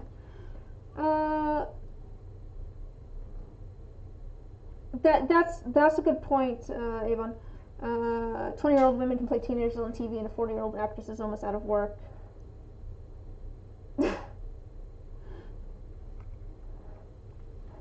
Unhinged your jaw over there, Jen, and swallowed your sushi whole like a giant snake. Ooh, Goiza. I do like Goiza. Nope, that's just glare. It's actually getting thicker. We'll see how this looks. I'm not sure. I might have to go for my other thought, but we'll see. We'll see how things end up. I don't know if this is going to be as layered as much as we were thinking, but we'll see.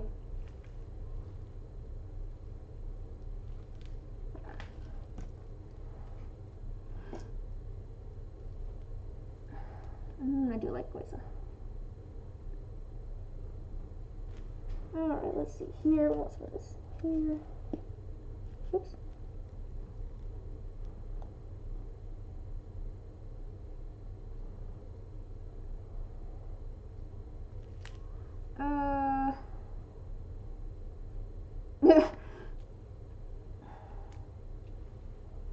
You're doing fine until the word salmon roll, yeah. Again, I might have a bagel with lox for dinner. That might be the direction I go. I'll go have some salmon. Smoked salmon on a bagel.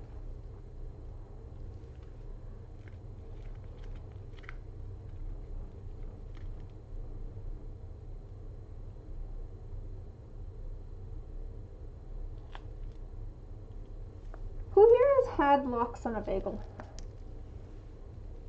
I'm curious. I feel like it's kind of the, you know, it's not like I didn't like it as a kid or anything, so you know, not everybody likes it, but I'm curious. I like it with like tomato and onion. That's good. A little bit of tomato, a little bit of onion. It's kind of funny because I'm not a big seafood person. I don't really like seafood much in general, but every once in a while I'm just like, I want lox and bagels. Like I'm not usually a big fish or anything, but I'm just like, that sounds really good right now. You're just a salmon and cream cheese kind of person, yeah.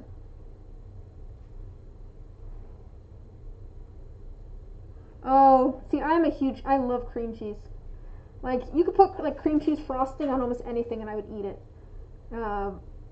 Like, give me a cheesecake. Yeah, you can have my seafood, I'll take your cream cheese, because, like, oh, man, I love cream cheese. Like, I think, to be fair, I've loved cheesecake since I was a small child. That was my favorite dessert as a kid, and I still love cheesecake. I feel like shrimp are, as far as seafood goes, they're kind of the ones that I'll lean towards. But cream cheese frosting is a different thing. I don't do capers, no. I don't know. I don't know if I like capers too much or not. They're kind of salty, I think. Almost not salty, but like just kind of, I don't know. I haven't actually tried it with capers.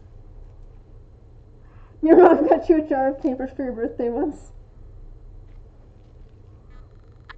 I should try it with capers at some point. I've never tried it with capers.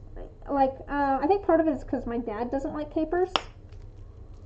That's where I get, you know, lox and bagels from, is my dad.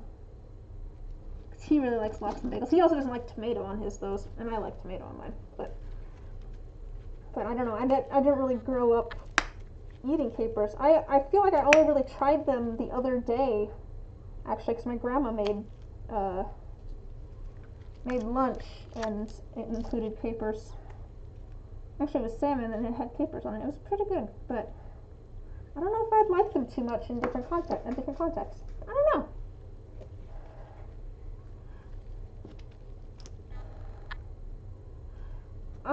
quite sure what capers are either. They're kind of small and like vinegary, I guess, sort of. I'm not sure what they are exactly though. I assume they're some sort of plant.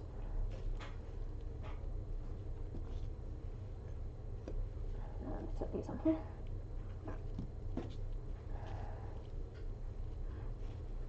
We'll see. We'll see if these mix too much, Avon.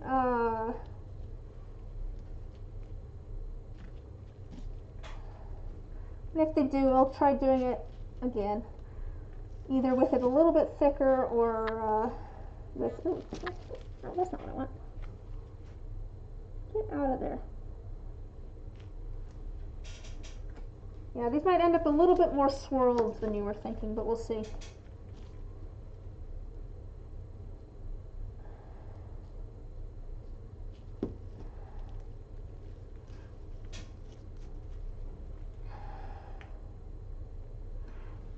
Pickled and salty. Have I ever had agar? I don't think I have. I think my brother ordered some though. If that's what I'm thinking of. It can be used in place of like gelatin, right? I only accept pickled anything on me. It's really good steak tartare too. I will definitely send you photos. Like, however these turn out, I'll be sure to send you photos. The colors should be. It looks like the colors are staying, separate. They're not mixing a ton, but I do think they're going to end up a little bit more swirled and layered, like we were talking about. So we'll see. But I'll send you a photo, even if they do end up more swirled, because never know. Maybe you'll like that more or something like that. But yeah, we'll see. Similar, but has a different texture and also plant-based. Yeah, well, to be fair, I always think of it as like being in like petri dishes.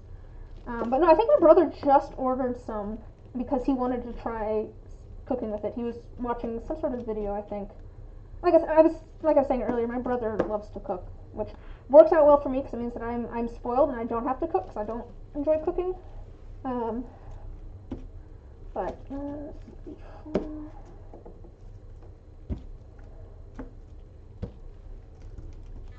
my suspenders are falling off my shoulder.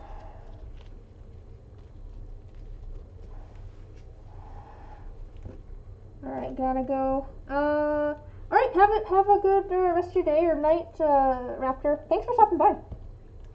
Glad you could hang out. It's good chatting with you.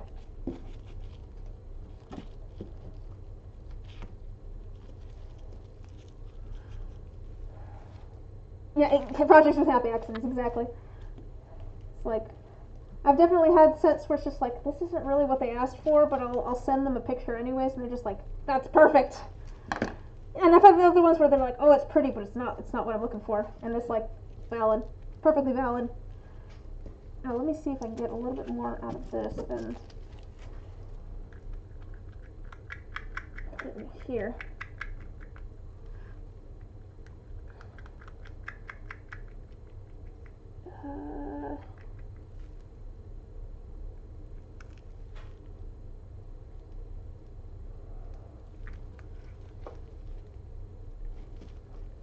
Let me see how much of this I can get out.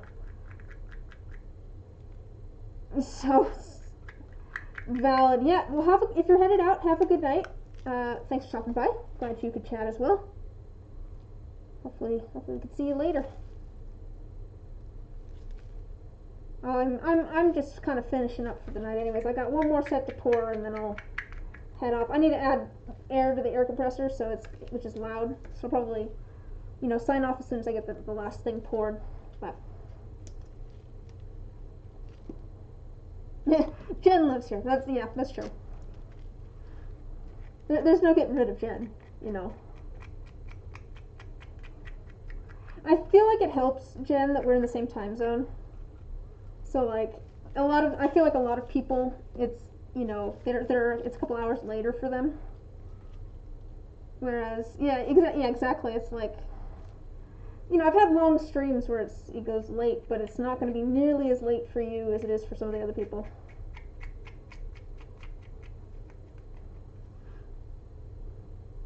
doesn't end your absolute power.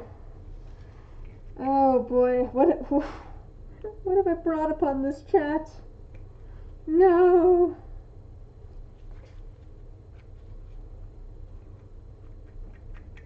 Have I given her too much power? Will this be the end? You still live here, yeah.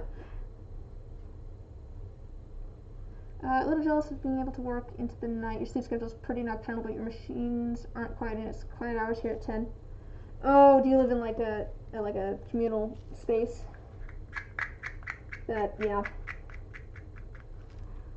No, yeah, that's fair. I remember, yeah, when I was in the dorms. To be fair, I guess I've gotten to that point. To be fair, like,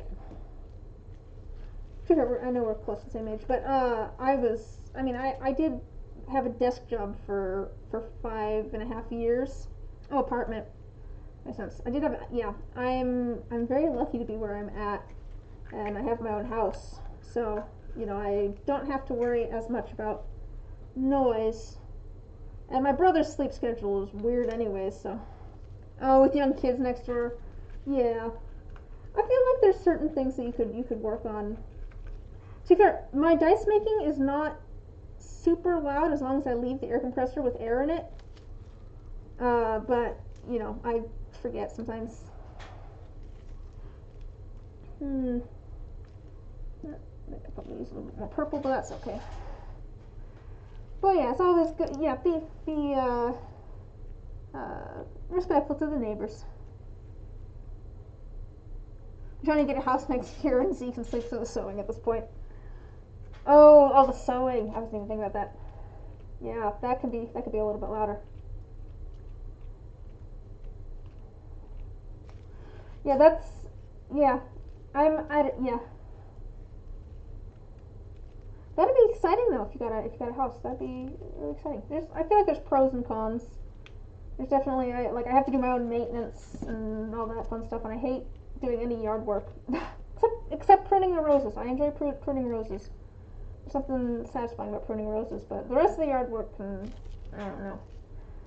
All right, let's see here. These are getting thicker, but I don't know how well this stuff's gonna stay suspended, but that's why we're trying it out. So I'll pour some of the blue into each one. It's definitely getting thicker.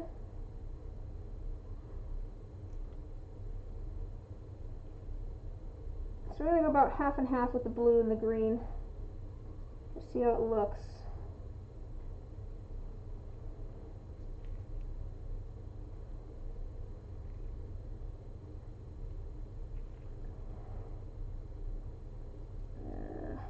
Here.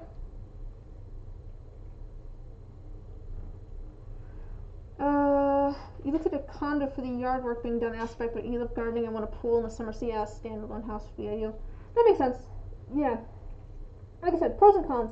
I feel like I would probably have been good in a condo because, then I wouldn't have to deal with the yard work aspect. But, I already have this house, so, I'm sticking here. And I do like my house, even if there's pros and cons to my house. It's a little bit bigger than I was thinking it was when I got it.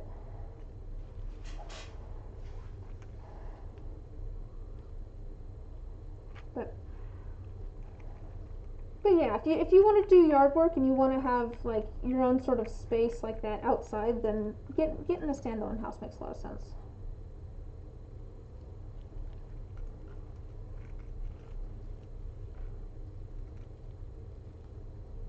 Alright. There's the blue. Let's get all this out of here if we can. Got all those little pieces out. Here, a kitty cat again, I think. It's got character. It does. That is actually why I like my house so much. There's definitely certain things that are not as functional as they could be in my house. It's very hard to get like furniture in and out of my house and all that sort of stuff, but there's just so many little things that I just love. Like the living room has like giant windows, and now I have like bookshelves in there.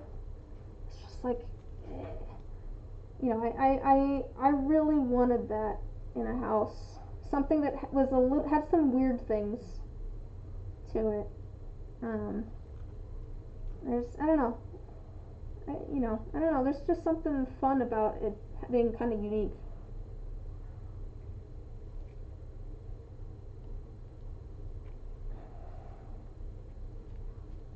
Oof, this is definitely getting thicker, which is good. It does mean that I need to get this into the right spots.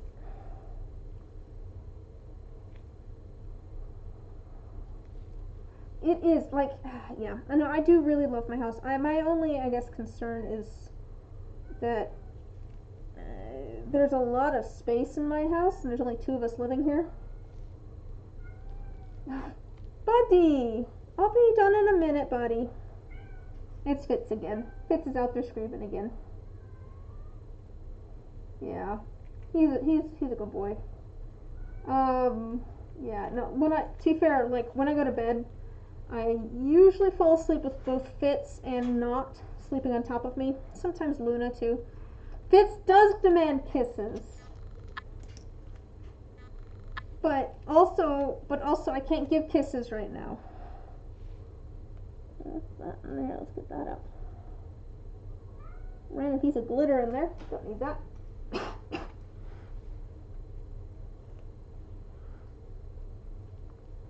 Alright. Oh, that's what I need to do. I need to put this on the lid. It's like, why is extra? I need to put it on the lid. I need to clean some of these lids. Some of these lids have like random pieces of glitter on them, and that's going to get in the way.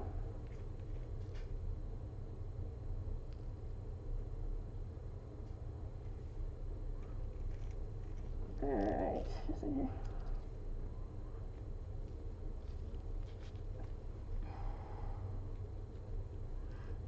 Yeah. It's nice having a spare bedroom for just like an office or you know, craft space, something like that. Yeah, depending on how much space there is, you can sometimes set it up as a craft space and a guest room. You know, just shove a twin bed or a Murphy bed or something in there.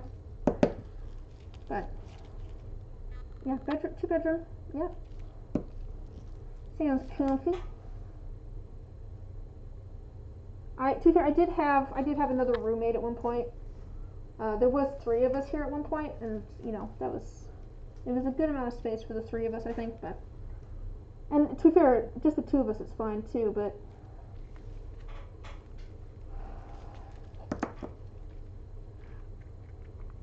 oops, I didn't put any on the sticks.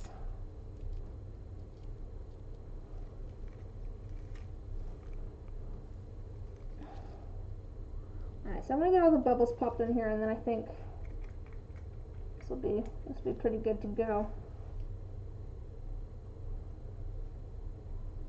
This has quite a few bubbles. Alright. Your couch is a twin bed on a daybed frame. Right? I mean, whatever works, but you know, you can set up something like that in a spare room.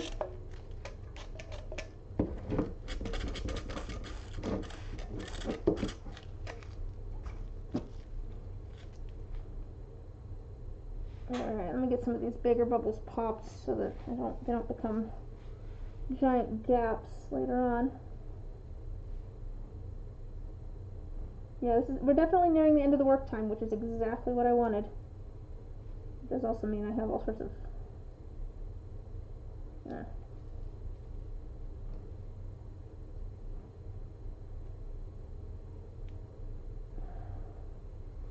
Alright, well, let me get these lids on, and then I think we're going to be done for the night.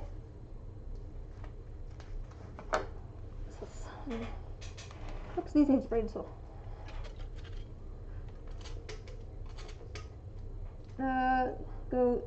That will go in the crafting room for guests, and you'll get the red couch, but you know, plans are not solid. That's fair. Things can change. You can also figure some of that stuff out after you move too, and it'll just be easier. But depends on whether you have things already or not. Cool. I'm glad that you've enjoyed seen the process.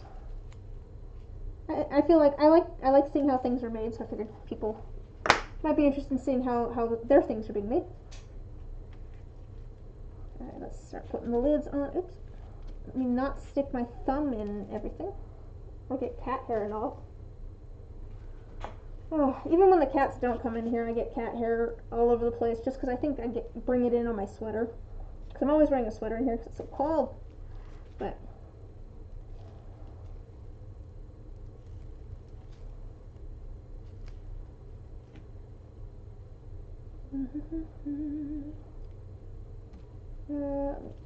where's the lid for this one?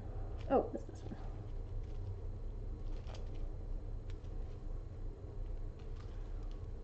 Oh, real couch, not red. I'm like, okay, you have a red couch, cool. I didn't even think about it. I'm like, that's a descriptor that makes sense for a couch.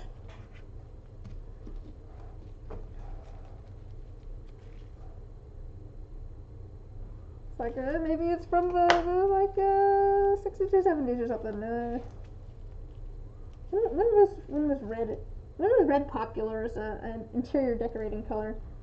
I feel like the 70s is like the pink and green sort of, and bright colors sort of era. I'm pretty sure, so, oh man, I really need to do something with my bathroom.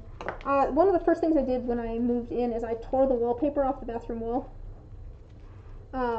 Which, I mean, I suppose I could have left it there, but it was bright pink and orange flowers.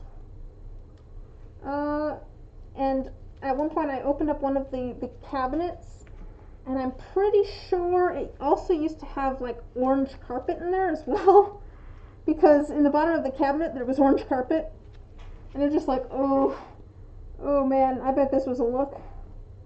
This room was probably a look. Ooh, that's cool. Let's pull out what looks like a vintage love seat. That's really cool. Like I said, I was just like, that seems like an adjective that makes sense for a couch. That's where my brain was. I'm just like, yeah, that makes sense. Yeah, I know, what a bathroom. Yeah, but my bathroom kind of looks like, I don't know, an unfinished warehouse or something now. And I mean that in like, you can just kind of, half of the wall is like spackled and everything in white, and the other half of the wall, and it's not even like, they didn't even do a good like 2/3 or anything, it's like half and half. Half the wall is just the, oh, what's that called? What is the sheetrock? It's just like sheetrock. It's like, and I haven't done anything with it, and I really should. There's a lot of little things that I should do with my house. I should actually finish painting the basement. We painted the entire upstairs before moving in. We actually refinished all of the hardwood floors and painted the entire upstairs before moving in. But like and then once I got to the downstairs, I was just like, I'll do it later. And it's been like more than a year now that I've said that. Reminds you of your great grandmother. This is all pink, toilet tub and sink included. It reminds me of my grandparents a little bit, who at least at one point, not the local ones I have, but the set that lives in Idaho. It reminds me of my grandparents, who at least at one point had like green carpet in the bathroom. I'm pretty sure. It's just like, I think they were the ones that had green and blue carpet in the bathroom. It's just like, this just seems like a bad idea. Like, I don't know, anywhere that's gonna have a bunch of water, I feel like carpet's the wrong choice.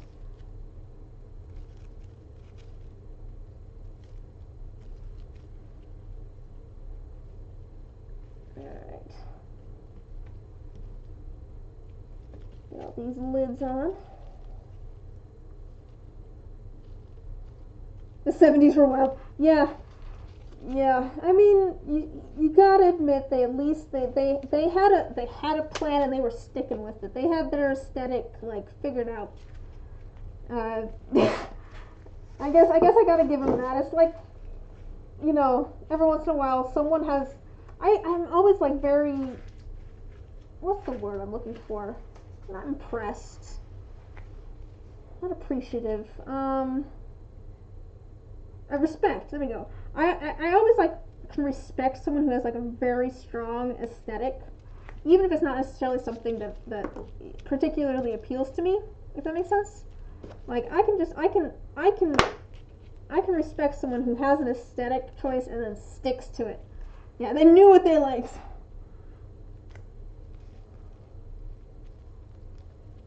Like, yeah. It's like, not really my thing, but like, I appreciate that you have found something that you like and you are sticking with it. Do you enjoy the accent walls, though, with the strange shaped dividers? I do enjoy a good accent wall. There's most of the wallpaper in my house I'm kind of about, but there's one in like the front hallway that has like trees and stuff on it. I'm like, this is pretty. I like this one. Actually, quite a few of my rooms have accent walls too. Like my bedroom has one dark blue wall. That's just nice.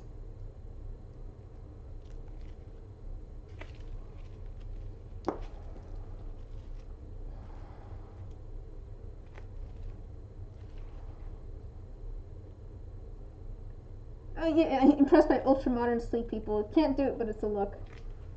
Yeah. Yeah.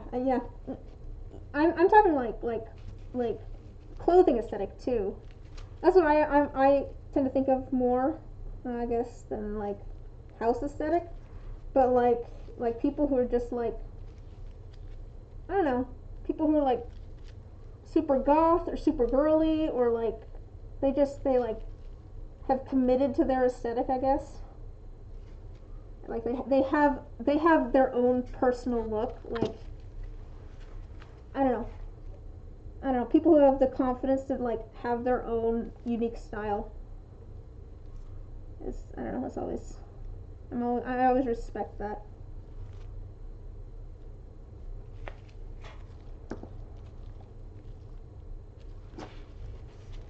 I try to be like that a little bit with my style. It's been I don't know, I gotta find good excuses to dress up. Cause I like dressing up. I like, I like wearing a good. Follow a bunch of vintage fashion people on YouTube. It's amazing. And yeah, alternate fashion takes so much work when you're over here in sweatpants 24/7. Yeah, that's one of my goals. It's one of the things I should put it in my planner. Because I decided fairly recently that one of my things is all of the days that I'm working, I'm going to change out of my pajamas. Because since I'm working from home, I hadn't been. And well, not one, but like basically, I realize that I feel better when I'm like dressed nice. Like I like being dressed nice, and it just I don't know, I just feel better when I am. It's like you need to get up and get dressed and not be in your pajamas all day, Liz. Like, but yeah, yeah. So streaming has been nice. It forces me to actually, get dressed and like get ready and stuff. But man, like the other days of the week, it's just like, Liz, I'm giving myself a pep talk. Like, Liz, put clothes on, get out of your pajamas.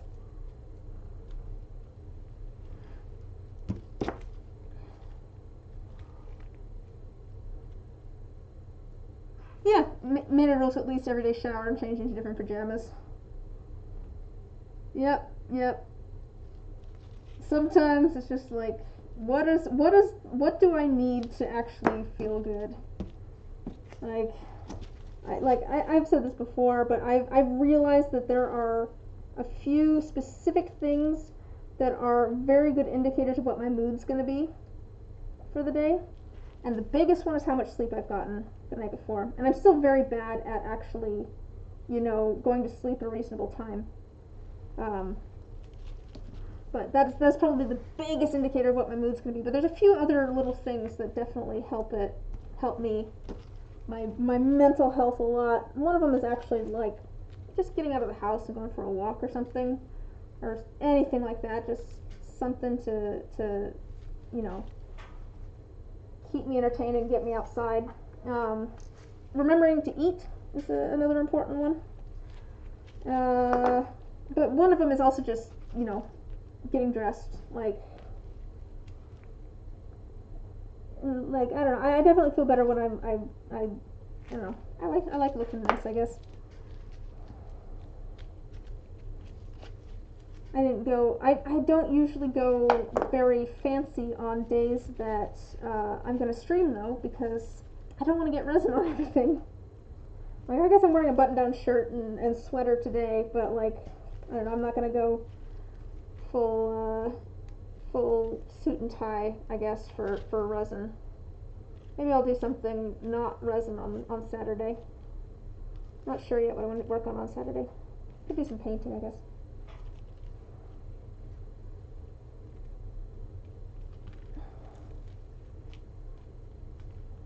Alright. We're almost done here.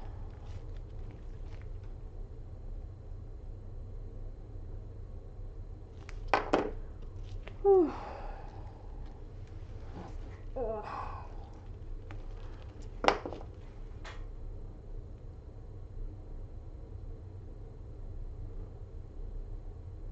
I feel like I've been streaming for a lot longer recently. I don't know why. I feel like at one point my kind of standard stream length was like 2.5 hours, and now my standard stream length seems to be like 4 hours. Not quite sure why. Maybe I'm just nattering on more, just talking more.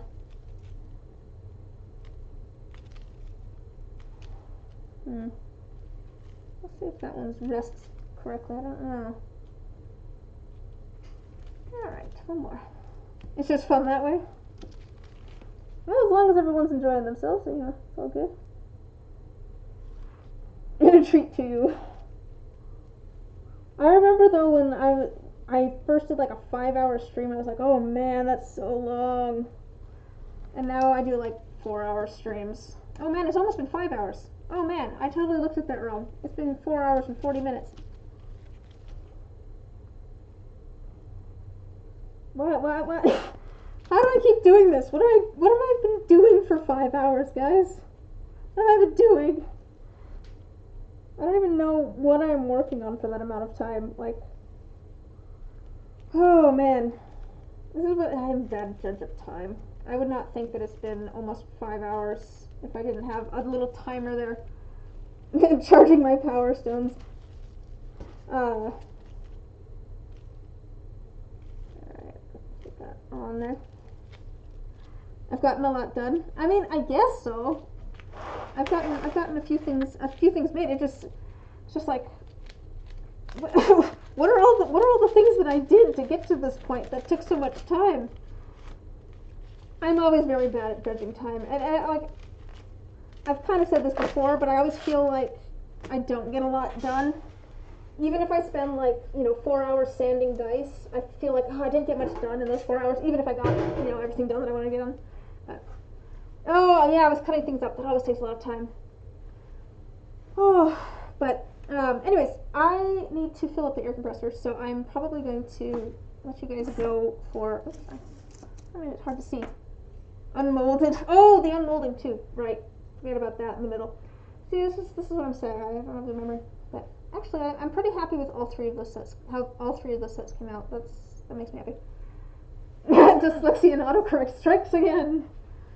But anyways, I need to go put these in the pressure pot and I need to fill it up, so it's going to be a little loud. But I do stream every Wednesday and Saturday night, so I'll be back on Saturday at 7 p.m. Pacific Standard Time if anyone wants to come hang out. I'm not quite sure what we're going to work on there yet. Maybe some painting, maybe some more resin. Did I put anything in my planner? Let me check and see. Nope, I don't have anything planned yet. So let's plan for something that's not resin on Saturday. Probably either painting or embroidery. I want to work more on that my tie that I'm adding moss to. But yeah, so it was thanks for hanging out. But I think that's going to be probably it for tonight. So hopefully I can see you guys all later on Saturday or beyond. But I will talk to you guys later. Thanks for hanging out. Bye.